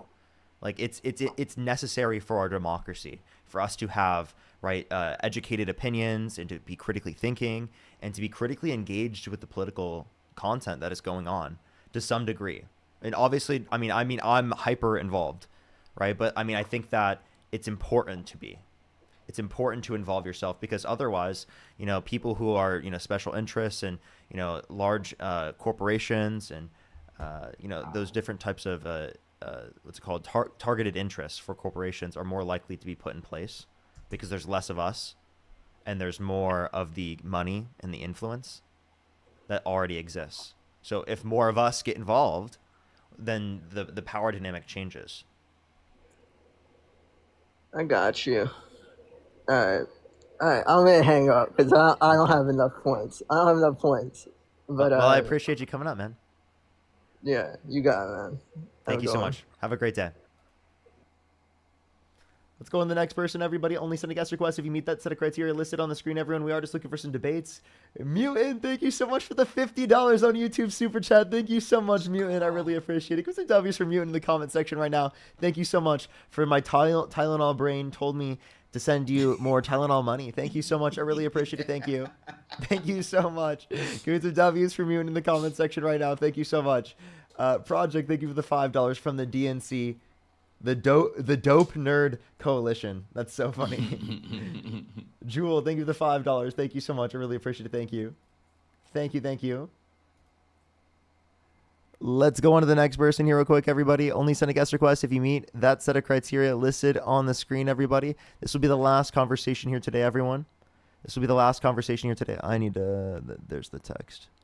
For some reason, it keeps making it smaller. So, like, I have so many different things I have to turn on and turn off because of the text. I get it. I absolutely get it. Hey, did you see the doctors are coming out pushing back on the whole Tylenol thing with Trump and like being loud and yeah. I love that. I want doctors and like medical professionals to get involved and make videos like that. That's like, oh, I love that so much. You know, I've been pushing that for so long. I think it's amazing. Yo, what's up? How old are you? Can I fuck your Todd Russell? Okay. Let's go on to the next person. Only send a guest request if you meet that set of criteria listed on the screen. But yeah, I feel like that like has become significantly more prevalent since COVID, which I think is really important. I think it's so important because of just how much misinformation was spread. And people need to have reliable people they can look to, and who can explain things that like people are seeing on the internet. What about the doctors that came out about some of the vaccines, and then they're ostracized for coming out against some of the vaccines for COVID-19? What about those doctors? Do you support Donald Trump? You know. Yeah. What about Rand Paul, who went against Moderna? Absolutely is a Trump supporter. Doesn't have impulse control. Okay, so let's have this conversation. So you said the vaccines. Why did they specifically lose their or get called out by the entire community essentially? Because they were wrong, and because the entirety of the community was holding them accountable for being wrong. Okay, so some of the vaccines, I mean, they weren't wrong. The CDC was wrong. She said, you get the vaccine, you get the COVID vaccine, you won't get COVID, and then That's not what they said. I seen it. That's not what they Verbatim. said. That's what she said. That's The not head what they of said. CDC. You reduced you didn't even look at it. It reduces your likelihood of getting it, reduces your likelihood of how long you're going to have it, and how much how likely you were to pass to other people, and reduce the likelihood of hospitalization and death. So that's what the vaccines did. That's what we've always said that they were going to do. No one said that they're going to be 100% perfect, who is literally in the context of the medical field, right? At the very high end, top end. No one was claiming that. There were some people in the media that were claiming that just because of misunderstandings. That's it. Saying some people in the media said that based on misunderstandings is not reason to say that like the medical professionals were indicating this to be true. Well, there were medical professionals coming out talking about myocarditis and like the high risk of youth taking the vaccines, and they're also ostracized in Australia for saying that. They weren't ostracized. That type of conversation was opened and talked about, especially across the entire international community, especially in the context of young men. That's specifically who they were looking at for certain types of Pfizer shots and whatnot, comparative to other ones. So, I mean, that was true that there was a slightly increased risk comparative to other vaccines, but that increased risk was in relation to other vaccines and not in relation to COVID itself. COVID had a significantly higher likelihood of giving people myocarditis and more severe myocarditis. Hey, Jimmy, where are you from? And what difference does it make? Sure. Where are you from? I'm from the upper Midwest. What part? Wisconsin. Oh, you're from Wisconsin? Really? Okay. Yeah. Name 4 cities within Wisconsin. Name 4 cities, Wisconsin: Kewaunee, Wakani, Oconto, and Shawano. No. Are you Canadian? No, dude, I'm from Wisconsin. I'm indigenous. All those were tribal names too, but cities also. I mean, yeah, exactly. If you're Canadian, like you can just say it. If you came up here to have a conversation about, vaccines, sure, but like you can just be honest. Dude, I'm not Canadian. Look up the cities I just gave. I can name more cities if you want. Wisconsin. So you live in Wisconsin? Yes, sir. Yeah, I definitely believe it at this point. Yes, sir. Okay. All right. Parker, if you believe in this, on. All right. So question for you. The actual information that was occurring during COVID with the vaccine, it was actually fluid, right? I mean, we understand that there were precautions that were taken as far as common practices like social distancing and masking. And we then later found that some of the actual procedures that were taken were less effective than others, while the vaccine still had an overall positive rate as far as what it was set to do, which was decrease the possibility of catching or transmitting COVID, not stopping it or eliminating you from being able to get it. when you look at the different doctors that came out, there was an overwhelming positive review towards the vaccine. Why should we actually follow through with the small amount of doctors that somehow have like fringe theories about what actually was going on or not going on, when overwhelmingly the data, even to this day, shows that the vaccine had a positive effect on everyone? What data? The actual transmittal rate versus the people who did not take the vaccine, and how prevalent it was as far as transmission. Can you go ahead and read those off? Sure, I'll look it up. There you go. Yeah, so I think it's just important to acknowledge that, again, in terms of the vaccines, that we're going to rely on like science and the data, and especially when we're referencing Tylenol, for example, that's going to be really important to address. Do you agree with us that that Donald Trump was wrong about Tylenol? With the autism? Yeah. I'm not sure because I haven't read any studies on it. There's no studies that indicate that that specifically Tylenol during the context of pregnancy, the usage leads to autism. Like that's caused by autism, or it causes So autism. where was his findings from? Whose findings? You referring to me? Trump. Oh. Donald Trump. Like, what would make his? I don't think he cited anywhere. Did he ask RFK? I think he asked RFK. That's literally it.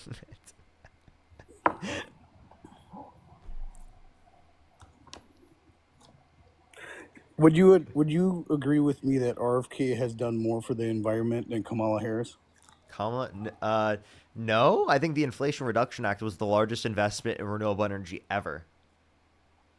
Yeah, but he was on the front line. And I'm sorry. You could say that he specifically has done a lot for the environment, but he definitely went against that one by voting for or in supporting Donald Trump and being a part of his administration when he literally denies climate change and said that carbon emissions are fake, along with the idea that he's clearly anti-science. He's had lawsuits that he's won in the name of science. So, I mean, he clearly doesn't uphold that today.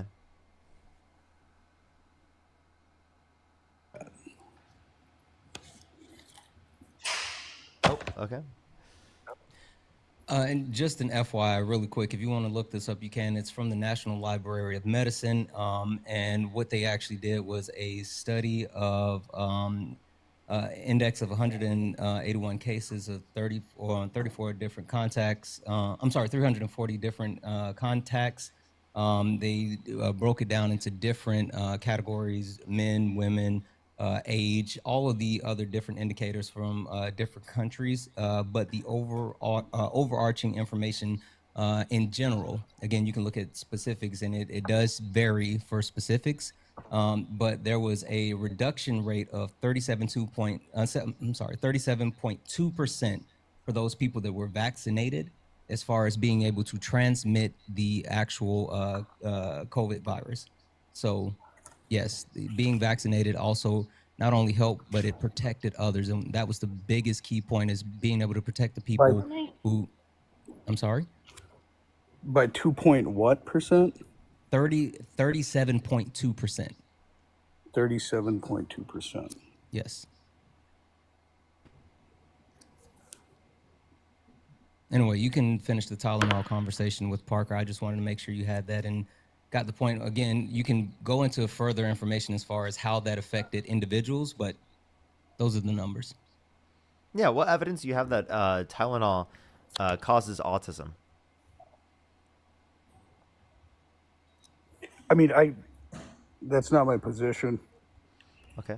So what's your evidence that Tylenol has no negatives? I wouldn't. Or I mean, there's no negatives to not taking Tylenol during pregnancy, because that's clearly not true. There's definitely a higher likelihood of there being negative impacts to maternal health, along with anyone who's pregnant specifically, and the health of the pregnancy, right? Because of the fact that there is untreated fever. True, and I agree with you on that point. But like, I could make the argument, or I'm going to make the argument, that anything foreign outside just a mother and the baby physically to support that child, anything other than that that goes into the body could produce some kind of a risk. Wouldn't you agree? To that baby? So the Tylenol is not causing. I mean, obviously, everything is a risk-benefit analysis when we're talking about the context of science. But the idea is that Tylenol significantly reduces the amount of risks imposed. Right? So, like, the fever is significantly more of a risk. Everything Exactly. in The life is actual- risks. Yep. The benefits outweigh the possibility of a risk. That's the point. Yes. Okay. That's why doctors indicate that it's useful and effective. Point made. Right. And especially comparative to other sorts of things. Because when he says that there's no negatives to not taking Tylenol, people are going to take other things instead. Also, Okay. you don't think it's dangerous that like the president of the United States, who's not a doctor, not even a trained professional, hell, can't even say what it is out spreading information without like having concrete evidence, as far as he's literally perpetuating a myth, something that has been disproven over time, but for some reason he's doubling down on that. Like, that's dangerous. That's the same thing that happened during COVID, when Donald Trump hinted that you could actually somehow hit it with bleach, and it would actually take care of COVID, and people immediately ran to ingest bleach. And so we saw a spike in people having to call the poison hotline, and even people losing their life because they thought that they could ingest bleach to deal with COVID. Like, it's irresponsible. It is really irresponsible. I would say that is irresponsible. It's disinfectant. And by the way, I'm pretty sure. Can bleach. Because what's it called? He literally talked about injecting it. It was crazy. There's so many other things. I mean, we can talk about how there's just complete, absolute devoid from reality and from science, tendencies from the Trump administration, especially RFK. And I think that's important to talk about. But we have to establish, at least in this conversation before that, do you believe in science? Do you base your positions in science? Well, like, I'm not calling anybody a science denier, but when you make the claim that someone's a science denier and then that same person supports that a man could be a woman, like, to me, that's a contradiction. You know what I mean? No It's one's like no one's claiming that. hypocritical. We're claiming trans men are men Hello. and trans women are women. That's not a contradiction. That's not even relating to the context of like denying biology. That's literally gender is socially determined. It's based upon people's commitments towards a set of social and cultural norms typically associated with the sexes as a prescription of identity. So it's like a basis of identity, similarly to how we have names, right? It's a commitment that we have to be in accordance with a certain set of like personality or identity, right? That Also, our I name mean, is associated with. Didn't you say you were indigenous? Yes. Are you denying the two-spirit people? Yes, two-spirited was a phrase coined in the 90s. Holy smokes. Okay, never mind. Just leave it. Just leave it. That's May fine. I say something? Yeah, go ahead. Well, you tell me where it started from. Tell me where two-spirited started from. It's not my conversation. It was just a question.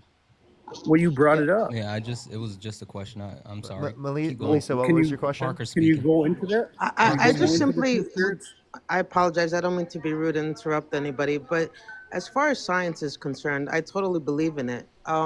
As a cancer survivor, when my father unfortunately passed from cancer, there were 34 medications for cancer people that were sent out to the market for people to take, and out of the 34, only 2 of them worked somewhat. So as far as science goes, it's not, I mean, the studies are there and they're available to all of us. You go to Google Scholar and you can look up any medication that your doctor prescribes to you, and you can read the research for yourself.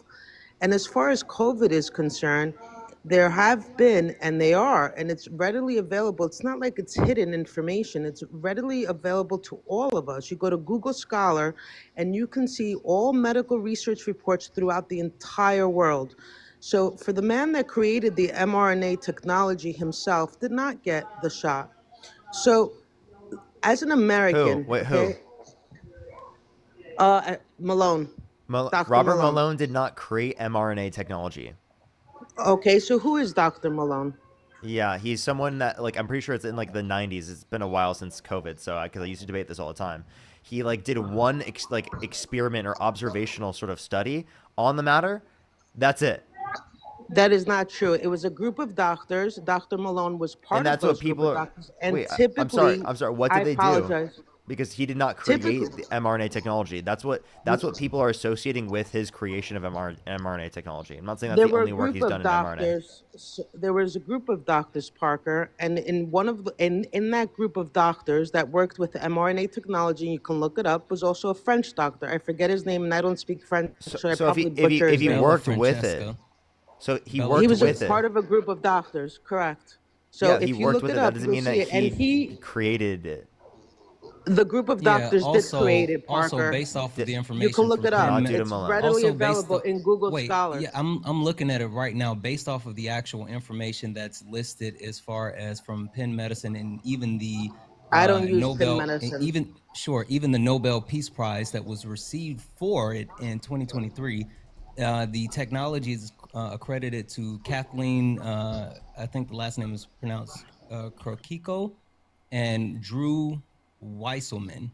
So those are the people that are accredited with inventing the actual mRNA technology. So Just to clarify, Santana, in the medical field, when you are creating something, there's lead doctors, right? And you have a group of researchers that are working with you. So it takes a group, a handful of doctors. The lead doctors are the one that take the credit, but they have a group of doctors that work with them, Santana. That's how it works in all medical research. I'm just you telling don't do you it by based yourself. off of the I agree Nobel with Peace you. Prize Those are the by the doctors World that Health Organization, by leading institutions including Boston That is University, correct, Santana. Pennsylvania Whenever you create Pediatric something, Institute. you have a group Everyone, of physicians, sure, scientists. but everyone is accrediting the invention of the technology to someone completely different than what you said. And I am stating to you, to verify it, to be explicit, that the people, when you are creating something, there is a group of scientists. You don't sit in a lab by yourself. Here's what they created. Here's what they did. So Malone contributed to an important early research. A pair of papers he co-authored with 2 other researchers in 1989 and 6 other researchers in 1990 showed that mRNA could be delivered into cells using lipids. And in that doing so could trigger the production of new proteins. That's it. Okay. So that was his contribution. Okay, that doesn't mean that he created mRNA technology. Like I don't know what you're meaning. Like he contributed to it. Yes, Parker admitted that he disputed that. contributed. No one Okay, so disputed that. that's it. No, That's you the said whole that point. he invented it. You said that. Yeah, that was a completely separate claim.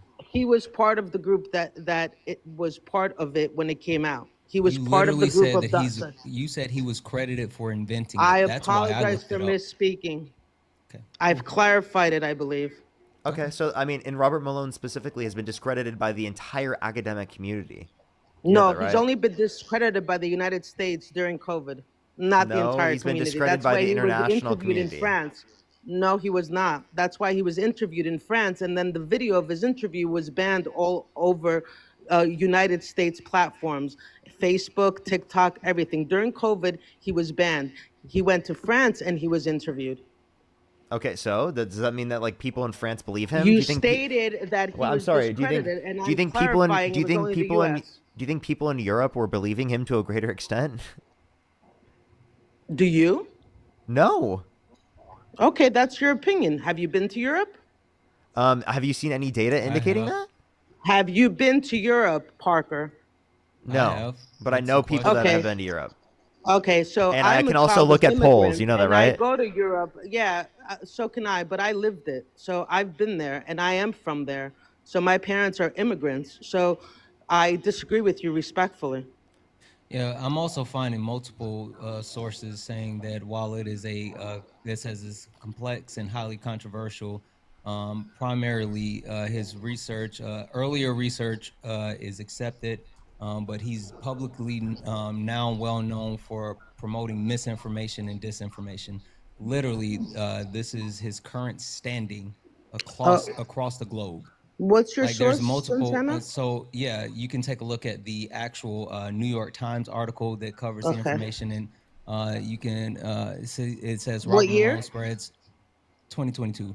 Robert Okay. Malone spreads falsehoods about vaccines. You can take a look at the Washington Post about how Robert Malone was spreading misinformation.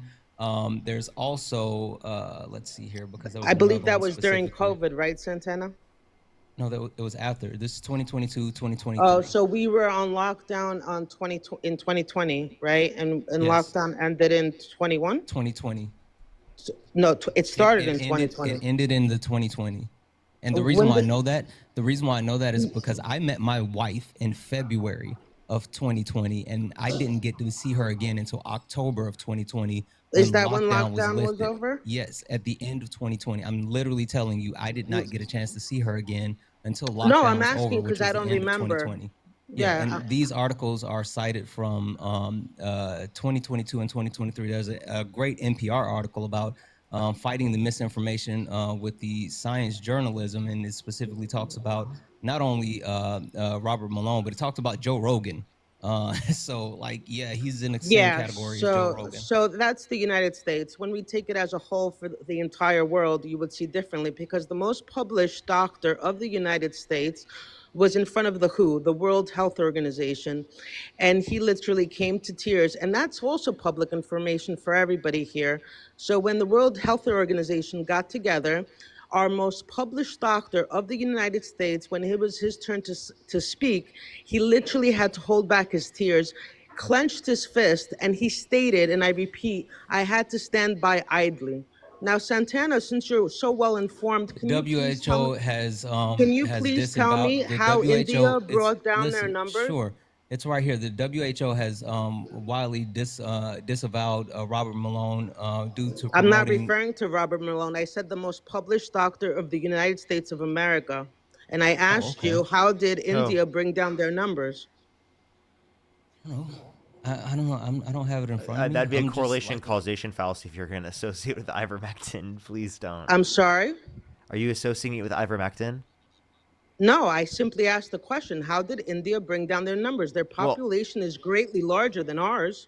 Well, typically when I hear people who are anti-vax claim this argument, they claim because of ivermectin. I'm not anti-vax. When you say anti-vax, you're putting me into a group. I am vaccinated. I have received several vaccines. Well, there's a difference. Yes, I am against the COVID vax because a lot of children died. Wait, what children? Where? Where? You can look it up. It's public information. Was there any public information that children died due to the vaccines in the U.S.? Yes, go to Google Scholar, and it has all medical research reports throughout the entire world, and put in COVID deaths. Wait, I said the U.S. U.S. I don't think there was any vaccine-caused deaths in terms of children in the U.S. Are children in other countries less than? No, I wouldn't say that they were. I'm just saying, like, as a prescription. And also, you understand that the likelihood of death, particularly relating to the context of vaccines, is so unbelievably low. Wait, that we have to make a comparison towards There's a difference between the COVID vaccine and other vaccines. Please, that and the rest of what would happen in terms of what would happen if they did not get vaccinated in the very first place. The reality is that vaccines save lives. The COVID vaccine saved millions of lives. If you're saying that people shouldn't have been vaccinated as much in terms of the COVID vaccine, well, then millions more people would have died. Well, firstly, let's clarify. I never said that I'm against vaccines. I am vaccinated. I have taken several vaccines. So when you put me in a category of anti-vaccination, that is inaccurate. We're specifically talking about one vaccine that was hurried up in order to create, correct? Wait, we have so much evidence that this vaccine is effective, especially at this point. It's 5+ years out. We still have very good evidence that it's effective. There's 30+ pages in a bibliography in my bio, the sources page, that literally shows 30+ pages of systematic reviews and peer-reviewed studies that indicate literally the effectiveness of the COVID vaccine. This, like you've said, in terms of mRNA, has been studied for decades prior. Yep. Right, like you were already mentioning. Then why is Congress discussing about bringing pharmaceutical companies to be sued, just like a manufacturer of a car, for example, to be held responsible? Because Congress is political. Congress is political. What does politics have to do with logic?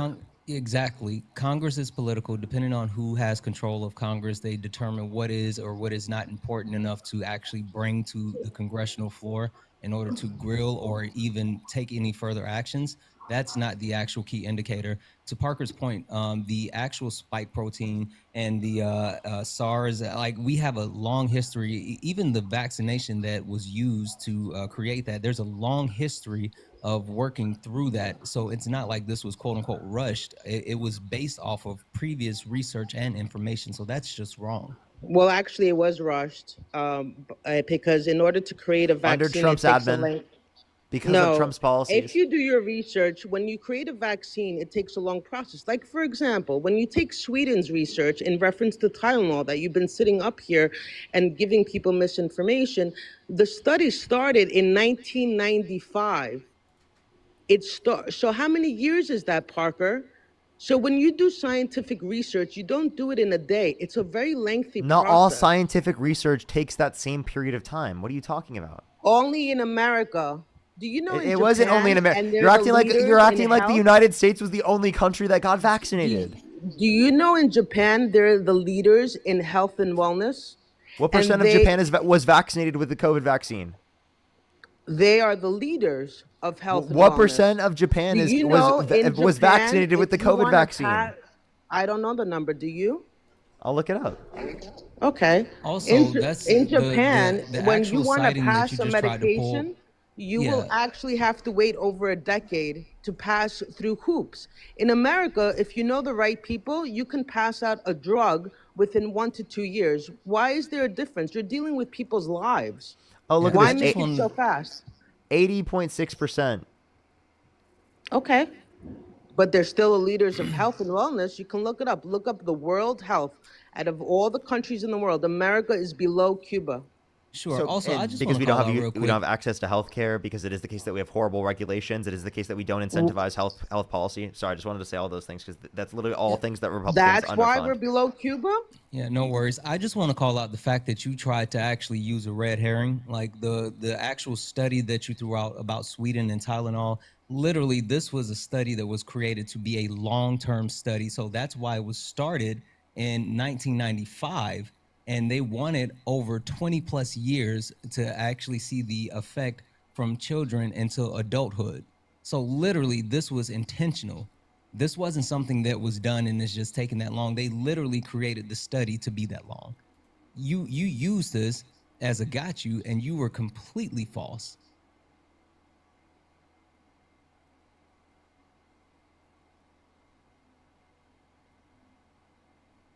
Yeah. Oh. I do have to get off right after this as well. Yeah. Go ahead, man. I'm driving. You can drop me.